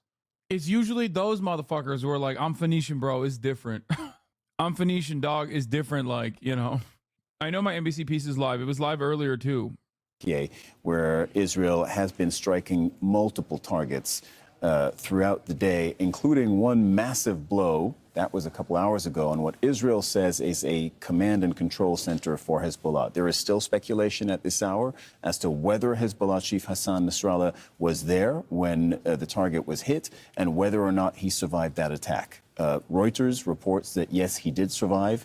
There is also speculation in the Israeli media that says otherwise. We are not able to give you a confirmation one way or another at this moment, and Hezbollah is staying absolutely quiet on that particular issue. You are noticing, of course, in the distance, fire burning, which is the aftermath of an Israeli strike in Dahye. Let's go to Hala Jaber, a former correspondent with the Sunday Times and author of Hezbollah, Born with a Vengeance. You're joining us from Beirut. I believe you told me when we last spoke that you are far from what we're watching on our screens. I don't know if you're hearing any of these strikes. I want to mention something here, but like nobody likes Hezbollah in the region, okay? Like in terms of all these other places, like with Al Jazeera, you will get the best kind of coverage on Hezbollah. You will get the best kind of coverage on Hezbollah from Al Jazeera, but even they are going to obviously be like, You know, even they are not going to give like great coverage to neither Iran nor Hezbollah in terms of their militancy, in terms of what they do. Only as a mechanism of defense against Israel will they ever get any sort of like remotely accurate coverage or positive coverage. No, I mean let's start with the targets. Just because Israel claims that this is, for example, a weapons store or warehouse, does not necessarily add or mean anything. We have seen Israel over the past year, even in Gaza, make similar claims that turned out to be false. And as you've repeatedly mentioned on your program, the southern suburbs of Beirut and Dahiya, or Dahiya for that matter, is a largely civilian populated residential area. Of course, because it's a bastion of Hezbollah, of course they have their offices there, they have the media offices there, many of the officials live there. I mean, Hezbollah members or officials are not aliens dropped from Mars. They're Lebanese. They're entitled to live there. Israeli officials live also in residential areas, as do most other officials around the world. So that is no excuse to carry out assassinations such as what we saw tonight earlier with bunker buster bombs, 2,000 kilos of bunker buster bombs on residential neighborhoods under the pretext or the excuse of assassinating a leader, when you are actually going to be killing so many scores of civilians. That's one thing. Second is, for example, the bombs used. I mean, it was very interesting to listen to Blinken earlier and to Biden when he issued a statement of some sort saying that they were not aware of this. It's one thing saying they're not aware, but it's another thing because they are complicit. There's no doubt about it, because these weapons being used and dropped, whether be they in Gaza, especially the bunker buster ones, and the ones that were used last night, are made in U.S. and delivered to Israel by the U.S. So please don't make this a sectarian issue. No, I'm not. I'm not doing that at all. I'm actually addressing people who are always like confused whenever they come in and they're like, well, you know, why do these people fucking hate? Like, so many people are celebrating Hassan Nasrallah's execution potentially, or whatever the fuck. And I'm explaining to them that it's not sectarian. If there's only one unifying principle in the region, it is going to be that everyone understands what Israel fucking does, regardless of like what the coverage may look like overall. For Galilee, basically. And even then, Hezbollah has been containing its attacks to what they call open fields, what Israelis have been describing as open fields. In other words, they have not been targeting civilians, albeit they can do so. They have, and over the last 11 months, they have avoided any attacks directly against civilians. And when there has been a few civilians injured here, there, these were by error, not so much by intention. On the other hand, we see Israel continuously targeting areas where there are civilians, uncaring for the fact that, you know, there will be scores, dozens, or hundreds of civilians killed, and they always come up with excuses. It's a warehouse. It's a military post. It's the headquarters. The headquarters reminds me of the Shifa Hospital headquarters that they did as well, which turned out to be not so much a headquarter whatsoever. So Israelis are literally, in doing this, are declaring a totally open war and taking it beyond what has been happening over the last 11 months between the two sides. Hala, I don't know if it's possible to answer that question at this stage, but is Hezbollah able to sustain the kind of fire that we are seeing tonight live on our screens? You mean in the suburbs? I can't believe Hezbollah would fucking add additional deterrence to Israel, which shows that it will not stand down until there is some sort of like military deterrence in place, at least according to Israeli history of conquest in the region. I can't believe that Hezbollah did that at the behest of the Palestinian population. How fucked up of them. They must be bad guys in this situation. Like, talking about Hezbollah's role in domestic affairs is one thing, okay? But when talking about like, and it's the same for fucking Ansar Allah, it's the same for the Houthis. People always are like, bro, you don't get it. Like the Houthis, like they're fucking beating gay people up or whatever the fuck. And it's like, yeah, dog, nobody said they're great, okay? The problem is, if you don't want them to have political prescience or any sort of like serious political significance, okay, then guess what? Israel has to stop fucking shit up in the region and executing infinitely larger quantities of people with American weapons without even a fucking shred of criticism being launched in their direction. It's so fucking dumb. They'll be like, yo, what about the gay Lebanese people? It's like, bro, there are gay Lebanese people in my chat right now. If I were to ask them, who are you more afraid of, Hezbollah or Israel? They're going to say fucking Israel. Because guess what? Their grandmother might be getting killed by Israel right now as we speak. That is the devastating reality. Okay? And it's the same shit for the Palestinians, brother. Especially so. You know, people are like, oh, well, Hamas is like Islamist, fundamentalist. They're like anti-gay. It's like, come on, dog. The fuck are you talking about? You think the Israeli bombs are just like geared towards homophobes or some shit? No, they kill fucking gay Palestinians all the time. They also, on top of that, literally blackmail gay Palestinians. They'd use revenge porn on gay Palestinians to fucking use them as collaborators. Go ahead. Okay. Yeah, I was just saying, back to your question, will they sustain it? I mean, listen, the hits in the last few weeks, again, there is no reason, I wouldn't want to sort of diminish them or make light of them. They were serious hits. And no, yes, but you've made your point and you've put it in. Hala, I thank you for that perspective. But they won't crumble. That's I understand what you're saying, and I think, and that's actually what my question was aimed at drawing out of you, which is Dahieh has sustained far, far worse. For people who remember 2006, yes, entire parts of Dahieh were leveled. And in fact, the way the Israeli military conducted itself at the time and the way it chose to conduct that particular offensive gave its name to what's called the Dahieh Doctrine, which is essentially the Correct. idea that Israel is going to inflict very heavy damage on civilian targets, and the idea being hit the infrastructure of Hezbollah to try and cut them from their support base. It didn't work. Clearly it didn't work, but that was the doctrine. Hala Jaber, former correspondent with the Sunday Times and author of Hezbollah, Born with a Vengeance, thank you so much for your perspective. It is now just past 23 GMT, and if you're just joining us, let's recap our breaking news story out of Beirut that's been unfolding throughout this evening with new developments over the past hour. Israel has struck the densely populated suburb of Dahieh in the south of the city again with multiple airstrikes. Now, these are the latest pictures of the area where Israel's military says it is striking sites belonging to Hezbollah. It claims the group has stored anti-ship missiles in the area. The latest strikes follow the heaviest bombardment by Israel of southern Beirut yet. Airstrikes hit several residential blocks in the Dahieh neighborhood. The explosion could be heard throughout the city of 2.5 million people. Israel says it was attacking a Hezbollah command center, as Dorsa Jabari reports. As dusk fell over Beirut, any hopes that Israel would heed pleas to stop its escalating attacks on Lebanon were shattered. Holy shit. 10 massive... New York Times, Israel's attempt to kill Hassan Nasrallah, the leader of Hezbollah, on Friday came after its government received information indicating he had just convened a leadership meeting at an underground facility south of Beirut, the Lebanese capital. Initial assessment of Israeli intelligence agencies is that Mr. Nasrallah has been killed, 5 Israeli officials said, but they cautioned that assessment was preliminary and may yet change. That's crazy, dude. Like, can you imagine Iran fucking, like, nuking Tel Aviv? It's like Iran nuking Tel Aviv because, like, Benjamin Netanyahu is doing a cabinet meeting, like a war cabinet meeting. It's just crazy. What do you think? Do you think he's dead? I don't know. Bro, that is unfair. It includes children there.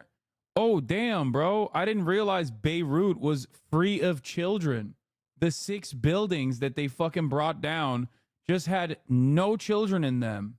Bruh, only Tel Aviv has children.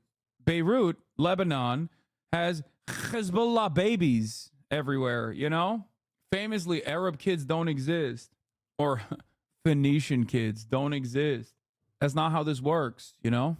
This is why Netanyahu's in the USA for protection or to try and bait an attack on USA soil. No, Benjamin Netanyahu's in the United States of America because he's here for the UN General Assembly so he can sit on top of these, like, supposed international institutions that are supposed to abide by, like, the standards that the Western world agrees upon and just put his fucking nutsack on the table, which is precisely what he did. He literally came to New York and took his dick and balls out and placed it firmly on the podium for all to see. You know, can Russia now just nuke the Pentagon? Dude, no, of course not. Russia is a foreign adversary. They're not allowed to do anything. Even though, because they're outside of the scope of American influence, they do get to do everything with zero repercussions. Because when you put all of the repercussions that can be placed on Russia, it seemingly doesn't stop their fucking escalation. Even if he is dead, this isn't going to change anything. I know. I think Izzy isn't targeting Nasrallah at all. It was just an excuse to drop bunker busters and make public stop talking about the past week of war crimes. No, I think they were actually targeting Hassan Nasrallah for sure. But they're gross and you know, insane and don't give a fuck. They are desperately swinging for a W, chat. They are looking for a W. Any W they can get. If they decapitate the leadership of Hezbollah, that's a W. It's not real. It's not like real military deterrence. They don't give a fuck. Okay? They're just, one, on the PR front, looking for a W desperately to get the Israeli society back on board. Okay? And beyond that, maybe even finding righteous cause for a military takeover and a permanent occupation, with settlers inevitably moving into back into their homes in northern Israel and maybe even southern Lebanon. How is pissing off the dude who beat them in 06 a W? It would be a W if they killed him. Israel is very cowardly in the way that it works. They are afraid of the diaper brigade getting their shit pushed in, so they will never actually go in and invade militarily before they actually fucking reduce the entire ground in the rubble. And that's precisely what they're doing here. They're blowing up everything in sight. They're trying to cause as much terror as possible. And only when they feel safe will they try and like move their tanks in. And they won't even offer like troop coverage of their fucking tanks. And then they'll get marked again and again and again. But here, it's all good because the American military will defend them. Air Force fighter jets attacked and killed the terrorist Mohammed Ali Ismail, the commander of Hezbollah's missile unit in southern Lebanon, and his deputy terrorist Hussein Ahmed Ismail. With them, other commanders and terrorists of Hezbollah were eliminated. The terrorist Mohammed Ali Ismail is responsible for many acts of terrorism from his sector towards the territory of the state of Israel, including rocket launches towards the territory of the state of Israel and surface-to-surface missiles. Their assassination joins the assassination of the head of Hezbollah's missile and rocket array, the terrorist Ibrahim Mohammed Kabisi, and the assassination of other senior officials in Hezbollah's missile and rocket array. The IDF will continue to act with strength and determination against the terrorist organization Hezbollah to harm and eliminate their senior members of the terrorist organization. What does Hassan mean by diaper brigade? IDF, the Israeli diaper force, because they wear diapers and piss and shit in them at the mere thought of like having to aim their weapons at like an adult with a weapon in their hands instead of like another fucking child or a baby in a crib. They're baby killers. That's what they're the best at. And extracting semen. Anyway. Oh, I thought you called them diaper brigades because they looks like they wear diapers on their helmets. I mean, that too. Did I join the stream at a weird time? Yes, because at the top of the hour, there's a 3-minute ad break. And you just joined at the time as I was about to serve it. But fear not, chatter. If you don't want to see those ads, well, then all you need to do is subscribe, which you could do for $4.20 or for free with a Twitch Prime. You can also get gifted a sub if you're lucky. Here's a 3-minute ad break now. That's not a joke, chatters. This semen shit exists from the suburb. Listen to me, guys. We will never surrender to the Zionist entity. And if they put us between the sword or the humiliation, we will never choose a life of humiliation. We overcame this enemy twice. We will overcome them again. Good luck, chatter. Be safe. How did Hassan Nasrallah hide from Israel over 30 years, but they just randomly found him today? It doesn't make sense. I mean, I don't know. I think Israel is just simply escalating its attacks. Even if they had actionable intelligence in the past, they never acted on it. And he's been through a lot. He's been through a tremendous amount, like probably nobody else, almost nobody else in history. If you, dude, this is a cucked man right here. Let's see what really get right down to it. And we're going to have a discussion and see what we can come up with. He has the vibes of Mahmoud Abbas. Anytime I see that motherfucker next to like an American politician, they give off the exact same energy. You know what I mean? It's like, what am I supposed to do? Like, I got no options. Like, what am I supposed to do? You know? It is what it is. A great honor to have you. Thank you so much. Thank you very much. Thank you so much, Mr. President. Thank you so much for this meeting. 5 years passed.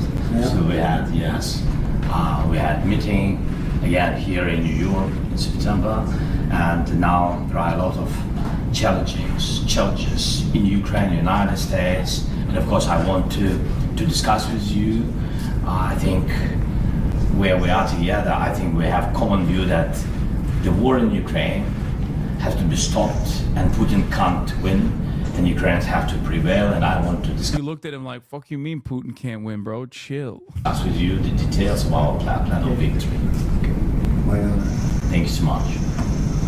Thank you very much, everybody. Thank you. Thank you very much. You have a question for the president? Why did you decide to meet? I think it's me, or to both us. Okay, thank you so much. First of all, it's very important to share all the plans. Am I wrong, or does Trump's position on Ukraine mirrors yours? No hate. Brother, if you think Trump has like a decipherable position on any issue, you are out of your dang mind. This is a guy who literally will, on Monday, say that he doesn't think that there should be an abortion ban, and then on Tuesday be like, just kidding, I actually went back on that decision. Yes, there are times, especially recently, where he's been like, we need to fucking put a peace deal on the table. What the fuck is going on? We got to stop the endless bloodshed, okay? But let's be fucking real. This man does not give a shit about anything, and he does not care about like senseless bloodshed. He has contributed to it as the president of the United States, and he will continue to contribute to it as the next president of the United States if he wins. So, you know, every now and then he might arrive at like a reasonable position, or at least present himself as someone with reasonable opinions on a matter, but that doesn't mean that he's ever actually reasonable. They're leveling parts of Beirut right now, many strikes. Oh, shit. On several aspects with Hezbollah, but Israel has been attacking there. And mainly those who are being killed are They're civilians. fucking blowing up your the number country, of bro. civilians that's been killed They're blowing up over your the country past right now. days is massive, around 750 in just 3 days. Austin just and walked now, in. God knows how many were killed in the attack in Beirut, and the attacks that are already taking place now in Beirut and in Tyre and in other cities. Yeah, Ali, actually, I'm very glad that you brought yes, that he's up. still riding with Kamala Harris, okay? 700 people have been killed in Lebanon in the last little under a week since Israel has sharply escalated its attacks. Wait, what? You've unendorsed her? Country. And oh, he's saying he unendorsed her. He's no longer endorsing Kamala Harris, but as we see but still voting for her. Hit on Dahieh, and Ali, who's still with us on the line, is reporting that there are also hits in the southern part of Lebanon. How many people have been killed in those attacks? We don't know. Certainly in the case of Dahieh, we continue to say it is a densely populated suburb. 700,000 people live there. Some we know from our teams on the ground have been fleeing, and we are seeing massive fires burning now. After multiple strikes, I have counted in the last hour possibly a dozen strikes. Who knows what the human cost of that is? Ali, has in the last 2 hours or so, since this has ramped up even further, has Hezbollah said anything? Has there been a statement, any communication from them at all? Well, there was a statement from Hezbollah that we just saw maybe 30 minutes ago that stated clearly, let me just read from this statement, that they deny the false claims made by Israel about presence of weapons hidden in the civilian buildings struck by Israel in Beirut's southern suburb tonight. So this is the first statement in this regard by Hezbollah, aside from the statements that the Hezbollah media warfare is issuing whenever they are attacking or they're launching attacks with rockets towards Israel. Of course, today we know from Hezbollah that they launched 8 attacks, including one on what they call the settlement of Tyre, on Kermail, on the city of Safad, and also significantly on a military base on the border with artillery, which was like a signal from Hezbollah that they are still present on the border. Of course, that has a lot of significance here, given the fact that this war is not just only about airstrikes. It's also about what's being anticipated of a possible Israeli ground operation that many are speculating about. How is it going to be, and how wide would it be, and would Israel really be able to get into the Lebanese territories, and from where? Whether it's going to be from South Lebanon, or it might be through the Syrian territories and then get into the Bekaa and try to split or divide the map in a way just similar to what happened in Gaza when they divided the sector. So these are big questions now, and people are just waiting to see what Hezbollah is going to say, because Hezbollah is the party right now that is fighting from Lebanon. So we are just listening, hearing from Did Israel give evacuation notices? Yes. Still, the big things aren't being said. Not that it fucking matters, bro. What do you mean? Over the past years, we know that the Secretary General of Hezbollah, Said Hassan Nasrallah, is the man who... This is what it looks like on the ground. Those people... Martyr Square, Hamra. And actually even the people of Lebanon who are following this war. Like, this is precisely, this is the Gazification of Beirut. This is the Gazification of Lebanon, okay? They are turning the entirety of this sovereign state into Gaza, making people move from location to location. First, they made people in southern Lebanon. Israeli airstrikes near where you are, not far from First, they made people in southern Lebanon move to Beirut. Then they started bombing Beirut. University and a former Pentagon director of Arabian Peninsula Affairs. David, you're joining us now from Washington, D.C. What's your main takeaway from the last few hours and everything that we're seeing? Well, it's the determination of Israel to destroy Hezbollah's ability to conduct fires into Israel. So when, we lose sight of this. It's crazy that they're saying that, because like Hezbollah has fired counter missiles into Israel since this started. Basically said they were going to make northern Israel uninhabitable. I don't think any Israeli leader can do that. What's really profound about this is how compromised Hezbollah's internal security was. So you saw a number of attacks which were preceded by an amazing commando raid into Syria that destroyed the Iranian Hezbollah missile fabrication and storage facility, followed up by this blow after blow after blow. So it remains to be seen. Hezbollah has the ability to reconstitute itself if the Lebanese state, which, the Lebanese army is not involved in these factions here, if it does not choose to try to reestablish sovereignty over all of Lebanon.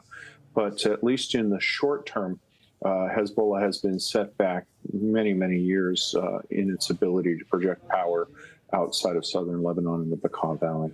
Yeah, I was going to ask you about that, whether it is possible to assess at this very early stage still the damage that has been done to Hezbollah. There is no doubt that yes, of course, this is damaging to them, but at the same time, they've spent 2 decades, according to most analysts, and I think you won't disagree with me on this, they've spent the best part of 2 decades arming, preparing for a moment like this. So one assumes that Hezbollah, as one of the most powerful armed groups in the world, is ready and able to sustain something like this. Well, yeah, but the level of the compromise really is breathtaking. I mean, almost all of the senior leadership has been killed. When I look at this, given Hezbollah's internal security practices, normally folks would interrogate each other, but clearly they were compromised at a level that was above interrogation by Hezbollah counterintelligence.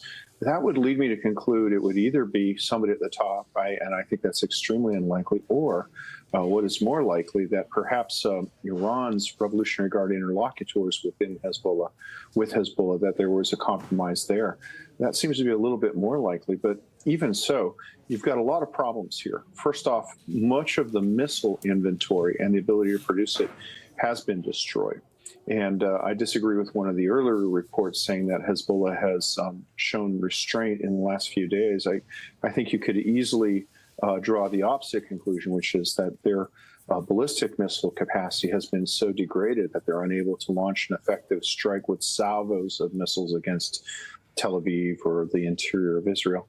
And then the other problem is when they recruit, they're going to see people who have a level of mistrust in their own organization, and that will have a profound morale effect upon recruits, potential recruits, and members of the organization. So even if it reconstitutes itself, it will be much more poorly armed, much less coordinated, and its morale and fighting spirit will be significantly degraded, probably for a generation. So what you're telling us, you're right, by the way, that multiple guests have told me for the moment Hezbollah has not carried out the level of attacks on Israel that it could have done, right? It hasn't, except in one instance of one big missile that was aimed at Tel Aviv and that was safely destroyed by Israel.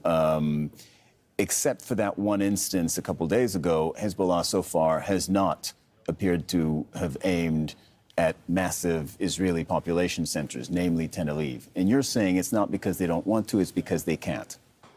Well, it's an equally valid conclusion, and given the scale of destruction. And, we forget this did not start with the pagers. It started with the destruction of the missile fabrication and storage facility in Syria. It's an equally valid conclusion that they no longer lack the ability to do this. If they had fired, say, 20 missiles at the same target, they probably would have overwhelmed any missile defense system.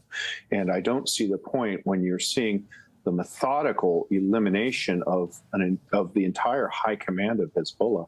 I don't see the point in just firing one missile, as a statement that it seems. The latest strike was closed. I don't know if I'll survive this. If God will claim my life, then so be it. But we'll move further to another location. I need to shut my phone down. But all I ask you to do is keep us in your prayers. And I thank you, Hassan, for all your amazing streams. I always like to watch you. Lack of ability. Bro, you're going to be all right, okay? Be safe, chatter. David, we're seeing the largest, at least from our vantage point. It's very impressive what we're seeing on our screen. It is remarkable. And to be completely honest, makes me somewhat uncomfortable to be watching this live. We are seeing fire raining down on parts of Dahiyeh, the southern suburb of the Lebanese capital, Beirut. Again, we have said many times here, I beg your pardon, we have said many times since the beginning of this program that there are hundreds of thousands of people who live here. Yes, Israel says that it is aiming for missiles. It is aiming for, they said earlier, a command and control center. We don't know because we don't have the evidence. They don't tend to offer the evidence for, why they say they aim for a certain place. But the reality is that there are many people, many ordinary Lebanese people who live in the suburb of the capital. As I listen to you, you mentioned the provenance of Hezbollah's weapons, many of which come from Iran. On the flip side, many of Israel's weapons come from the U.S. So I'm wondering, as I see these hits on Beirut, the U.S. has come in for an enormous amount of criticism for continuing to supply Israel with weapons that have been used to kill Palestinians. As I watch these live pictures, I wonder, isn't the U.S. again going to come in for criticism if Lebanese people die under American-made bombs? And that's... This dude has literally no clue at all about the psyche of the Shias. If he's saying he'd be dissuaded from joining Hezbollah in the future, no. I don't... That is kind of funny for like a DC strategic studies guy to say this, like a DC think tank guy to say this from the National Defense University, because the entire history of the United States military occupation has always resulted in more people joining the fight. Said it's the burden of being a superpower. The superpower, the superpower could act in a different way, right? Because the superpower is saying they want a ceasefire, is saying they don't want a military escalation, is saying they want a ceasefire. They have presented a plan which their ally Israel has completely snubbed, apparently hasn't even bothered to answer to. The U.S. could actually pull its weapons, but what it has done instead is in the last 24 hours commit itself to another package of military aid worth $8.5 billion to Israel. Yeah, good question. So, and I'm glad you raised it. And again, I've been discussing this on this network over a period of years with regard to other countries, most notably the GCC states that were engaged in Yemen. So when a security partner goes against the current American policy, there is the possibility of doing that. But there seems to be a misconception. I don't think you share it, and I don't think your analysts do, but there's a popular misconception that somewhere in Washington there's a switch, and if that switch is flicked, the airplanes fall from the sky. The fact of the matter remains, Israel has a robust domestic arms industry, and there are stockpiles that have been built up over the years. Sure. So if the United States adopts the ultimate in coercion just stops all things, it would take years to have an effect on Israeli operations. And what is if the U.S. 6 months ago had said we're going to either stop delivering bombs, ammunition, or at least slow it down, don't you think by now we would have seen an effect? I understand what you're saying, that there's a latency between the moment the U.S. decides to, would decide in this hypothetical scenario to send fewer weapons, and the moment Israel was shut down and collapsed in its entirety if America withdrew its support from Israel tomorrow. And everyone in Israel knows this. And that's precisely the reason why there's a multi-billion-dollar propaganda operation forward-facing, just focusing specifically on the Western world to delicately tailor every Israeli action to Western sensibilities to justify it. It's fucking bullshit. Anyone who tells you that Israel would be able to operate this way without American support is a fucking abject liar. They know the truth. The Israeli society might not know the truth because some of them are fucking bloodthirsty. But ultimately, everyone in the military-industrial complex is definitely aware of this reality, okay? If it was so negligible, we would have stopped our weapons transfers already, by the way, but we haven't. So there are some paradoxes here, but I think we are in agreement that the ability to affect something in the short order, and this campaign has lasted less than a week, is not quite, people have an exaggerated view of what the United States can do. And it's also important to note that, the United States is not or Israel rather, is not fighting the Lebanese army or the Lebanese forces. They at least claim to be, and their intent seems to be focused on Hezbollah, which the United States has no great love and affection for. So the argument seems to be over proportionality and the conduct of Israeli operations, not the rightness or wrongness of operations. So there are a couple of issues here that the argument is about who winds up situation. dead. I think the argument is going to be going forward about who winds up dead. We were just saying before you came on about 700 people have been killed in the last 6 days or so of Israeli strikes, and inevitably. Already 4 days ago, we were saying 50 children have been killed. So you understand where the argument goes.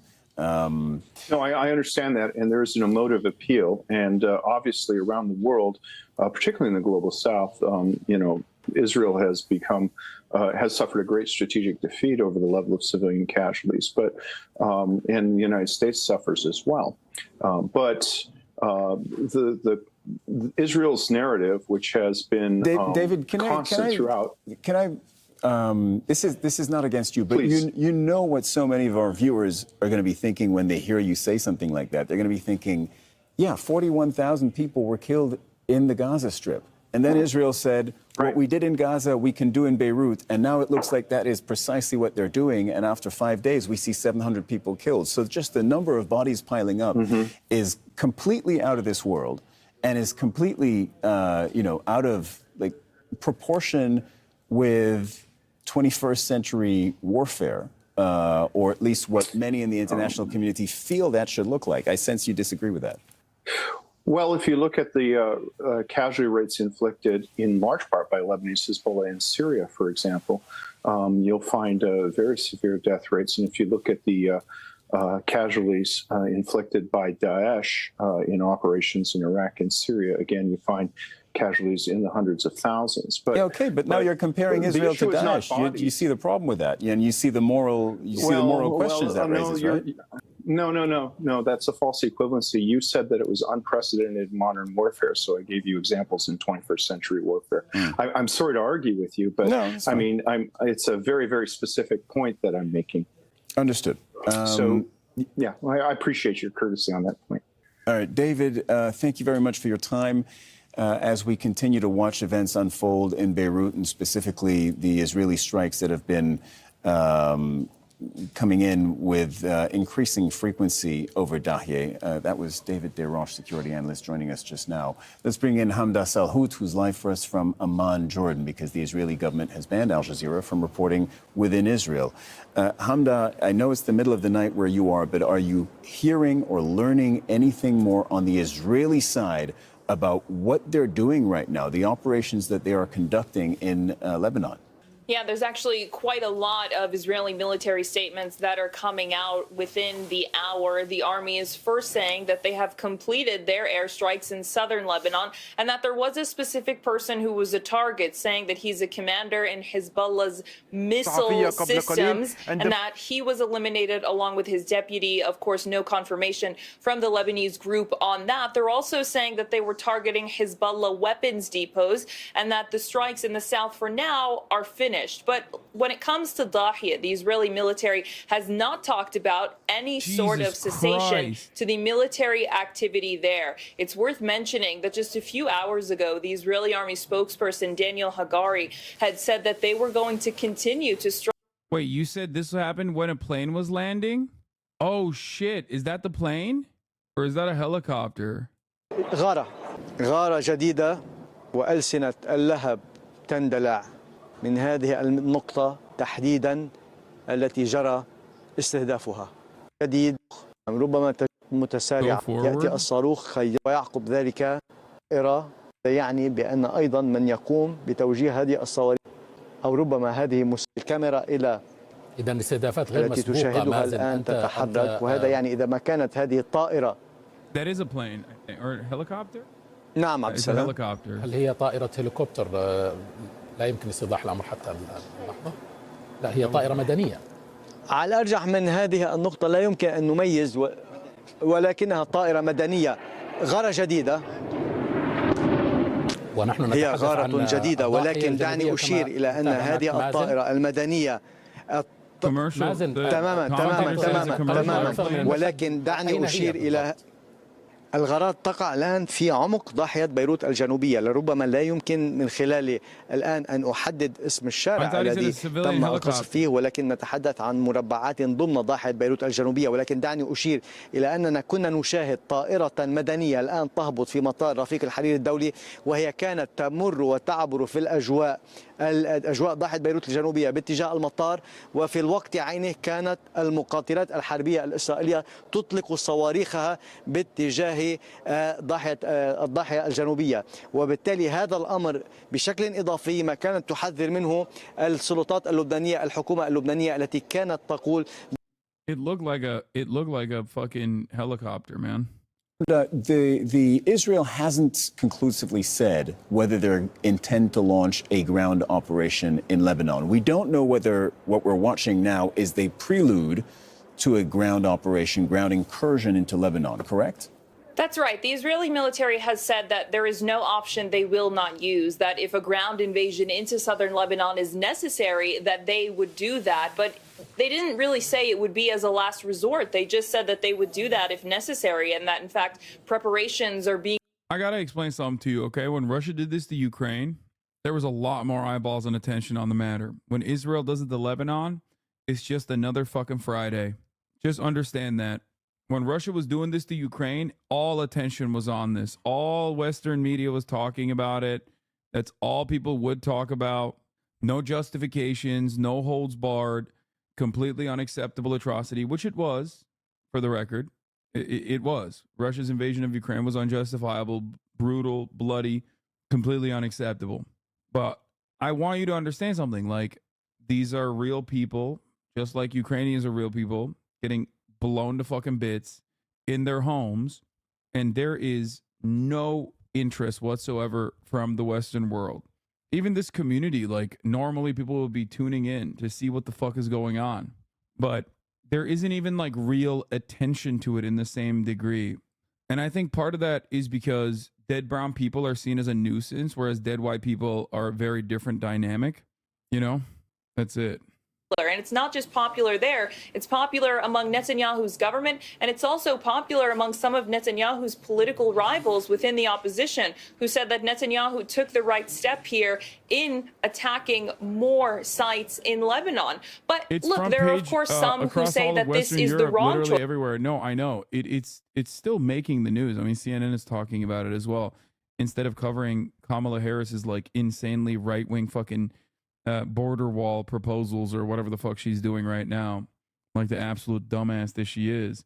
But there is no world, like CNN is covering it, MSNBC isn't covering it, Fox isn't covering it. Like, there is no world in which this would occur. If Like when Russia invaded Ukraine, this is all anyone could think about, all anyone could talk about. When Israel is invading and blowing up Lebanon, it's just another day. It's just another day. Like, think about it with October 7. October 7, front page headlines everywhere. Every outlet stopped and changed their coverage to breaking news, updates from Israel. Meanwhile, it's either omission or a complete collaboration with the state of Israel. The dynamic is definitely different. See? They've already switched away to the hurricane death toll in Georgia. Now, this is a devastating atrocity, don't get me wrong, and this deserves coverage. But in this circumstance, I promise you, if, like, the reason why I'm mentioning this is because the human toll is not calculated in the same way when it is the victims are victims of, you know, a Western imperialist endeavor. If you even for a moment think that they'd be talking about Harris speaking at the border soon at CNN on October 7, you'd be wrong. It's crazy to think, but this is some of the ways in which I think Israel gets away with behaving this way. Like, this is the fucking... On Israel to take the diplomatic path. This is the Middle Eastern Institute guy. About ceasefire initiative right now. So we are barreling towards escalation, towards a major war. And the big question is whether it will have regional dimensions, including Iran, or not. What do you mean exactly by that? Meaning how Iran will respond to this? Yes, I mean, everybody knows that Hezbollah is Iran's most powerful ally beyond its borders. It's a product of some... Bro is yapping about American network showing American natural disaster emergency over something 5,000 miles away. First of all, Israel's actions are also an American natural disaster that we are causing, okay, in Lebanon. That's number one. The point I'm making is that the media attention to atrocities committed by our adversaries is far different than the media's attention to atrocities committed by our allies. That was simply the point. If it's that frustrating to you, I don't know, you know, maybe reconsider your stance on the matter. Reconsider why you're upset about it, why you immediately choose to fucking misunderstand the point I'm making. I'm not even saying that, like, of course these things are not important. Of course they're important to cover. If you think personally that if, like, fucking Paris was being firebombed in a similar degree, American media would be covering anything but that and that alone, you're delusional. They unfollowed, you won't get a response. I know. It's just like, it's so silly. Bro, do you think Middle Eastern people are sitting there waiting for Western sympathy? I've been saying this in your chat, but we know they don't care and don't understand. Even your chatters don't fucking understand the long history and lived experience of that region. The moment you understand they don't care about you, you'll have a clearer mind. I mean, I know that already, but I'm talking to Americans right now. Americans who do understand. And I'm explaining to them why the rest of society does not understand or care. Like, more people in America that are paying attention to what the fuck's going on in Lebanon give a shit about whether Hassan Nasrallah was assassinated or not than the human toll that this has taken on and the toll that this has on Lebanese society. Like, even those who do care are usually just like think tank adjacent, like wannabe fucking think tank Andes. Hezbollah. First the pagers, then the walkie-talkies, and then essentially decimating Hezbollah's military leadership through targeted killing time and again. The irony, of course, is that the lack of hardening of our infrastructure that causes so much death and destruction here is because, you know, we only have money for one thing, which is the offensive capabilities of Israel. That's it. So the irony is a lot of Americans literally don't even understand why they are bouldering towards their own domestic demise. Why the fuck do you think we don't have an adequate defense against natural disasters that keep increasingly worsening year over year? Why not? We are the wealthiest nation on earth. How the fuck are people in mainland America, okay, we're not even talking about Puerto Rico at this point, mainland United States, consistently getting flooded over and over again? Obviously, there are things outside of our control, or at least like things that are somewhat in our control that we can mitigate that we're not doing in terms of like avoiding further damage by accelerating climate change. But beyond that, we could be spending money to harden our infrastructure, right? We could be doing that, but we're not doing that because nobody wants to even admit that fucking climate change is real and it's disastrous. And there's simply not enough money to go around for hardening our infrastructure. We can't do that. We're too busy finding new ways of lasering brown children. Oh, anyway, yeah. The attitude is fuck Florida. We need to send $50 billion to Israel so their economy doesn't collapse. Yeah. As Moody's downgrades them once again. Unacceptable. Unacceptable act of anti-Semitism from Moody's, by the way. Someone needs to put an end to this. Trump Town Hall in Michigan is live. We'll do that again. This time he doesn't have Sarah Huckabee. Seems like it's is this the same arena that he's in? Automotive parts out of ductile iron for brake components, axle he's components. He's going to be like, what's your answer to the automotive industry's problems? Nuclear war. Jobs to China, India, Mexico, and it's become more difficult to compete. Manufacturers like us, we are some of the largest users of energy, and under Harris and Biden, the energy costs have tripled. So my question is, what will you do to get energy back down so us U.S. manufacturers can compete and bring it back to the jobs here? Yeah, so it's a great question. A lot of people have the same question because it's affecting their companies. I just left one. A man from the Netherlands, we made a speech, a wonderful guy, and he said the problem was he opened up because of me. He opened in 2017, and he had 3 great years, and now with them, he's not doing well. What we're doing is, I said about the energy as to what we do and how we do it. But China's coming in, and you said Mexico. Mexico's a big threat now. Mexico's taking a lot of your business, and we're not going to let that happen. We need a smart series of tariffs and taxes. We're going to bomb Mexico. Very simple business. You know, China won't take cars from outside of China. They only take them if you build in China. You have to build your factory. So if I'm making a car and I think I'm going to sell it into China, they have a massive over 100%. Good thing Trump didn't sign like a new version of NAFTA when he was president. Tariff, I'm going to have to build my factory in China. And they encourage it. They help it. We're going to be doing the same thing, but we're going to do it even better. We're going to bring cars back. We're going to bring, like you say, what are you, auto parts and things like that, right? We're going to bring that all back to this country. It's all coming back. If they had to pay tariffs on what they're doing and what they're selling into our country, they wouldn't be putting your business out of business if that's where you're going. It will never happen, and we're going to do it just the opposite. Plus, we're lowering the tax rate. So I took it from 39% to 21%. These are for companies, and that's why we had the great numbers for jobs. But now what I'm doing is I'm going, and nobody thought that was possible, and I got it approved by Congress, believe it or not. Now we're going to 21, from 21 to 15%, but you have to make your product in the USA. So if you want to take advantage of the low tax rate, you have to make your product. So we'll be down. Fuck it, lower it to 0, bitch. Let's go. One of the lowest tax rates in the whole world, so it's more than competitive. Companies will come here. But in addition to that, we're going to keep this really terrible competition. I don't mind the word competition, but it's predatory. And we're going to keep this competition out so that you're able to grow your business and grow it well. And you'll make the product and you'll sell it inside our country. And I know exactly what your situation is. They're celebrating a corporate tax rate going down to 15%. Like, it fucking impacts a single one of these people, dude. Like, yeah, this guy, the Jesus is my savior guy, he's like, well, you know, I happen to be a shareholder of ExxonMobil. This is gonna pay dividends for us. Mike Rogers as Senator Mike Rogers, and we've got Lisa McClain, Congresswoman McClain. Right. Yes. A warrior. Yes, she is a warrior. And the amazing, incredible Congressman John James. Hey, John. 1488. Good.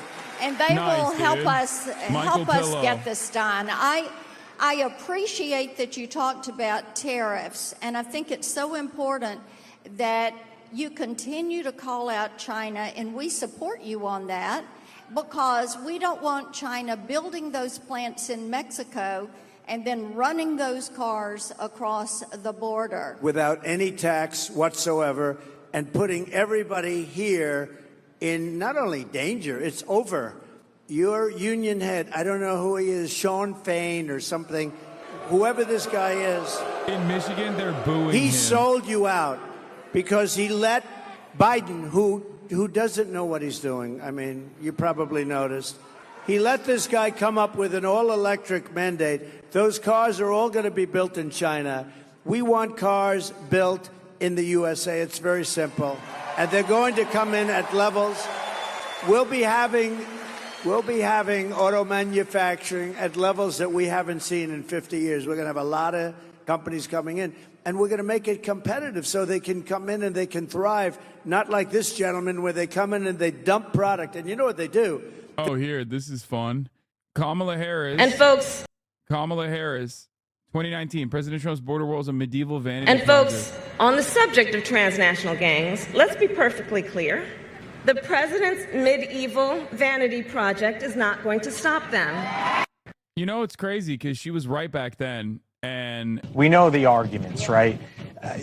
The White House, and look at that, Kamala Harris looking through the border wall there, down on the southern border. I don't know what specific agency she's with there, probably CBP, Customs and Border Protection.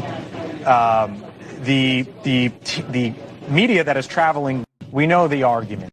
2019, President Trump's border wall is a medieval vanity project. 2024, looks up and awe at that very medieval vanity project. God, this country is so fucking stupid, dude. We are such a dumbass country. I swear to fucking God. Oh my God, dude. Madam Vice President, can you share what the agents at the last stop talked about? Yeah, they've got a tough job, and they need, rightly, support to do their job. They just aren't getting enough support, dude. How is this language in any way, shape, or form different than what Republicans say about cops and Border Patrol? The real issues with Border Patrol is that they're simply not being respected enough. The real issue with the cops is that they're simply not being respected enough. They're not getting enough money, actually. And that's right. We're going to give them more money, and they're going to fucking show these disgusting, barbaric, savage immigrants what's what, you know? And they work long hours. They're very dedicated. And so I'm here to talk with them about what we can continue to do to support them and to also thank them for the hard work they do. What about you feel like stricter action? Yeah, we're going to make them feel good about the hard work that they do. That's the problem. They're just not feeling good right now. They have imposter syndrome. We're going to fix the border by fixing the imposter syndrome. Like we're going to go to war again. I think Rick Grinnell is here. Is Rick Grinnell here? I think so. Did a fantastic job. Yeah. They're fighting. I said, fellas, you guys want to fight? You want to kill people in your countries? That's okay. But if you do, I'm going to charge you 200% tariff to do business with the United States. And that's it. They called me back 2 days later. Sir, we've made peace. After years, we've made peace. So, you know, it really does. It has a great power to it. There's a great power. If you like, what's the calculation here from the minds of the Democrats? Is the calculation that, like, Americans want to do Hitler policies, but they want like a black woman to do it instead of like a white guy? Is that what's going on?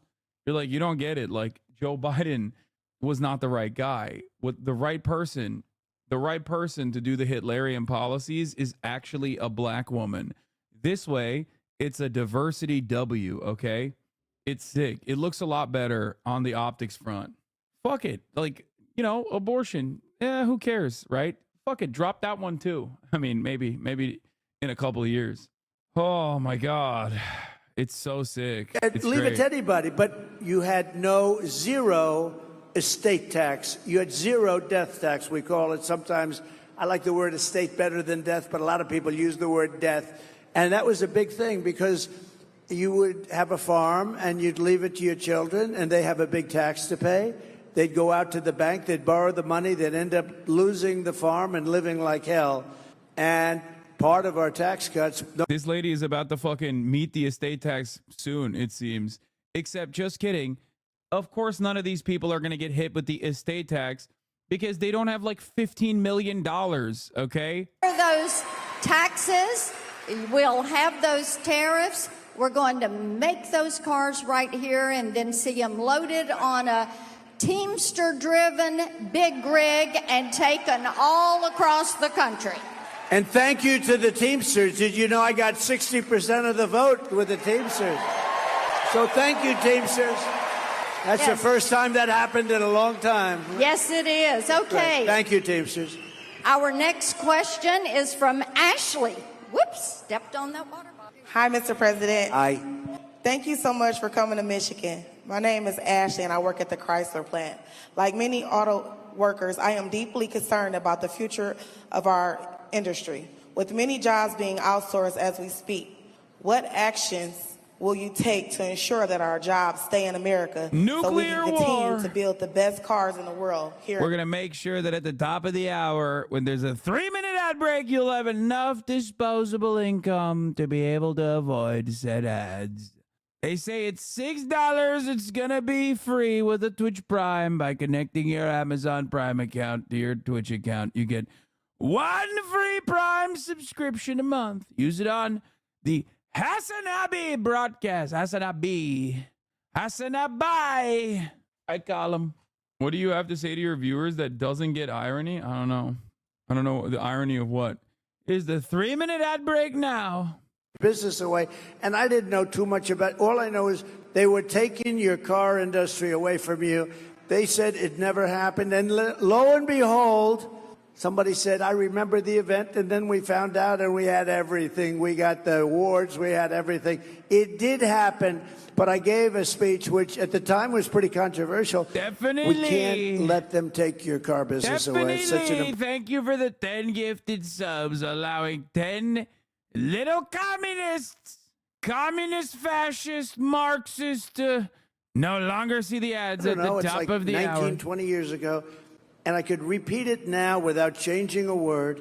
You cannot let foreign countries, and a lot of the times our worst foes are our so-called friends, okay? You know, our friends, the European Union takes tremendous advantage of us. As an example, they give us cars by the millions. Migrant crime We don't and have too many migrant Chevrolets in the middle criminals. 5 gifted of subs. European cities, okay? European Union is brutal. They don't take our farm products for the most part. They don't take a lot. But unlike Kamala, who always complains and doesn't do anything, I keep saying, why don't you do? I saw Marcia the other day. Why didn't she do it 4 years ago almost? And I say that, she's on the border today, trying to justify. What a day for the border. She goes to the border today, and they just announced, just before she got up to speak, that more than 13,000 murderers from jail, solitary confinement people in many cases, were released. But I just say, let's go back. So we can't let them take our businesses, and we're not going to let them take our businesses. And you can control that so easily through good policy. Not her kind of policy, by the way. She changed her policy 15 times. No fracking. Oh, I like fracking. Defund the police. She wants to defund the police. Now, oh, I love the police all of a sudden. By the way, when anybody is into defunding the police even for a day during their career, they can no longer serve as president of the United States, I can tell you. So we're not going to let them take our businesses. And really, a lot of that's determined by our taxation policy. When China has to pay all that money, the people that liked me the best were the steel companies because I saved them. They were dumping, China and others, but mostly China was dumping steel in here at levels that nobody had ever seen before. And it was putting the steel companies out of business. I put a 50 and 100% tax on the dumping of steel, and the steel companies thrived. I saved them, and you have to have the steel companies. So we'll do the same thing, and you don't worry about it. Here's what you have to do. I only ask you to do one thing, and then you can sleep beautifully all night long, go to a job you love, and get a lot of money at the end of the week. You know what the thing is? Vote for Trump. If you vote for Trump, everything's going to be taken. There you go. Everything is going to be taken. Vote for him, all the good things will happen. And Vote for Kamala, all the we bad have things will happen. Todd. It's that simple. We've got another question over here. Todd is over here, right there. Okay, Hi. he's got his microphone. Todd? Welcome, President Trump. First off, I want to say you and your family are in me and my wife's daily prayers. Thank you. May God continue to watch over you. Thank you very much.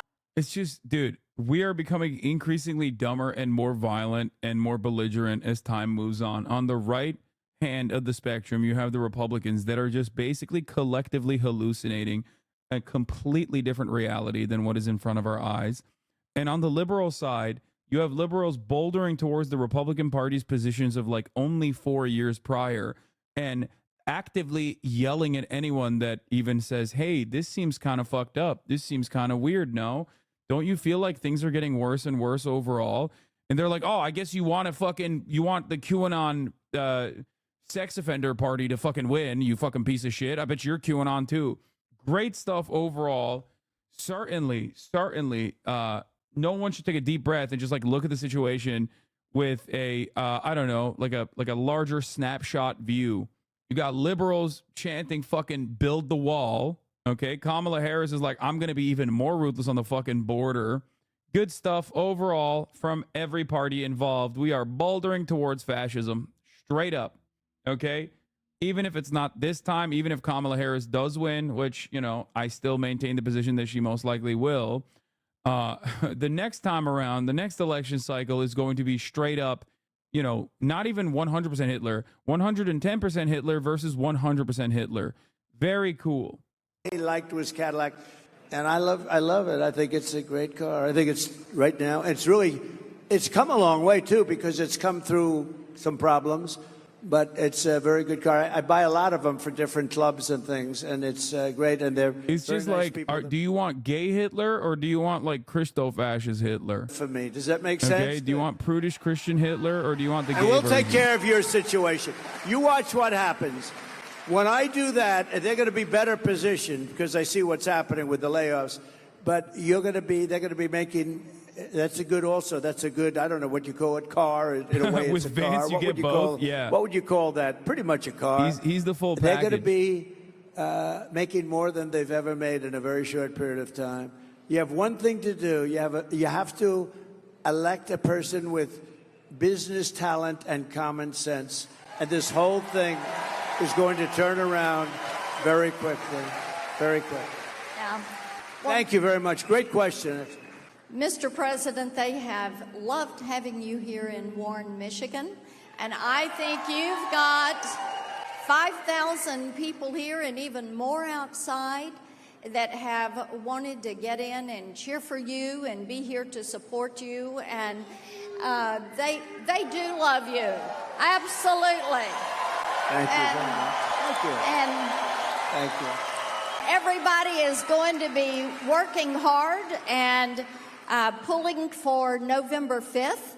And we've got great questions that have come from the audience tonight. Good. And we're just so excited that you took your time to come here to a great all-American city and talk with a whole bunch of auto workers and let them know you are on their side and you're going to make manufacturing great because you believe in them. Oh yeah, this is so funny. Is like she posted this, by the way, while also she's getting a lot of fucking steps in. I see. Goddamn. Okay, that's a lot of active cardio right there. That's a lot of activity on her Apple Watch. This is additionally insane because this photo was posted at 11:48 a.m., which happened to coincide with the Dahiyah strikes that Israel was engaging in.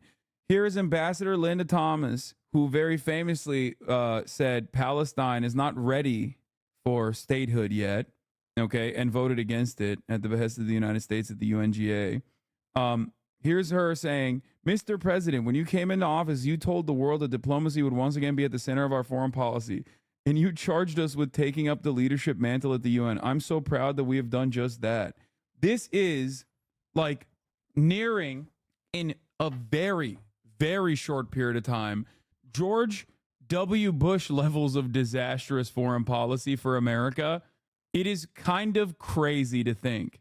Like, we have gone to levels worse than the Trump administration in terms of foreign policy. And that motherfucker assassinated an Iranian top general on Iraqi soil.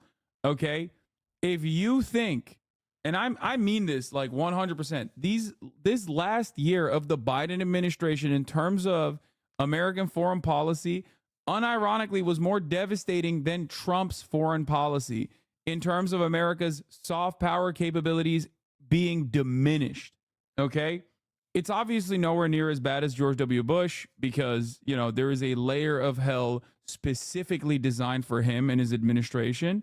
But it is crazy to me that these guys have deluded themselves.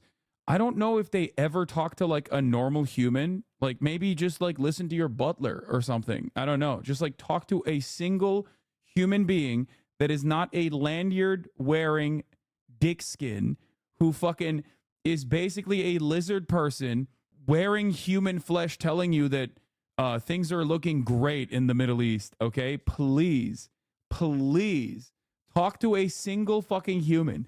You are directly at odds with the overwhelming majority of the American population in terms of the ways in which the American population is viewing like America's involvement in global affairs. But you are absolutely at odds with the rest of the planet as well. Obviously, the global South has always considered America to be a ruthless force of evil on the global stage. But now you're even losing majorities in the Western nations, in the Western hemisphere. You're losing Western Europe in terms of your fucking undying loyalty to Israel. It is crazy to me that they have just dropped any pretense that like America being the world police is actually like a necessary evil. They're just like, nah, we're incompetent, we're ruthless, and we're bad, and we're getting fucking dog walked by our attack dog. We're getting fucking dog walked by our attack dog right now as it is violently lashing out at anyone that it can in its vicinity with American weapons and unlimited billions of dollars of weapons contracts going to Israel. I just wanted for a moment to speak about Teresa. We had some time together backstage, and you know, I think that in moments of crisis, such as the fentanyl crisis, there are people who, through their suffering and their pain, rise with courage in such a selfless way to be a voice for others with the anticipation and the hope and the hard work of hoping that their story will be the reason other people don't have that story. And you sharing your story about Jacob and your advocacy on why we have to stop this scourge is so incredibly important. And again, I applaud Teresa, and I know we all do. And our need to stop this issue is one of the reasons that we are all here together today. I also want to thank the extraordinary elected officials who are here. Senator Mark Kelly came with me. He and his extraordinary wife, Gabby Giffords, traveled with me from Washington, D.C. to be here. And Senator Kelly has been talking with me for quite some time about the importance of this visit. And so I thank you in front of all of our friends for your work. Thank you. Attorney General Chris Mays, who just tore up the floor. She is, you know, one of, I'm going to talk a bit about it in a minute, but some of the work that I have done in my career as Attorney General, and watching her do the work that she has done as Attorney General really does emphasize the importance of having the right leader at the right time, in the right place, and that's who she is. Mayor Hewish, I thank you for the warm welcome. We've spent some time together. You've shared with me the needs of your community, and I thank you for your leadership as well. And to all the elected and community leaders here today, thank you for taking the time out of your busy lives to be here this afternoon. Before I begin, I do want to say a few words about Hurricane Helene. I spoke this morning with our FEMA Administrator, Chris Well, and President Biden and I, of course, will continue to monitor the situation closely. We have mobilized more than 1,500 federal personnel to support those communities that have been impacted. We have food, water, and generators that are ready for deployment. And why does it look like a fake set? Am I crazy? We are working to restore power for millions of people who currently are experiencing outages. And I just want to stress, and for the press that is here, to those who are watching. Sorry, guys. I know we had some money allotted for recovery efforts, but they must go to Israel. Sorry. So I continue to urge everyone to please continue to follow guidance from your local officials until we get past this moment. So thank you all. And now I'll speak about, in particular, the people who are here today and why we are gathered here together today. So Arizona, I think you all know, and this is why you are here, there are consequential issues at stake in this election. And one is the security of our border. The United States is a sovereign nation, and I believe we have a duty to set rules at our border and to enforce them. And I take that responsibility very seriously. We are also a nation of immigrants. The United States has been enriched by generations of people who have come from every corner of the world to contribute to our country and to become part of the American story. And so we must reform our immigration system to ensure that it works in an orderly way, that it is humane, and that it makes our country stronger. So I've just come from visiting the border and the port of entry in Douglas. I spoke with dedicated agents from Border Patrol and customs officers who every day see the overflow of commercial traffic through the port. These men and women who work there and at other places along our southern border help keep our nation secure. And they need more resources to do their jobs, which is why we have and are in the process of investing $500 million to modernize and expand the port of entry here in Douglas. And why last December I helped raise the rate of overtime pay for border agents, and also why I strongly supported the comprehensive border security bill. Written last year, as you know, by a bipartisan group of senators, including one of the most conservative members of the United States Congress. That bill would have hired 1,500 more border agents and officers. It would have paid for 100 inspection machines to detect fentanyl that is killing tens of thousands of Americans every year. It would have allowed us to more quickly and effectively remove those who come here illegally, and it would have increased the number of immigration judges and asylum officers. It was the strongest border security bill we have seen in decades. It was endorsed by the Border Patrol Union, and it should be in effect today, producing results in real time right now for our country. But Donald Trump tanked it. He picked up the phone and called some friends in Congress and said, stop the bill. Because, you see, he prefers to run on a problem instead of fixing a problem. And the American people deserve a president who cares more about border security than playing political games and their personal political future. And so even though Donald Trump tried to sabotage the border security bill, it is my pledge to you that as President of the United States, I will bring it back up and proudly sign it into law. And let me say, the issue of border security is not a new issue to me. I was Attorney General of a border state for 2 terms. I saw the violence and chaos that transnational criminal organizations cause, and the heartbreak and loss from the spread of their illicit drugs. I walked through tunnels that traffickers used to smuggle contraband into the United States. I've seen tunnels with walls as smooth as the walls of your living room, complete with lighting and air conditioning, making very clear that it is about an enterprise that is making a whole lot of money in the trafficking of guns, drugs, and human beings. And my knowledge on how they work comes from the fact that I have prosecuted transnational criminal organizations who traffic in guns, drugs, and human beings.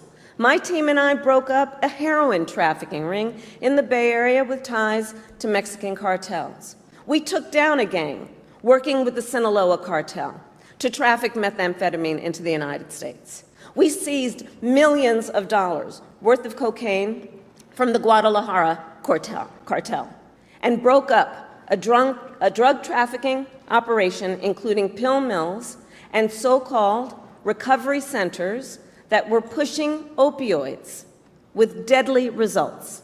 As Attorney General of California, it was 10 years ago that I brought a bipartisan group of American attorneys general and led that group to travel to Mexico City to meet with Mexican attorneys general to address this issue, and in particular, to increase intelligence sharing on gang activity, all of which allowed us to prosecute. Why you never show Democrat presidential candidates? Who the fuck? Is this a fucking meme? What's happening right now? State of California, analyzing transnational criminal organizations and the threats they pose to public safety and to the economy. So stopping transnational criminal organizations and strengthening our border is not new to me, and it is a long-standing priority of mine. I have done that work, and I will continue to treat it as a priority when I am elected President of the United States. And it is my pledge to you, understanding how solutions get formed, that I will reach across the aisle and I will embrace common sense approaches and new technologies to get the job done. Because I know transnational gangs coming across the border, trafficking in guns, drugs, and human beings could care less who somebody voted for in the last election. They could care less. They've got one goal in mind. Bro. And it is therefore critically important that anybody who calls themselves a leader Build the wall. would work the wall. with Y'all rocking other with the wall? leaders I'm rocking with the wall. for common sense solutions, understanding the pain and the suffering that Americans are experiencing if we don't work together to fix these problems. And look, transnational gangs, one of the things I know about them, they are always innovating. So to disrupt them, we must do the same.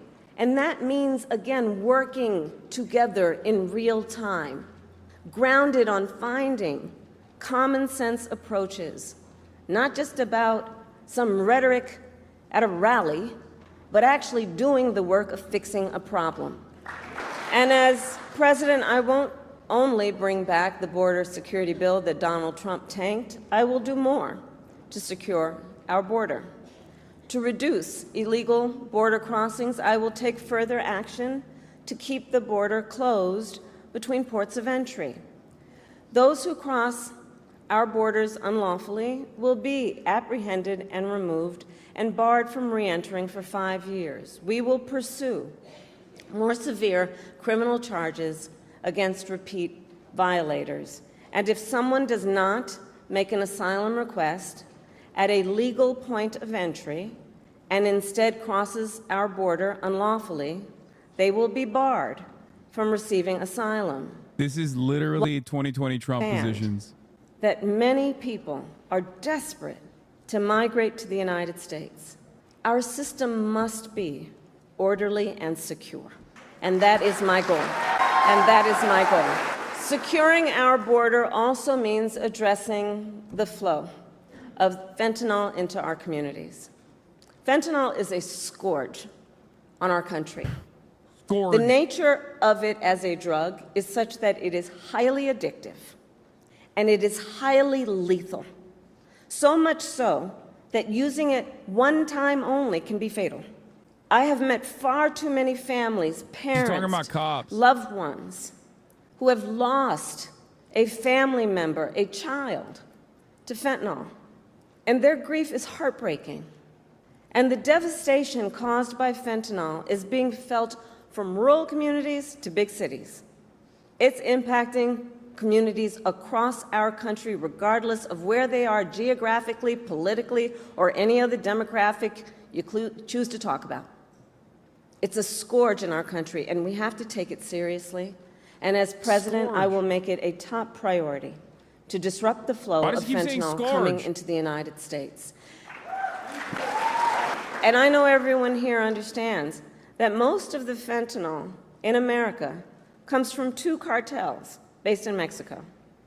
Most often, they are smuggling it through vehicles at legal ports of entry, like the one I visited today. Wait. The fact is, border officers don't have enough resources and are only able to search a fraction of the vehicles that pass through their checkpoints. Citizenship status. This is unacceptable. They need the resources to do their jobs. Say the status of the And citizenship. as we could have done with that border security bill, I will surge support to law enforcement agencies on the front lines, more personnel, Oh my God, more this sounds like a training, pretty and more moderate rule again. technology, Finally, we have one in including America. 100 new inspection systems that can detect fentanyl hidden in vehicles. And we will make sure that our ports of entry, including airports and seaports, have additional state-of-the-art technology to detect fentanyl and the chemical tools used New to Fox make poll it. has Trump up 3 in Arizona. I will This means also she must double go the more right resources to win for them the back. Department Yeah. of Justice to extradite and prosecute transnational criminal organizations and the cartels. Yes. Keeps repeating that over and over again. Hey, say who's bringing the fucking I will drugs in. ensure that Come on, we come on, come on. target the Come on, entire please. Say who's bringing the drugs in. You're so close to the fucking border we must entry thing. materially and sustainably disrupt the flow of illicit fentanyl coming into our country. My approach takes into account also that the precursor chemicals used to make fentanyl are by and large made in China and then shipped to Mexican cartels and trafficked right here into the United States. Our administration demanded that China crack down on the companies that make those chemicals. What happened? And it has started to happen. But they need to do more. And as president, I will hold them to their commitment to significantly reduce the flow of precursor chemicals coming from China. Yeah. And all of this to say, we must tackle this issue from every angle, because our highest charge must be to protect the lives of our people. It must be to understand the pain and to have the courage to know that solutions are at hand if we focus on fixing a problem instead of running on a problem. And on this issue, writ large, we must ensure that our country remains strong and competitive, which includes fixing our broken immigration system. And let me be clear, I reject the false choice. I reject the false choice that suggests we must either choose between securing our border or creating a system of immigration that is safe, orderly, and humane.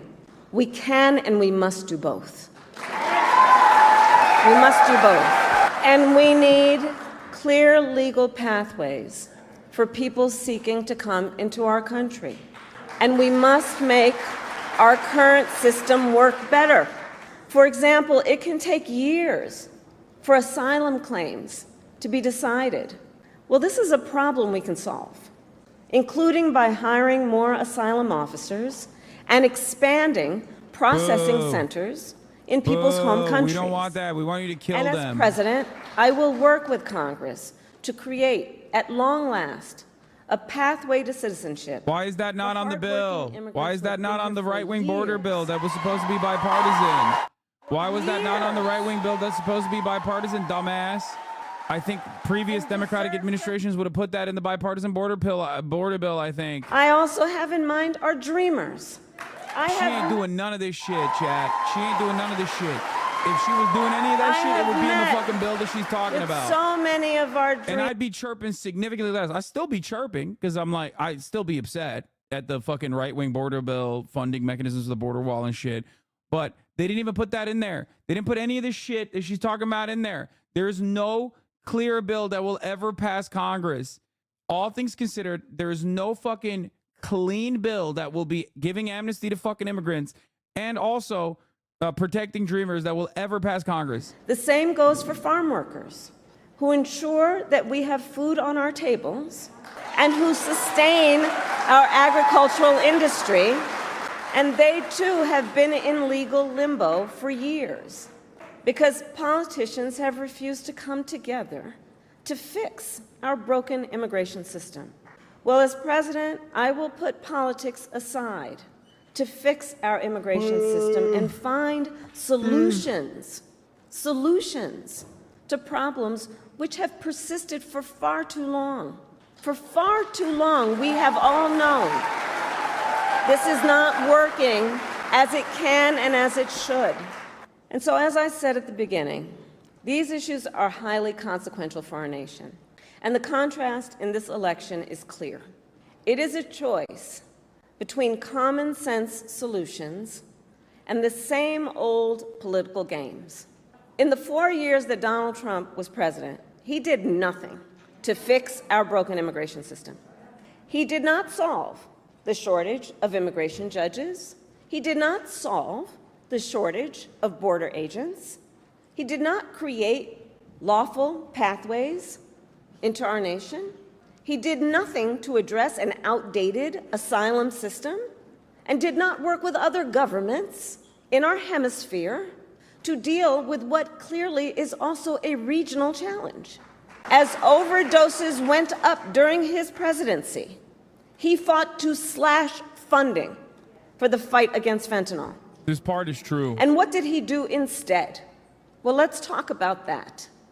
He separated families. He ripped toddlers out of their mothers' arms, put children in cages, and tried to end protections for dreamers. He made the challenges at the border worse. And he is still fanning the flames of fear and division. And let me be clear, that is not the work of a leader.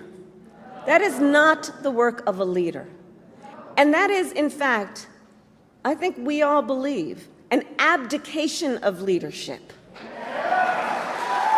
And so on behalf of all across our nation we are going who to want make to see the these problems transnational migrant gangs I say, trans. we cannot accept Let me be clear. Donald We're Trump's going to make them. failure to lead.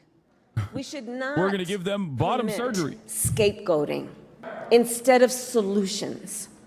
And let's see what's happening. Let's not permit scapegoating instead of solutions, or rhetoric instead of results. As your president, I will protect our nation's sovereignty, secure our border, and work to fix our broken system of immigration. And I will partner with Democrats, Republicans, and independents to do it. Arizona, it is time for us to turn the page on the ugly battles that have characterized our politics. And it is time to move forward together to achieve real solutions that make our country stronger. And I know we can get this done. I know we have the will.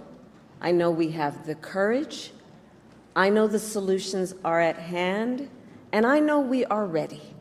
And so with all of that, I say thank you. May God bless you, and may God bless the United States of America.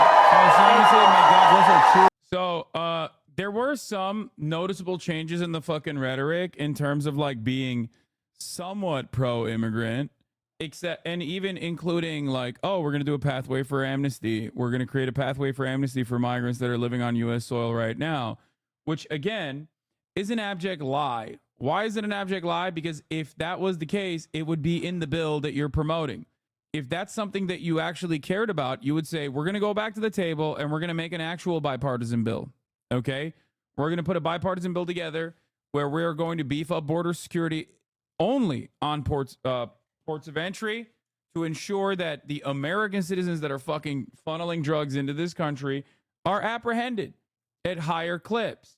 But also, make no mistake, it's not the immigrants that are bringing in the drugs. It's American citizens that are bringing in the drugs. So if you want to stop the drug flow into this country like I do, then you got to fucking make sure that you are beefing up our targeting systems while simultaneously making it so that these cartels aren't making a fucking killing on the other side of the equation by trafficking fucking migrants into the border.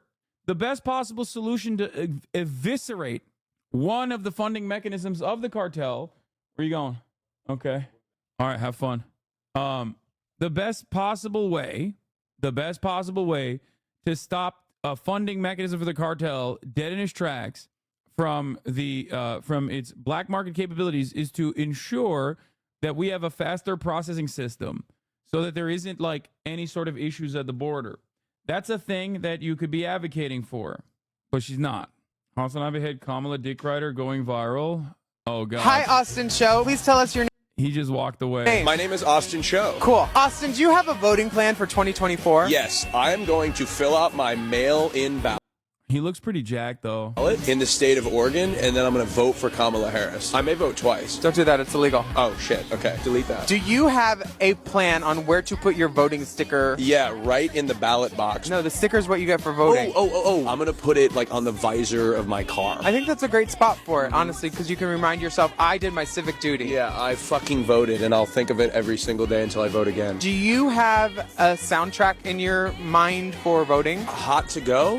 I don't know why. I love that. Yeah, I don't know why. H-O-T-T-O-T-O. Yeah, H-O-T-T-O-G-O. The polls are going to be hot. Yes, they're absolutely going to be hot. Where are you voting from? I'm voting from down the street at the school in Hollywood. Hell yeah. Well, we know our states are going blue. Let's just move to a swing state. I'm not a swinger. You're not? I don't work late, and I'm not a swinger. Okay. Is there any reason that you think queer people might be apprehensive about voting? They shouldn't be. No apprehension. Yeah. Get out and vote, bitch. Do it. Austin Vote, told bitch. you to. Yeah, I told you to. Get to the ballot box, fill out your mail-in ballot, especially if you're in a swing state. Go vote for Kamala Harris. Because fuck the other guy. We're going to Steamworks. Yes. Drag Pack. My name is... This is why I'm an enemy to the LGBTQ community, okay? Let me tell you. This is why I'm a foe, dog. This is it. This is it. Anyway, let's hear from a communist, pro-migrant, Marxist, socialist, okay? Parents were ripped, their kids were ripped from their arms and separated. And now they cannot find over 500 of sets of those parents, and those kids are alone. Nowhere to go. Nowhere to go. It's criminal. It's criminal. Let me ask Kristen, you about I will say this. They went down. We brought reporters, everything. They are so well taken care of. They're in facilities that were so clean. These 500 plus kids came with parents. They separated them at the border to make it a disincentive to come to begin with. Tell Will to buy me They something. real tough. We're really strong. And guess what? They cannot. It's not coyotes didn't bring them over. Their parents were with them. They got separated from their parents. And it makes us a laughing stock and violates every notion of who we are as a nation. I'll be president of the United States, not vice president of the United States. And the fact is, I've made it very clear. Within 100 days, I'm going to send to the United States Congress a pathway to citizenship for over 11 million undocumented people. And who is this guy? Who's this guy? Who's this? Yo, who is this guy, bro? Jose Bideno? Huh? Jose Roberto Bideno? Who the fuck is this guy? And all of those so-called dreamers, those DACA kids, they're going to be immediately certified again to be able to I want to vote for this guy, bro. They talk that good shit, then give you that bad shit. stay in this. You gonna tell me not to fucking write in this beautiful man's name? Okay? Jose Roberto Biden? You think I'm not writing him in? I'm riding with Biden, bro. This country and put on a path to citizenship. The idea that they are being sent home by this guy and they want to do that is they've gone to a country they've never seen before. I can imagine you're 5 years old, your parents are taking you across the Rio Grande River and it's illegal. And you say, oh no, Mom, leave me here. I'm not going to go with you. They've been here. Many of them are model citizens. Over 20,000 of them are first responders out there taking care of people during this crisis. We owe them. We owe them. Damn, bro. Where was this? Where was this? Where's this been, bro? Where's this energy? Where's this energy? That's why when motherfuckers tell me like, oh man, Kamala Harris is going to do so much. Okay. Kamala Harris is going to do. What's up? I did. Why? Are you in the Discord? Austin is mad. Austin is mad at you guys. Stop yelling at him. Here. But people, hold on. Okay, go. People take a video like that was recorded in Chicago during the DNC as if it was recorded like they piped me in live from the streets of Chicago with Willem Belli, right? Like, what the fuck do you expect from an interview like that? A street interview with a drag queen. What the fuck do you expect? You know, I'm an undecided voter. Should have been like, I'm not voting for a genocide. I'm not voting for Holocaust Harris is what you should have said. No, shit. Austin is so mad he's breaking Look, things. I have unendorsed Kamala Harris. Okay. For president of the United States. although I'm voting for her. Okay, that's my stance. I'm riding. Just I'm riding with Biden. Just like what do you call it? Just like Chapel Roan, I stand with Chapel. Okay. I have the same take. All right, that's it. The same take, and yeah, that's it. And hey, look, that's it. That's it. And I will be taking no further questions. People come at me in Discord like they're the fucking Associated Press. Like, seriously. You know, Austin, what do you think about this? I have a really, It's a 60 minutes interview every time I fucking go into the Discord. I have a really easy suggestion. It's called just not looking at Discord. Okay. Think about that. Yeah. Have you thought about that? Your timing was impeccable. Could you have watched that on like Sunday Fun Day or something like that? I mean, they sent it to me and they were like, "What do you think it is?" Look at Austin and doing what we totally expected him to do always. Yeah. Oh, fuck. Austin is now unendorsed Kamala Harris. Make that official. I've unendorsed Kamala Harris for viral. president. They're going to eat your ass on Twitter. They're going to be like, Austin, is he even gay? They're going to do the Chapel Roan thing. I've unendorsed, but I'm still voting for her. But I've unendorsed her for president until she stops, until the United States stops funding the genocide. That's it. Okay. Wow. Brave. I stand with the people of Lebanon and Palestine, just like my grandfather did. The comments loved him, though. Comments. Hi, Austin Show. Please You look brolic in it, at least. tell us your. To fill out my mail. Oh my, bro! Of course Bro, you had you're to wearing show it a today. You're wearing a Bros for Harris. Oh my God. Okay. Oh shit, my car's here. All right, get out of here, dude. Okay. We'll see you guys later That's a on nice the Fear and jacket. Podcast. What the fuck is I got it this? from Artist Alley. Actually, I Nice. stole it from somebody that I know. But All right, get out of here. Peace. Austin is hot to go to the polls, everybody. Austin Maoist arc? Yeah, no, he's not.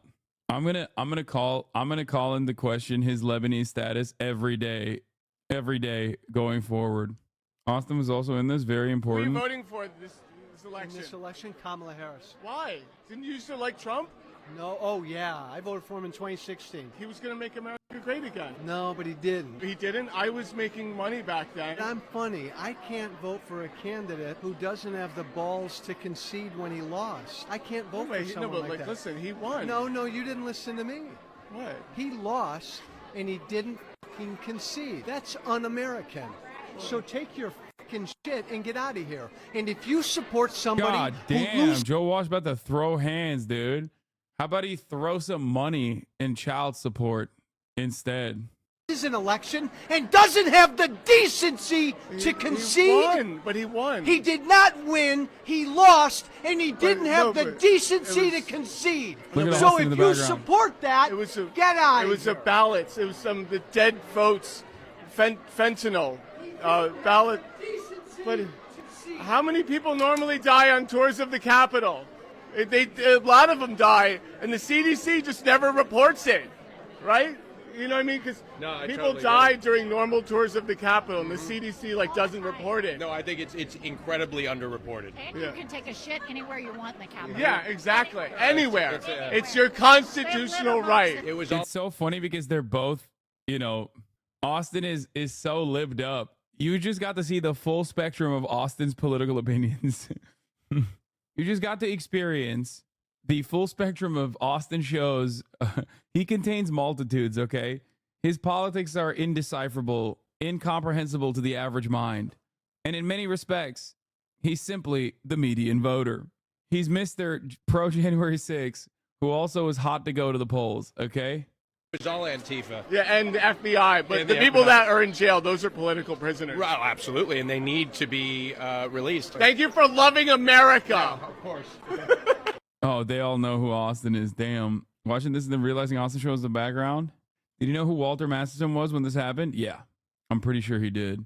He told me, but I don't remember. Do we have an expectation on whether or not the Hezbollah leader is actually dead or not? I missed a lot of today's coverage. We don't know at this moment.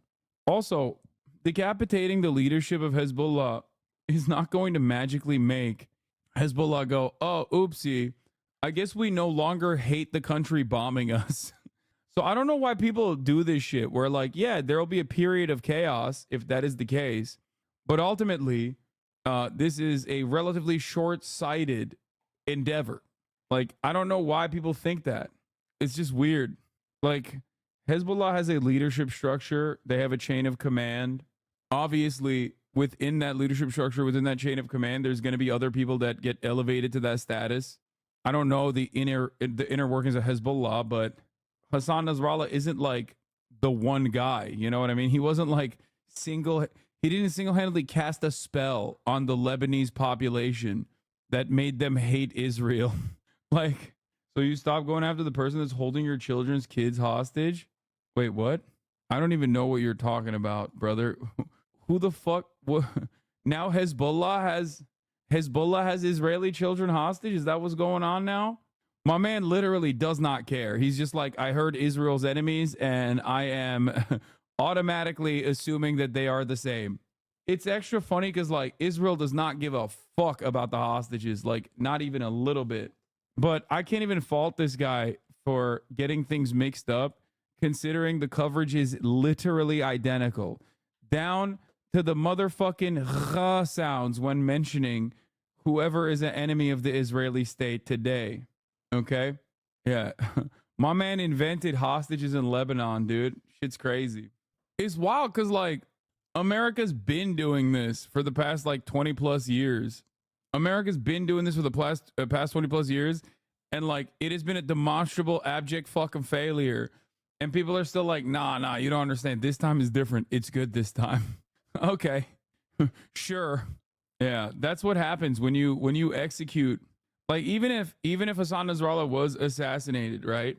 Like, that's, what do you think is going to happen? You think people are just going to be like, hey, I know we have all these weapons and stuff, and we've, like, hardened our defenses against an Israeli invasion, but we should probably just not do anything about it if Israel does, or when Israel does inevitably invade, because the leadership structure changed.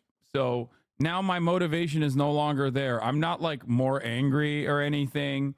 Yeah, they killed my cousin in the Beirut bombing. They killed my mother in the Beirut bombing.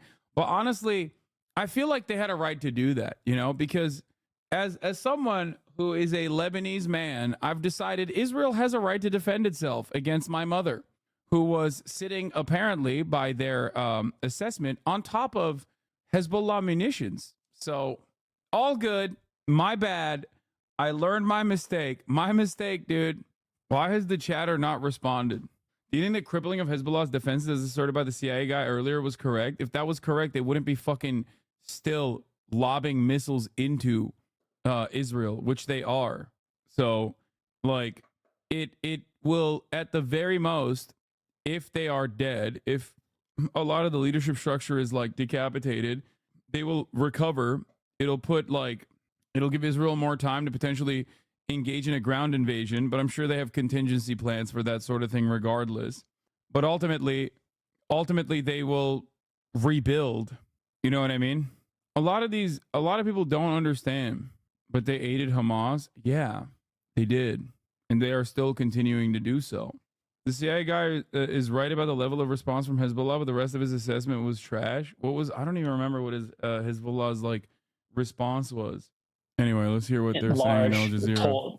Death toll that's probably going to emerge out of today's bombings, but also the displacement of tens of thousands and potentially hundreds of thousands of people over the next day or two. And these are all tactics we saw play out in Gaza over the past 11 months, and they're being imported to Lebanon. Yeah, that's an interesting point you make about the tactics, Mohammed. I mean, does Israel see this perhaps as an opportune moment now to keep up the pressure on Hezbollah? Israel talks about this escalate to de-escalate, and Netanyahu says they won't stop now. But Israel is pretty much taking its moment now, isn't it?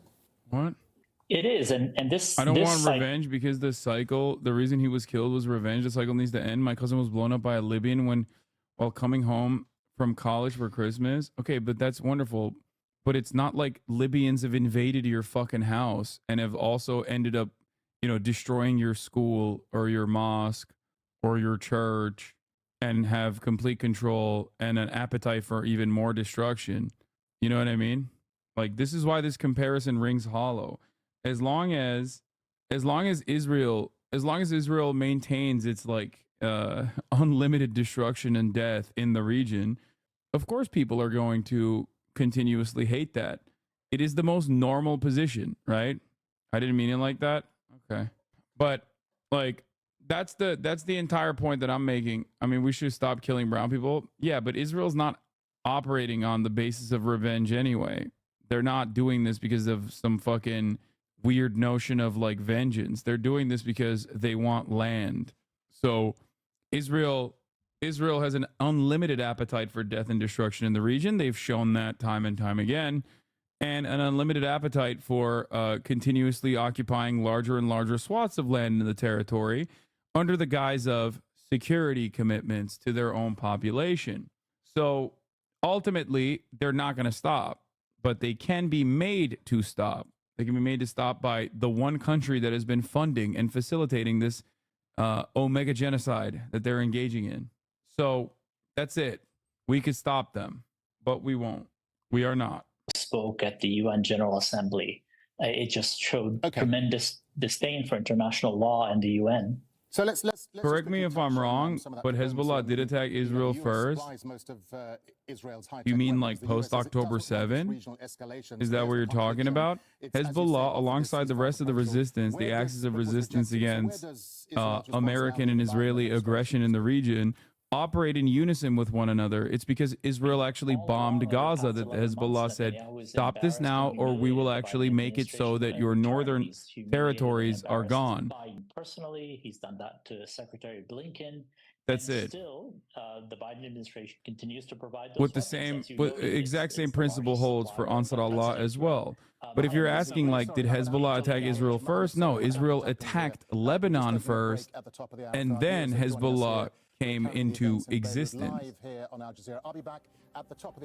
Lebanese invasion is what created a necessity for a resistance movement, you know, a force that would defend Lebanese territory from Israeli incursion, Israeli attacks.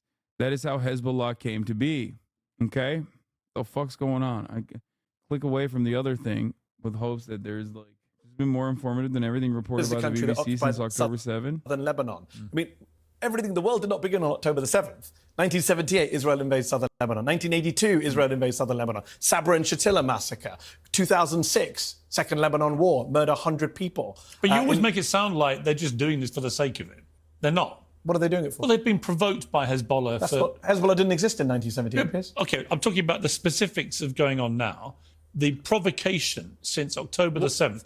Hezbollah's first response to October the 7th was to unleash rockets on Israel. That's not true. On October the 8th. That's not true. That's not true. That is what happened. Where did they fire the first rocket? They fired rockets on the 8th. Where? Well, you tell me. No, you just said they fired at Israel. Where? Well, he's going to say they fired their first rockets on occupied territory that isn't even Israeli territory to begin with, which is correct. They fired in the direction of Israel. Where did they hit? They fired at the Sheba Farms. The answer, tell me. I do. They fired at the Sheba Farms, which, as I said earlier, is an area of Syria. Well, the Lebanese claim it's Lebanon. Syria claims it's Lebanon. Israel says no and is occupying the Sheba Farms. They fired at Israeli military installations in the Sheba Farms. Now, have they got fired in Israel? So since? they were firing at Israel. They were firing Yes. at an area that Israel says is theirs. Oh, okay. Well, you know, now southern Lebanon is going to be an area that Israel says is theirs. And then when they fire rockets in the southern Lebanon, that will give more cause to Israel to go and invade and encroach further and further into Lebanese territory. It almost feels like this is 1948 all over again. It's 1948. It's 1967. It's the Israeli invasion of Lebanon. This is how the justification occurs. This is how there is a permission structure designed around Israel doing this over and over again. How the fuck do they do this every single time? Oh, sorry. Well, we declared this territory to be ours. You're firing rockets at it. Now we're going to fire rockets back at you. Then you're going to be like, okay, fuck you. Now we're going to fire rockets in the northern Israeli territory. All right, tit for tat, baby. 80% of the fucking rockets, meanwhile, are actually from the Israeli side going into Lebanon, mind you. No, Israel doesn't say that. Israel says it's Syria's. Because remember, Piers, Israel is occupying Syria and the West Bank and Gaza and Lebanon, would argue, parts of Lebanon. This is the problem, right? The core of the problem is Israel's territorial expansionism. It's a mess. Attacks, not a mess. It's Israel occupying multiple Arab lands, which leads to quote-unquote resistance or quote-unquote terrorism, whichever word. I don't care what word you want to use right now. But that is the core, right? You had John Mearsheimer on the show this week, made the same point. deal with the occupation, then you deal with the violence. And look, has Hezbollah fired into Israel at civilian targets? Yes, I don't agree with that. But the reality is 82% of the exchange of fire between Lebanon and Israel since October the 7th has been done by Israel. Nailed it. He hit all the talking points. He hit all the fucking points.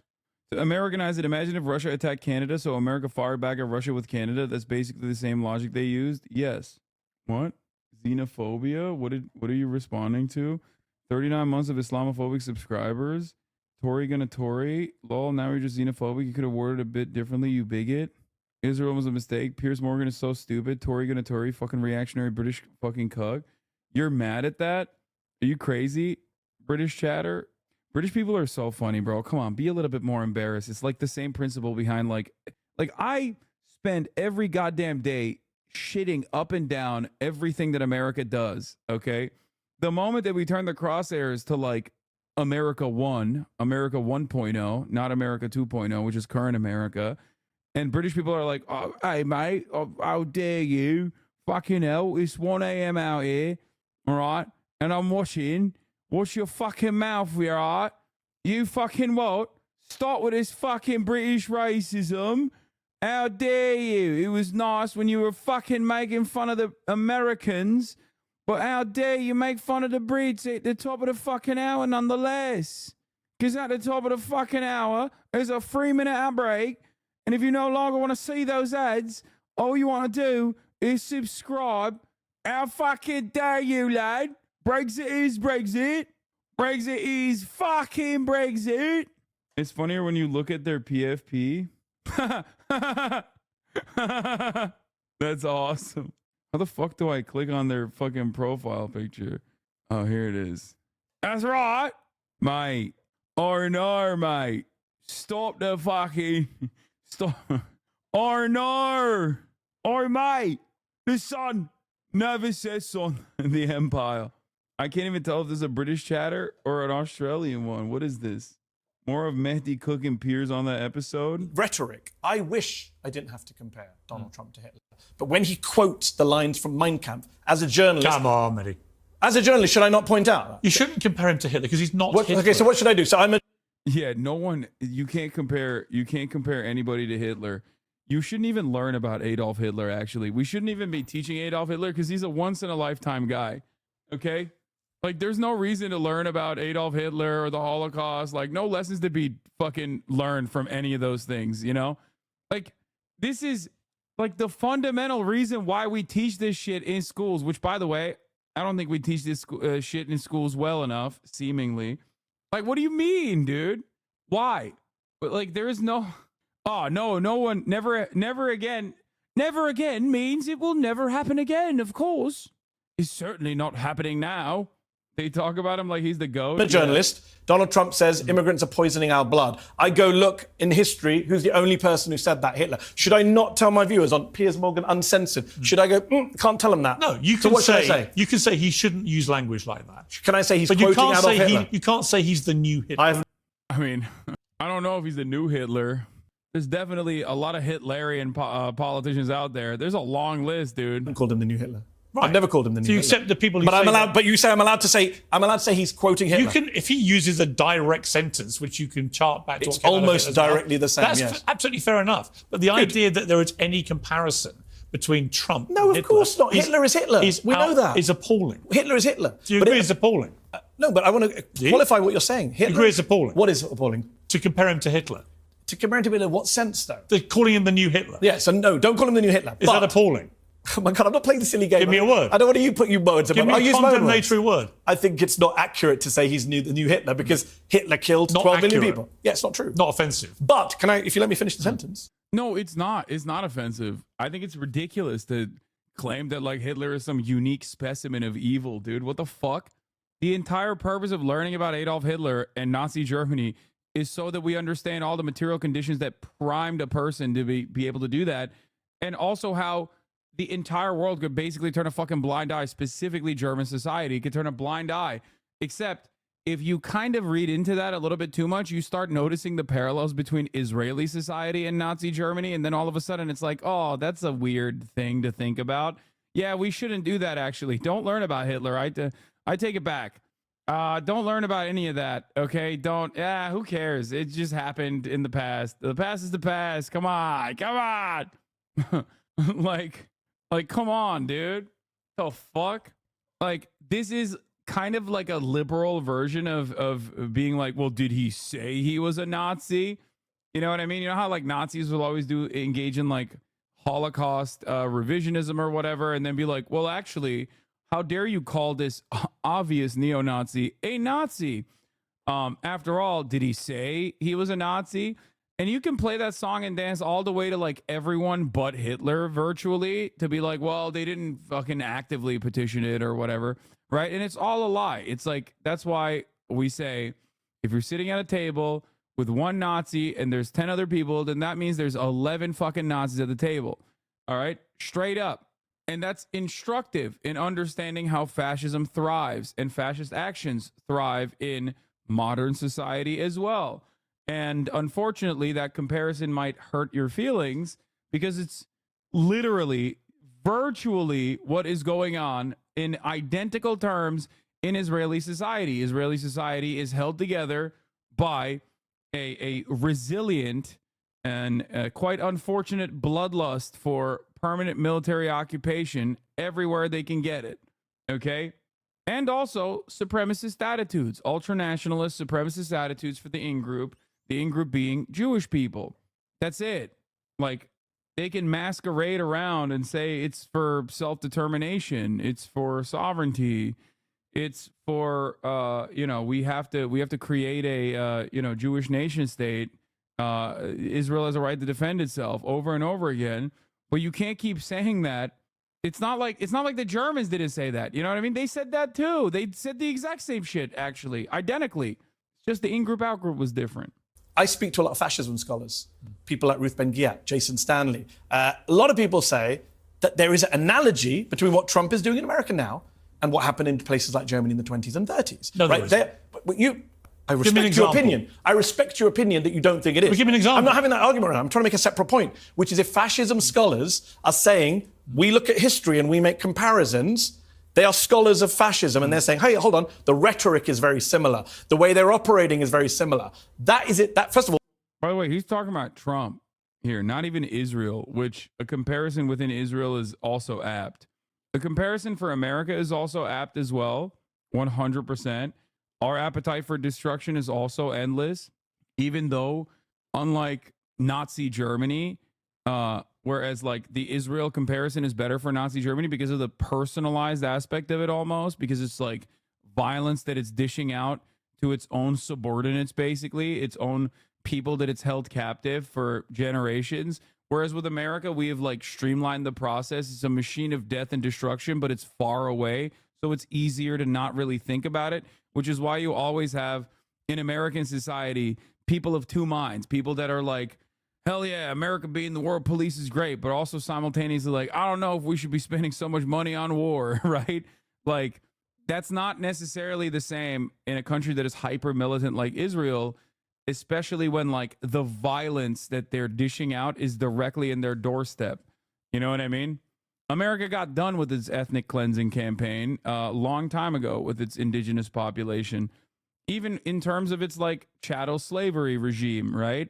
So it's easier for us to whitewash the wrongs of the past while still maintaining certain aspects of that white supremacist attitude, whereas Israel is currently engaging in it. So that necessitates more propaganda, and that creates like a deeply personal connection to dishing out that violence so you can just like, I don't know, hold a fucking rave next to a concentration camp. You know what I mean? That's like not a thing you can do in other circumstances. Like, you can only do that if you're turning a complete blind eye to all this violence. By the way, I don't care. It's still xenophobic, bigoted. Britain has done more to pull some licenses from Israel than America has. And I'm Australian, by the way. Oh my God. Dude, if you think that I'm not sufficiently shitting on America every goddamn day, I don't know if you're hearing the words that are coming out of my mouth at all. Okay? And England can take some of that smoke too. God damn, Australians. Some of you are the coolest people I've ever met in my life. And some of you are such peasant-brained cucks. It is mind-boggling. No wonder you are still under the Commonwealth. Holy fuck, dude. Have fun changing your coins or whatever the fuck's going on. Jesus Christ. It's actually shocking. You can't make fun of my country, not on my watch. Dog, it's even worse. He's defending England as an Australian. Like, did you learn nothing, dude? Why did your fucking ancestors get murked to Turkish machine gun fire in fucking Gallipoli? Huh? Why? Because the penal colony was sent there. Like, what are you talking about, dude? You should have so much more smoke for England than even me, dummy. It's so weird. Mate! It's funny to have this level of, like, allegiance and defending England's awful reputation as an Australian guy. That's really funny. Well, free speech, they should be. You can't hate on France. I'm Algerian, by the way. You said Trump. You used to be the free speech champion. I am. And then you sit there regulating everyone's speech. I'm not Say it's appalling. I'm not regulating. No, I'm asking you. literally just told me. I asked. Call it appalling. That's not regulating what you're saying. You're it's telling asking you, can you bring it in yourself to condemn people who say he's the new Hitler? I don't know who those people are. J.D. Vance called him the new Hitler, and he's his running mate. To take it up with J.D. Vance. Condemn him as well. Call him on your show. But you condemn anyone on the left who uses it too, right? Uses what, though? Who says he's the new Hitler? Specific. Those specific words, the new Yes. Hitler, yes. Okay. Is he speaking? Oh, God. Dude, Matty, don't play this fucking game, dude. It's so annoying. It's such an unproductive game to play with this fucking baboon in a suit. Like Hitler? Yes, he is. Okay. And that should be condemned. Do you condemn him speaking like Hitler? Yes. Does that not outrage you? Of course. He's like your pal. Why don't you tell him to stop it? Of course. Have you ever told him to stop quoting Hitler? Yes, probably. I can't remember the last interview I did was before or after, but if I do again, I will. Yes, of course. Good. And hosting a Holocaust dinner at Mar-a-Lago? Yes, Nick Fuentes, absolutely. Have you told him to stop doing that? I said it on Twitter to him. Don't let white supremacists anywhere near you. Why are you doing that? Nah, that's not condemnation. Don't let white supremacists anywhere near you. Why are you doing that? While also simultaneously quoting Adolf Hitler. Sir, Mr. President, sir, why are you doing that? It quite seems like you like it. It seems to me like you're giving people the wrong impression. Or maybe the right impression. I don't know. That's a question. I think it's condemn it. It's disgusting. It's appalling. It's appalling. Good. There We're you in are. agreement. You're trying to regulate my speech. I love when we agree. Anyway, good stuff. It's unseemly, my good sir. How dare you? Unseemly, I say. Where's Paulum? He's late. He's going to be late today. Trump versus Harris middle ground. Why do y'all want me to fucking watch this, bro? Oh, Hassan Abihed in the building. Okay. Third world is offensive to me, bro. Because you're talking about a... Did Kasia reach out to you about Khalif Williams before the execution? No. Subhuman. No, you're talking it's not about that people it's a who aren't as subhuman. developed as we are, so they're the third world. So if you're stoning women after they've been raped, In the Bible, bro, not no. Damn, dog, he got it. There's a big epidemic of Haitians stoning women after they got raped, or Venezuelans, or whatever the fuck this guy's argument is. That's cool. I did VIP Mason, yeah. From Iran, and it happens now. Another day, another episode of Middle Ground. Hi, my name is John. I am the host of Radical Empathy, and I will be moderating today's episode between Harris supporters and Trump supporters. Our first prompt is... The video is loud, I know. It's like much louder to me. I don't know no matter why. what my candidate does, I will still vote for them. I gotta pee.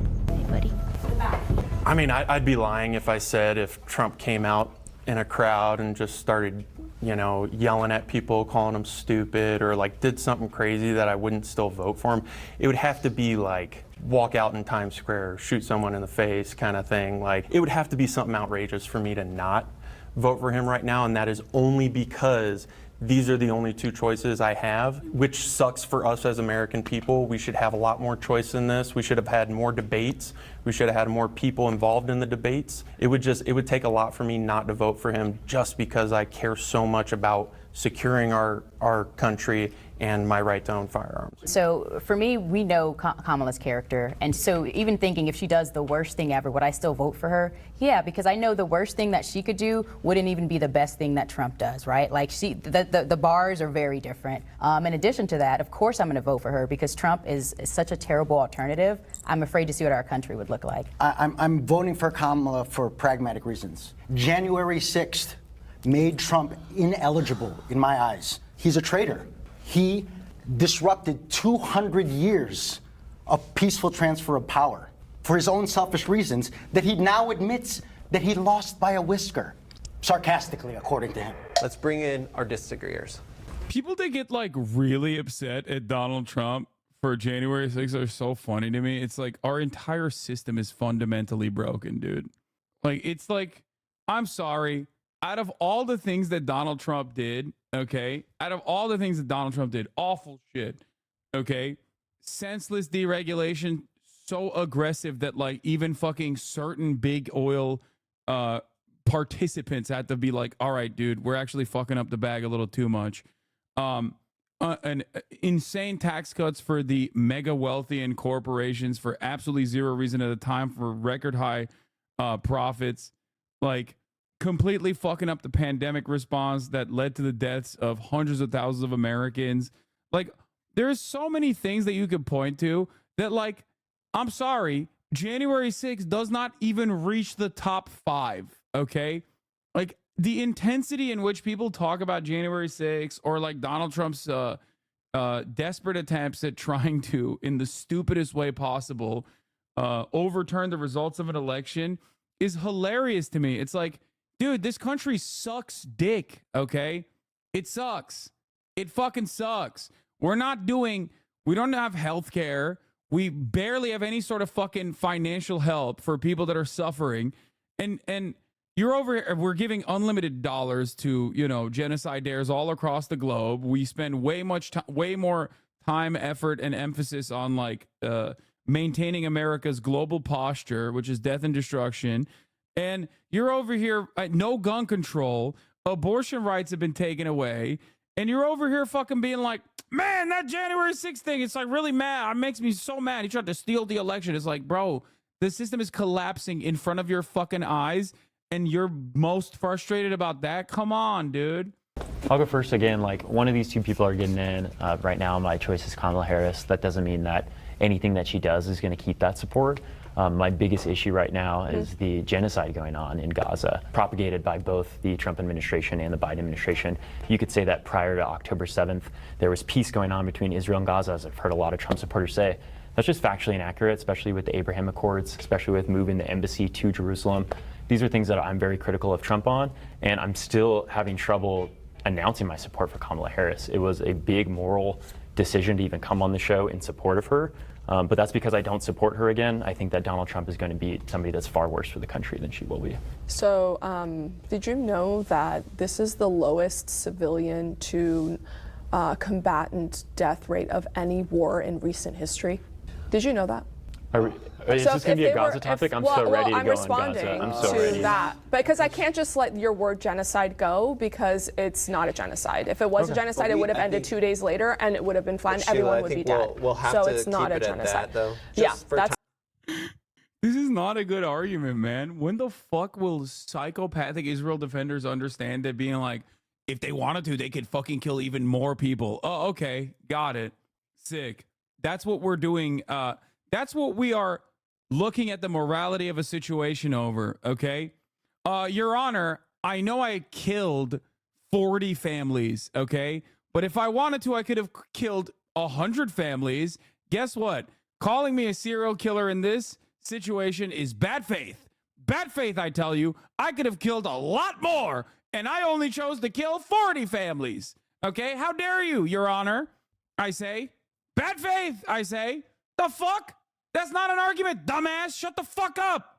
It's also stupid because, like, okay, Hitler genocided 12 million, 11 million total people. I think that's the full number. 6 million Jews. There were 6 million other Jews, so I guess that's not a fucking genocide. Is an insane argument. If you made that argument, I'd be like, you're a Holocaust denier. Okay? The fuck do you mean? And it's not like he did it in one day. Time's sake, but I want to hear, going back to the prompt, you came in because you disagreed. You wouldn't vote for Trump unconditionally. No, of course. I mean, I think as a moral human being that comes from a place of love with strong core values, I can't just give anyone, carte blanche that no matter what you do, you're going to have my love and support. But from, barring anything crazy like the situation that Joe mentioned, it's pretty much 100%. And actually, I am part of Jewish Voices for Trump, and I really appreciate all of the. I'm a part of Jewish Voices for Trump. I was at the seminar that he gave on anti-Semitism where he was like, What the fuck is wrong with you Jews? I gave you everything about Israel. That's all you care about. Everybody knows that Jews have like a bone in their brain that causes them only to care about Israel and nothing else. Why the fuck are only 40% of you voting for me? And I loved it. As a part of the Jewish Voices for Trump, I loved when he said that. He is so right to say that. Things that he's done for the Jewish people and for the state of Israel. What has he done? Okay, for the state of Israel, yes. What has he done for the Jewish people? A Trump supporter went into a synagogue in Pennsylvania and killed 13 Jews. Okay? He was a Trump supporter who had now decided he was outflanking Trump. He was like, still operating on Trumpian attitudes, by the way. He was like, unlimited immigration, Jews are causing this, and honestly, I fucking hate it, and Donald Trump is not doing enough about it, so I'm going to take matters in my own hands. That's what he said. We know that's what he said because he wrote about it on Gab, which is still a website that functions. I don't know how, which is Gab, for those of you who don't remember, is basically what Twitter is now. But it was, you know, back then Twitter was too liberal. So they were like, we need a place to put all the Nazis in one area. OK, he wrote about it. He was like, yeah, Jews are bringing unlimited amounts of immigrants into the country. So I'm going to go kill them. That's what he said. OK, wonderful thing that Donald Trump did for the Jews. Or who could forget when Donald Trump did that other wonderful thing for the Jews when Nazis marched on the fucking streets of Charlottesville and said, Jews will not replace us, and said blood and soil, and fucking swung their swastika flags around. And then Donald Trump turned around and said, there were very fine people on the side of the Nazis too. I mean, calm down. Okay. Hold up now. Was that a good thing that Trump did for the Jews? Like, in terms of things that Donald Trump did domestically for the Jewish demographic, it's not exactly great. Okay. Obviously, if we're talking about working class Jews, same principle. Donald Trump was dog shit for working class Americans across the board, including working class Jews, you know? But if we're talking about like anti-Semitism specifically, his fan base fucking loved that shit. So the idea that Donald Trump did a lot for American Jews without talking about Israel is a really silly thing. And seems to me like American Jews don't really give a shit about Israel all that much. I mean, there are definitely some who do, this person included, but it's far from like the number one priority for American Jews, because guess what? They don't live in fucking Israel. They live in America. Shut the fuck up. Okay? God damn. It's so stupid. As well. So the next prompt is, Harris beat Trump in the debate. Will the agreeers please step forward? He can never openly support Jewish people or Israel. His supporters would crucify him. You're wrong. His most anti-Semitic supporters that aren't Nazis, that resemble the exact same opinions of Nazis, also happen to be evangelical Christians. They love Israel. They don't love Jews. They hate Jews, but they love Israel. There's a theological justification for it. I'm not going to get into it right now, but make no mistake, Donald Trump loves Israel, literally more popular in Israel than Benjamin Netanyahu, and more popular in Israel than he is here in the United States of America. That is a fact.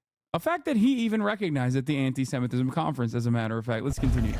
We're all looking at you. I'm happy to see you join us. Hey. Unfortunately, when I watched the debate, you know, a lot of Republicans were saying that Trump was going to completely obliterate Kamala Harris, and I was one of those people. But I'm the kind of person, I got to be factual and honest, and I can't lie to myself. So let's get the Bro's got the Trump hat on, and he's somehow more rational than all the other. He's somehow more rational than all the other Trump supporters. How is that even possible? obvious out of the way. It was a little bit bogus against Trump with 1 versus 3. They only fact-checked Trump. They didn't really fact-check Kamala as much as I think they should have. But when one candidate lies, we don't have to fact-check when we're telling the truth and telling facts. And basically, the only 2 times that they did fact-check was, we don't murder babies after 9 months, and Haitians aren't eating dogs in Ohio. What? I don't think evangelicals hate Jews. That's just not true. Brother. Okay, let me tell you something, okay? If your fucking religious justifications for the maintenance of Israel being given to the chosen sons of God ends up in that story with all of the Jews burning in eternal hellfire, then I don't think you give a fuck about Jews at all, okay? Like, what do you mean? Dude, evangelical Christians that have a religious justification for maintaining Israel as a Jews don't burn in Christianity, yes, they do.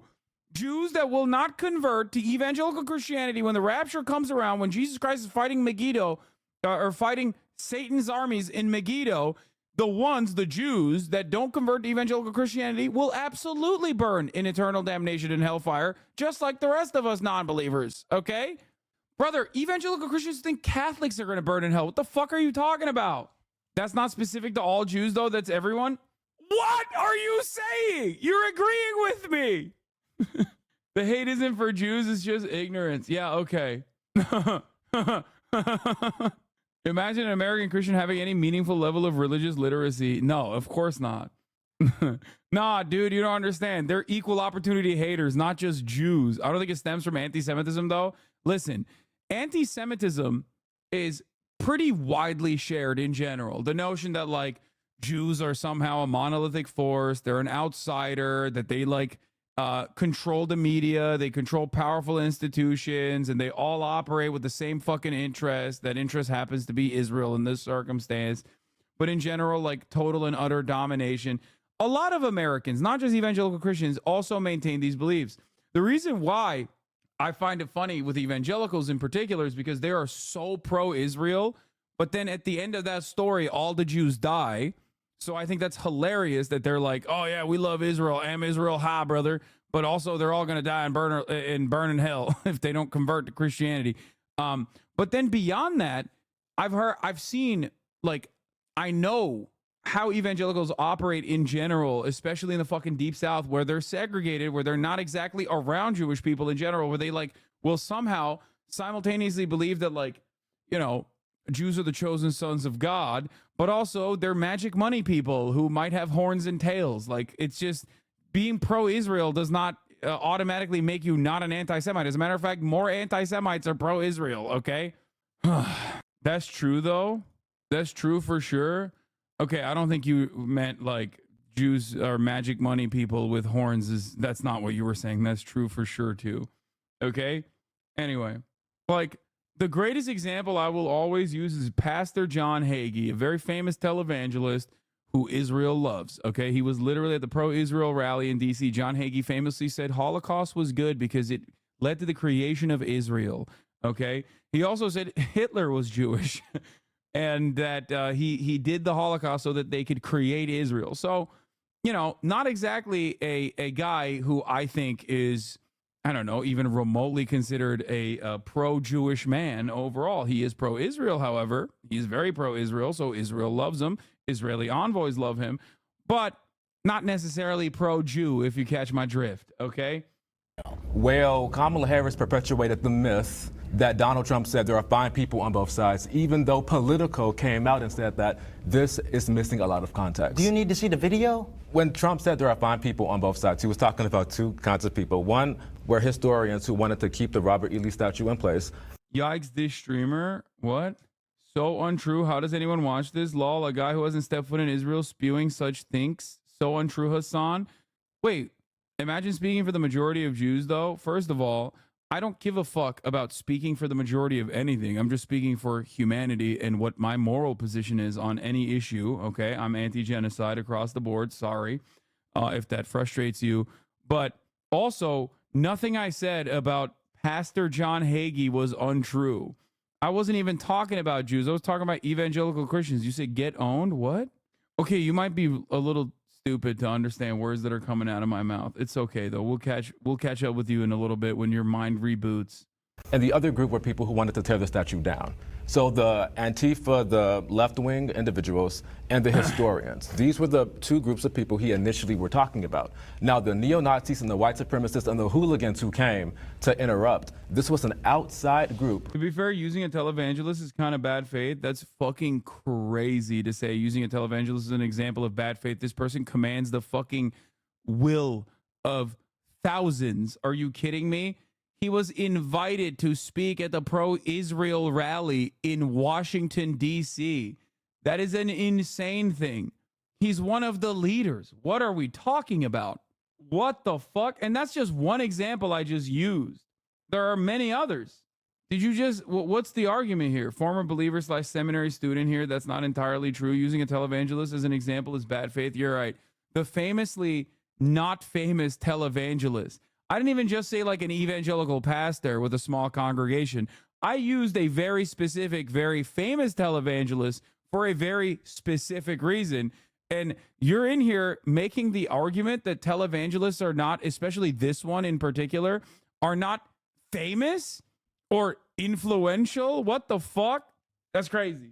Who came to Charlottesville to stir up trouble. So when people say that there are... I just really have to stop. So when Donald Trump you're referring to them as historians, when we're talking about people who chanted Jews... Chatter said the founder of Christians United for Israel, the largest pro-Israel group in the United States of America by donations, is actually an insignificant small bean in the grand scheme of things. Just a small guy, you know, just your local pastor, dude. He's just got some crazy ideas. Like, what is happening, dude? Then Trump is not representative of the Republican Party. He's just a small bean TV guy, you know? What the fuck? Who can I use as an example if not that guy? He is literally the guy. That's crazy, man. Will not replace us. But and neo-Nazi chants that were used in World War II. He's You're talking about Charlottesville. What it seems like is historians that were sympathetic to keeping the statues in public view. And we're talking about a statue of Robert E. Lee, a Civil War general. But even the historians that you're referencing, if they were actual historians, wouldn't you want those types of statues in something like a museum or somewhere where people can learn the historical context, not in the public? And let's talk about what those historians did. They enslaved your people. I think we've covered, just so you know, I think we've covered this part. Remember, the prompt is, I think Harris won the debate. We forgot about the prompt already. Yes, to be honest, I want to extend I have mad respect. Absolutely. For same. anybody here, any Trump supporter who will stand here in this room and say anything in support of the guy who gave that debate performance. Literally speaking, as a Filipino person who for years, we have a play named Dog Eaters on us. It was dog eating and othering of meats were used to other us and to make us feel like some other kind of different, dehumanizing thing because we were eating people's pets. And now they're putting it on Haitians. And now there's bomb threats in Ohio because of this ridiculous thing that he spewed because he... W. Uncto, A1 Yapper, yeah, he loves yapping. Got triggered because Kamala talked about how people were walking out of his crowds because he's bored and tired and senile. And the main reason why I am sitting down is because Donald Trump took too much bait. I think that kind of performance was okay against Biden. And if you guys notice, a lot of the things he said against Kamala, he said against Biden. About the abortion, the baby being killed after it's born, he never should have said that. About a lot of the points that he made against Biden, and he did it against Kamala too. But the thing is, Biden literally just fell apart and quote unquote died on stage, what we saw last time, and that's why they switched him out with Kamala. So I guess Trump I was expecting him to change his playbook. You have to go after her record. This video is much better than the other format, the 20v1 format. Well, it's hard to go after her record when she's impeccable, right? We have the only qualified person there. A prosecutor, an attorney general, a senator, and a vice president. So for him to go after her, he can't go after her policy because it's good. All he can do is make the same old, she said it herself, the same old playbook. And that's what we saw. And she totally destroyed him. She came with facts. She also just pointed out just how ridiculous the things were that he was saying, to your point about the, eating dogs and all of that stuff. I mean, none of it was factual. It had already been released that none of that stuff was true, and he still put it forward. But I respect you for coming forward. We're gonna pause here. We're gonna bring in our disagreeers. So I would say that when I judge, my kids play sports, when I judge who won or who didn't win, I want it to be an even playing field, and I think it should be a fair contest. And I know you guys love Kamala Harris, and you think she has an impeccable record. Kamala. But CNN has pronounced it 12, 20 times on record. We're telling you how to. Just like every other person of color. Semantics, you guys. Let's not get stuck. Let's go to policy. Can we just pronounce your name right, please? Let's go past this and hear the rest of Sheila. So I think that there have been a lot of things that have been fact-checked by social media influencers and commentators like myself on Ms. Harris's policies and what she said as well. And there are certainly things that could have been fact-checked on that end as well. Like what? And I too am an immigrant. My family escaped on the back of a pickup truck from Iran in 1985 while being shot at by border police. I spent a night in the Pakistani deserts. We were caught and we had to escape, and it took 6 months for my family to come here not speaking English. We left everything behind, started from nothing, living in a 2-bedroom apartment with 8 people in it. The reason why I say that is, you know, America is the greatest country on earth, and to erase its history instead of learning from it is what they did in China. Unburdening what has been. Let me just finish. Unburdening what has been and looking forward to what can be is literally what was used by people trying to get rid of the old and bringing in the new world, like China Communist Party. The group of people being affected by those statues are telling you what it's doing to us. Correct. Iranians or the Cubans of the MENA region. This is a fucking Hasanabi position. I've said this. I've said this so much, and not all Iranians, obviously, but Iranians living in Los Angeles, okay? Persians are so fucking Cuban diaspora coded. It is crazy, okay? Shah writers especially. He's the one that suggested to go into a museum. We're talking a lot about the statue, but we do want to hear about the debate. Let's just switch back to the debate. If we want to talk about the statue again later, we totally can. Yeah. I don't think either one of them won the debate. Who are the Cubans of Asia? The Cubans of Asia are older Vietnamese, and the Cubans of Africa, I don't know. I don't know who would be like the closest to the Cuban diaspora among Africans, but I think the older Viet population, very, very right wing. I wouldn't even say like South Koreans to that same degree, honestly. White South Africans, okay, that doesn't count, dude. Come on. Egyptians, not really. White South Africans doesn't count. That's like, come on, that's just like British by a different name. Okay, calm down. But like, not even Nigerians, because like Nigerians fresh off the boat, maybe, but Nigerians like 2 years into living in America and recognizing that like Americans make no distinction between you and other black people in the same way that you thought there was a distinction that existed. Once that goes away, it's like, is Jover. No, Nigerians should have think they're better than us other black people. No, I don't know. Maybe. I don't think so. You'd be surprised the whole Black American versus Africa discussions. No, I'm very familiar with the Black American versus Africa discussions. I am very, very familiar with it. It's just that kind of goes away after your like first or second police stop in the United States of America, because then you realize like, oh shit, okay, never mind. Anyway, let's move on from black people business. I feel like the only people that really lost other than them, was the American people. I imagine we can all kind of agree on that. Nothing was really said. Nothing was really, we're going to do this, we're going to do that, but nothing ever actually gets done.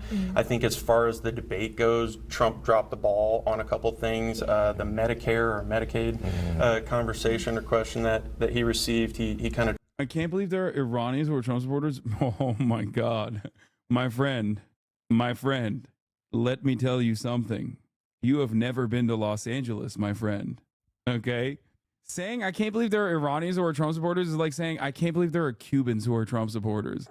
It's the opposite, where you're like, I can't believe there are Iranians that are not Trump supporters. Bro, he destroyed us. What do you mean? Yeah. Because you're Iranian. I don't think they see it the same way. Dropped the ball on that one. But other than that, it was just a bunch of zingers and like back and forth and it's all about ego. Putting your hand up to make sure that the other side knows that you're judging I'm judging you, Trump. Like it was more show than anything. Kamala handled herself. I'll give you that. Like Kamala did a lot better than a lot of people thought she did. I think that's why a lot of people are saying she won, because we all, she did better than Biden. And anybody that did better than Biden, it's like, hell yeah, we have a winner, guys. Well, but at the end of the day, we all agree that was a low bar. Yeah. We're going to reset. Hey, before we go any further, we want to take a moment to say thanks so much to Straight Arrow News for...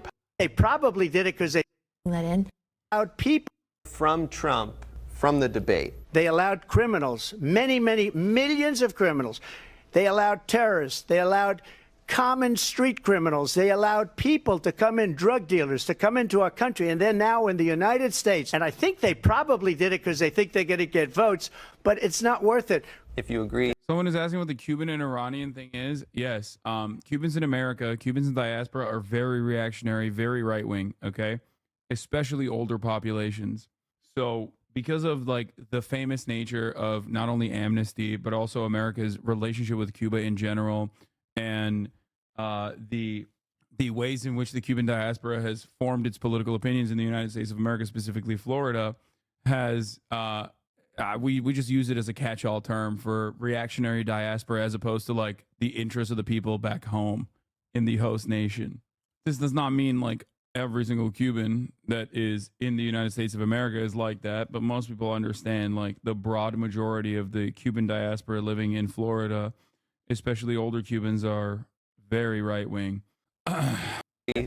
With that quote, step forward. Oh, it's just this. Okay. From that quote, at least from what I got personally, was he was talking about the illegal immigrants that aren't being background checked, that are being let in. Personally to me, my grandparents and my mother are immigrants. They're not from here, and they came here and they worked very hard to get their residency and their citizenship, and they went through all the bells and whistles to get through here. Which is why I think everyone else should also suffer a similar fate. And so they're letting people in. I mean, it's affected so many of my friends that live towards the border of San Diego, places like that. So many Republicans' attitudes are basically like, I had to go through so much chemotherapy to get rid of cancer in my body, okay? And that's why I am against cancer vaccines. Like, it's just that. And she didn't even have to go through any of that. I'm just saying, like, she's carrying the resentment of the older generation with her. And it's very weird. Like, if you have overcome great odds, not her, because she's a fetus, but her parents, it makes no sense that you would want others to be subjected to the same thing. I just don't understand it. It literally does not make sense to me at all. This is one of the core principles of like reactionary conservatives that I just cannot even understand a little bit. I just don't get it. And it's the same principle across the board. Like, it literally is, it's just such a boomer mindset where it's like, nah, I had to pick myself up by my bootstraps, so you have to too. It's like, no, man, shut the fuck up. The whole point is supposed to be we ease it for everybody else. Like, you know, what the fuck's wrong with you?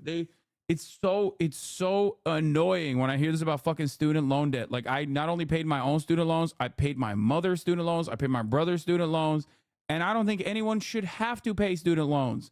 They should get student loan debt relief. Okay, I will never understand people that are like, well, I paid it, so you have to as well. It's like, fuck you, man. You're just a selfish piece of shit. It is purely a policy surrounding resentment, jealousy, entitlement, nothing else. They are letting people in that are criminals, that are not being checked well, or at least not being checked at all. And I think that's what he meant. He kind of has a really sassy way of saying things, or kind of just, sometimes I feel like he's not very eloquent at times, and so he says things and people are like, well, what does that mean? That doesn't make any sense. That's at least the context that I'm getting it from. That's at least what I can see, and that's at least what's been proven. So I also feel that way. I feel like a lot of the people that are just being willy-nilly let in here they're passing multiple other countries just to get to America, to claim asylum in America. I don't blame anybody for coming here at all. If I was born outside of this country, I would want to do the exact same thing. But that's why we have to kill the people that are coming here now. I understand why they want to get here, but fuck them. Us as Americans, all of us, hit the lottery when we got born here. And if you've come here legally through the process, my issue is like, his position is more understandable than hers, because at least like she somehow understands how long and arduous and complex the process of like getting citizenship is. He doesn't. So that's why he can so callously be like, yeah, come through the legal means, bitch. It's like, bro, what are you talking about? You have no idea how fucking hard this process is. Okay, shut up. It is deliberately difficult. Also, many of the people that you're talking shit about are legal asylum seekers, which means they are actually following the process. They are following the protocol. You have to step foot inside of the United States to seek asylum. Shut the fuck up. But for a lot of these people, the distinction between a legal Haitian migrant and an illegal migrant is nothing. It's just they realize that it's paperwork and they just don't want them to have the paperwork. That's it. People that are just being let in, they claimed asylum, here's a bank card, here's a cell phone, and by the way, show up to this court date in 3 years, promise, right? Like pinky promise. and then they just let them go. They send them to whatever city, Chicago, New York. The people that actually live there are the ones in Colorado, where I'm from. We are the ones that are actually seeing this stuff and being affected by it, whether it's people driving on the road without license plates, insurance, don't know how to drive because they're coming from whatever country they're coming from. But every single person that comes in here illegally is being counted in the census. When you all of the things that he brought forward was about like Haitian migrants, and every single one of those Haitian migrants are like legally here. They are TPS recipients, some of which got the TPS from Donald Trump, mind you. Count these people in the census, that's going to give people more house seats, I'm pretty sure. And I don't want to misspeak. No, you're Hopefully right. a little truth bubble will pop up at the bottom. But they're getting house seats, they're getting electoral votes. These things matter when it comes to the election. That's the only thing I care about. I don't care if Wait, when the Census Bureau describes unauthorized immigrants with the residents are included with the resident population, the resident population is used for... Wait, is he mad that like people that are currently on U.S. soil are counted in the census as people that are currently living on U.S. soil? Like, they can't vote, dog. I mean, we do the same for fucking criminals, too, that are in prison. They can't vote. They don't have the same fucking level of... They don't have the same rights as you do. But of course they have to be fucking counted because obviously they're still people. And that means they're going to be driving on the roads. They're going to be taking, they're going to be using the public transit. You need to make budget decisions, okay? And they're still human beings that are living on U.S. soil. So of course they're going to be counted. What the fuck? Not only that, but they also pay taxes, but that's besides the point. Like, what do you mean? You don't want them to be counted? Like, okay, so what the fuck then? What happens when there is need for more allocation of resources because there's more people living there? Sorry, we don't want to do that. We can't do that. We just decided you're not a human being. If people are coming here legally and want to live a better life, want to have that American dream. That being said, like, you're taking away things, taxpayer money that all of us as taxpayers are paying that should be going to Americans, should be going to veterans. Veterans are, make up, I want to say less than 8% of the American population, and less than 2% of Americans join the military and volunteer to join our military forces. And the fact that we have homeless vets. Good. It should be even lower than that. Okay. It should be 0%. And it will. By the time I'm done with it, it will be. Should not be a thing. And we're just giving this money to these people that come. Yeah, dude. I can't believe there's homeless veterans, dude. Yeah, I know. That should give you, I don't know, an understanding that should cause you to understand that America doesn't give a fuck about veterans, dog. But no, these guys only use veterans as a counterpoint when talking about immigrants. It's so fucking tired and old and shitty.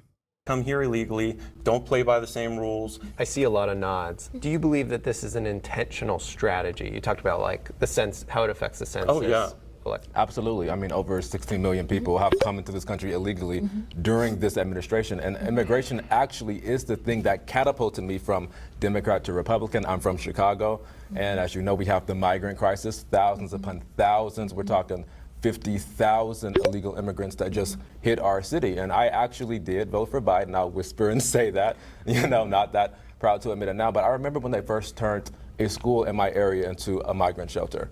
And it was the Wadsworth Elementary School. And they also turned South Shore High School into a migrant shelter as well. When they did that, I remember the protest. I remember going to these community meetings that they have about how they're going to explain to you how immigrants need help. And I remember sitting there as a person who voted for Biden, and I'm just listening to these people, the aldermen, city council members, pro-immigrant groups. They come to lecture us black folk on the south side of Chicago. And they talk to us like we're stupid.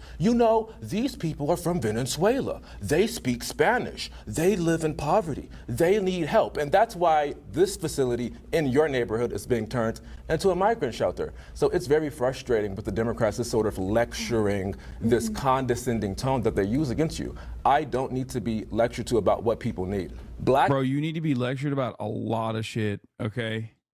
Like, I'm gonna be real.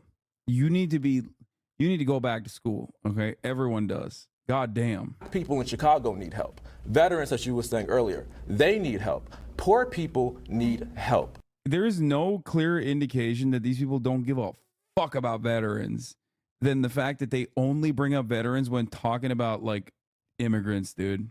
It's just so obvious. Like, if you gave a fuck about veterans, you'd be talking about it in other circumstances, but you don't, because you don't care. We have a lot of problems in our own community, and I respect people and I understand the passion and ambition behind people who come to this country. But to explain and lecture to me why I have to be quiet and accept it, that's never going to happen. I know that we have more to say, but I'm going to bring in the disagreeers for time. So I might let some of the people on my side even talk about Biden's shift to the right when it comes to immigration, more deportations in the Trump administration. That's not something that I'm particularly passionate about. I don't really believe in removing people who are fleeing political persecution or looking for a better life for their families. What I would say to the people that are worried about vetting or worried about who necessarily is in this country is increase the pathway to citizenship. Not only should we be able to vet who these people are, we'll be able to add them and actually fully understand what they're here for, what their motivations are. And if you want to garner those voters, you got to capitulate to those voters. And I think Republicans can do that. A lot of Hispanics that come from there have conservative values. You shouldn't just write them off as people that can't drive or people that are not talented. No, I'm not saying they're not talented. I'm just saying. You're saying they might not even be qualified to drive a vehicle. I mean, like, that's kind of No, Joe, I just want to really quick. I want to for it. just ask you a real quick question. Can you please define what immigrants who are seeking asylum means? So I'm political persecution, like you were saying, or somebody's going to murder them or whatever it is. Okay. I get, like, it could be 100% true. I'm not So like are those things currently? I'm just asking. Are But those you're things, assuming everyone is coming here is like literally being shot at like my family was, or actually. But when you see the videos, Oh, yeah, only my family was fleeing political persecution. No one else. Okay? Only me. But what about your family? Let's talk about your family. So why aren't we talking about the bipartisan bill where the Republicans we're had a shouting over each other, chance we to do can't. something about So Joe tried to answer your question. Why are you asking it? I'm asking it because I have a lot of people in the Filipino-American community who seek asylum during the Marcos regime. I have a lot of different immigrant families, probably like yours in Iran, who's looked for asylum during the controversies and the tumult in Iran. And Trump, in his initial presidential election, wanted to ban Muslims from coming to America. it was not a Muslim ban. It was not a travel ban. It was a travel. You're right. It was Muslim shithole countries, which is what he said. Just going off what you said, are they shithole countries? Is Haiti or Somalia? Are you really going to classify? I'm just asking. The term third world is offensive to me, bro. Because you're talking about you're talking about a subhuman. No, you're talking it's not about people that it's a who aren't as subhuman. developed as. Okay, I'm gonna be honest with you. I don't think the Trump guys. I'm gonna go out on a limb here, and I'm gonna assume that the Trump guys don't know the origination of the term third world in terms of like its alignment or lack of alignment during the Cold War. I'm gonna go out on a limb and assume that they use it as a catch-all term for a shithole country. Okay, like. So he's not wrong. I mean, third world or developing nations is a more politically appropriate terminology for a catch-all term. Is used by Trump supporters in a very condescending way. And yeah, third world. How about you care more about the top of the hour? Okay, third world. I said third world. Well, there's a 3-minute ad break coming for you right now. All right, a 3-minute one. Fuck you. Yeah, the third world at the top of the hour. Oh, Jesus Christ. Here's the 3-minute ad break now. If you no longer want to see those ads, all you need to do is subscribe for $5. Well, $4.20 are for free with the Twitch Prime. Here's a 3-minute ad break now. As we are, so they're the third world. Countries Give me a break. Some of these people have given you some of the biggest scientific innovations in the world. So if you're stoning women after they've been raped. In the Bible, bro, not now. What the fuck? Why'd he go to stoning women? What the Iran, fuck? and it happens now. I want to close the loop on Eric's point. Eric, what are you saying that it's the U.S.'s responsibility to take people in who are seeking asylum? I'm saying that Ronald Reagan said that the United States was a shining city on a hill, right? That's the basis of your guys' philosophy, right? What are you saying? I'm saying that this has been and has been forever a country of immigrants. Why can't they stop at the other countries they stopped at to get here? That is my only point. Why can't they just go back to where they came from? It's so funny to be like, to tell a Guatemalan, why don't you stop in Mexico? It's like, dog, there's motherfuckers in Mexico coming into America. That's why the Guatemalan is not stopping in Mexico. What the fuck do you mean? Like, I always find it very funny when people are just like, I don't get it. The Guatemalans should just stop at Honduras and move not even an inch further, okay? What the fuck? What a stupid argument. When Trump was advancing this argument, wait, Moldova Maliga is chirping at me. Hold on, where is it? Fuck, I missed it. Where is it? Why is it not showing up? Okay, Moldova Maliga said, so more immigrants want to come to the United States, but it's also a shithole country by your estimation at the same time? And the answer is yes. So more immigrants want to come here, but the U.S. is a failing nation at the same time. That's what Trump is saying. It's true, though. The problem is Trump is the reason, or at least one of the many reasons as to why the United States is a failing nation.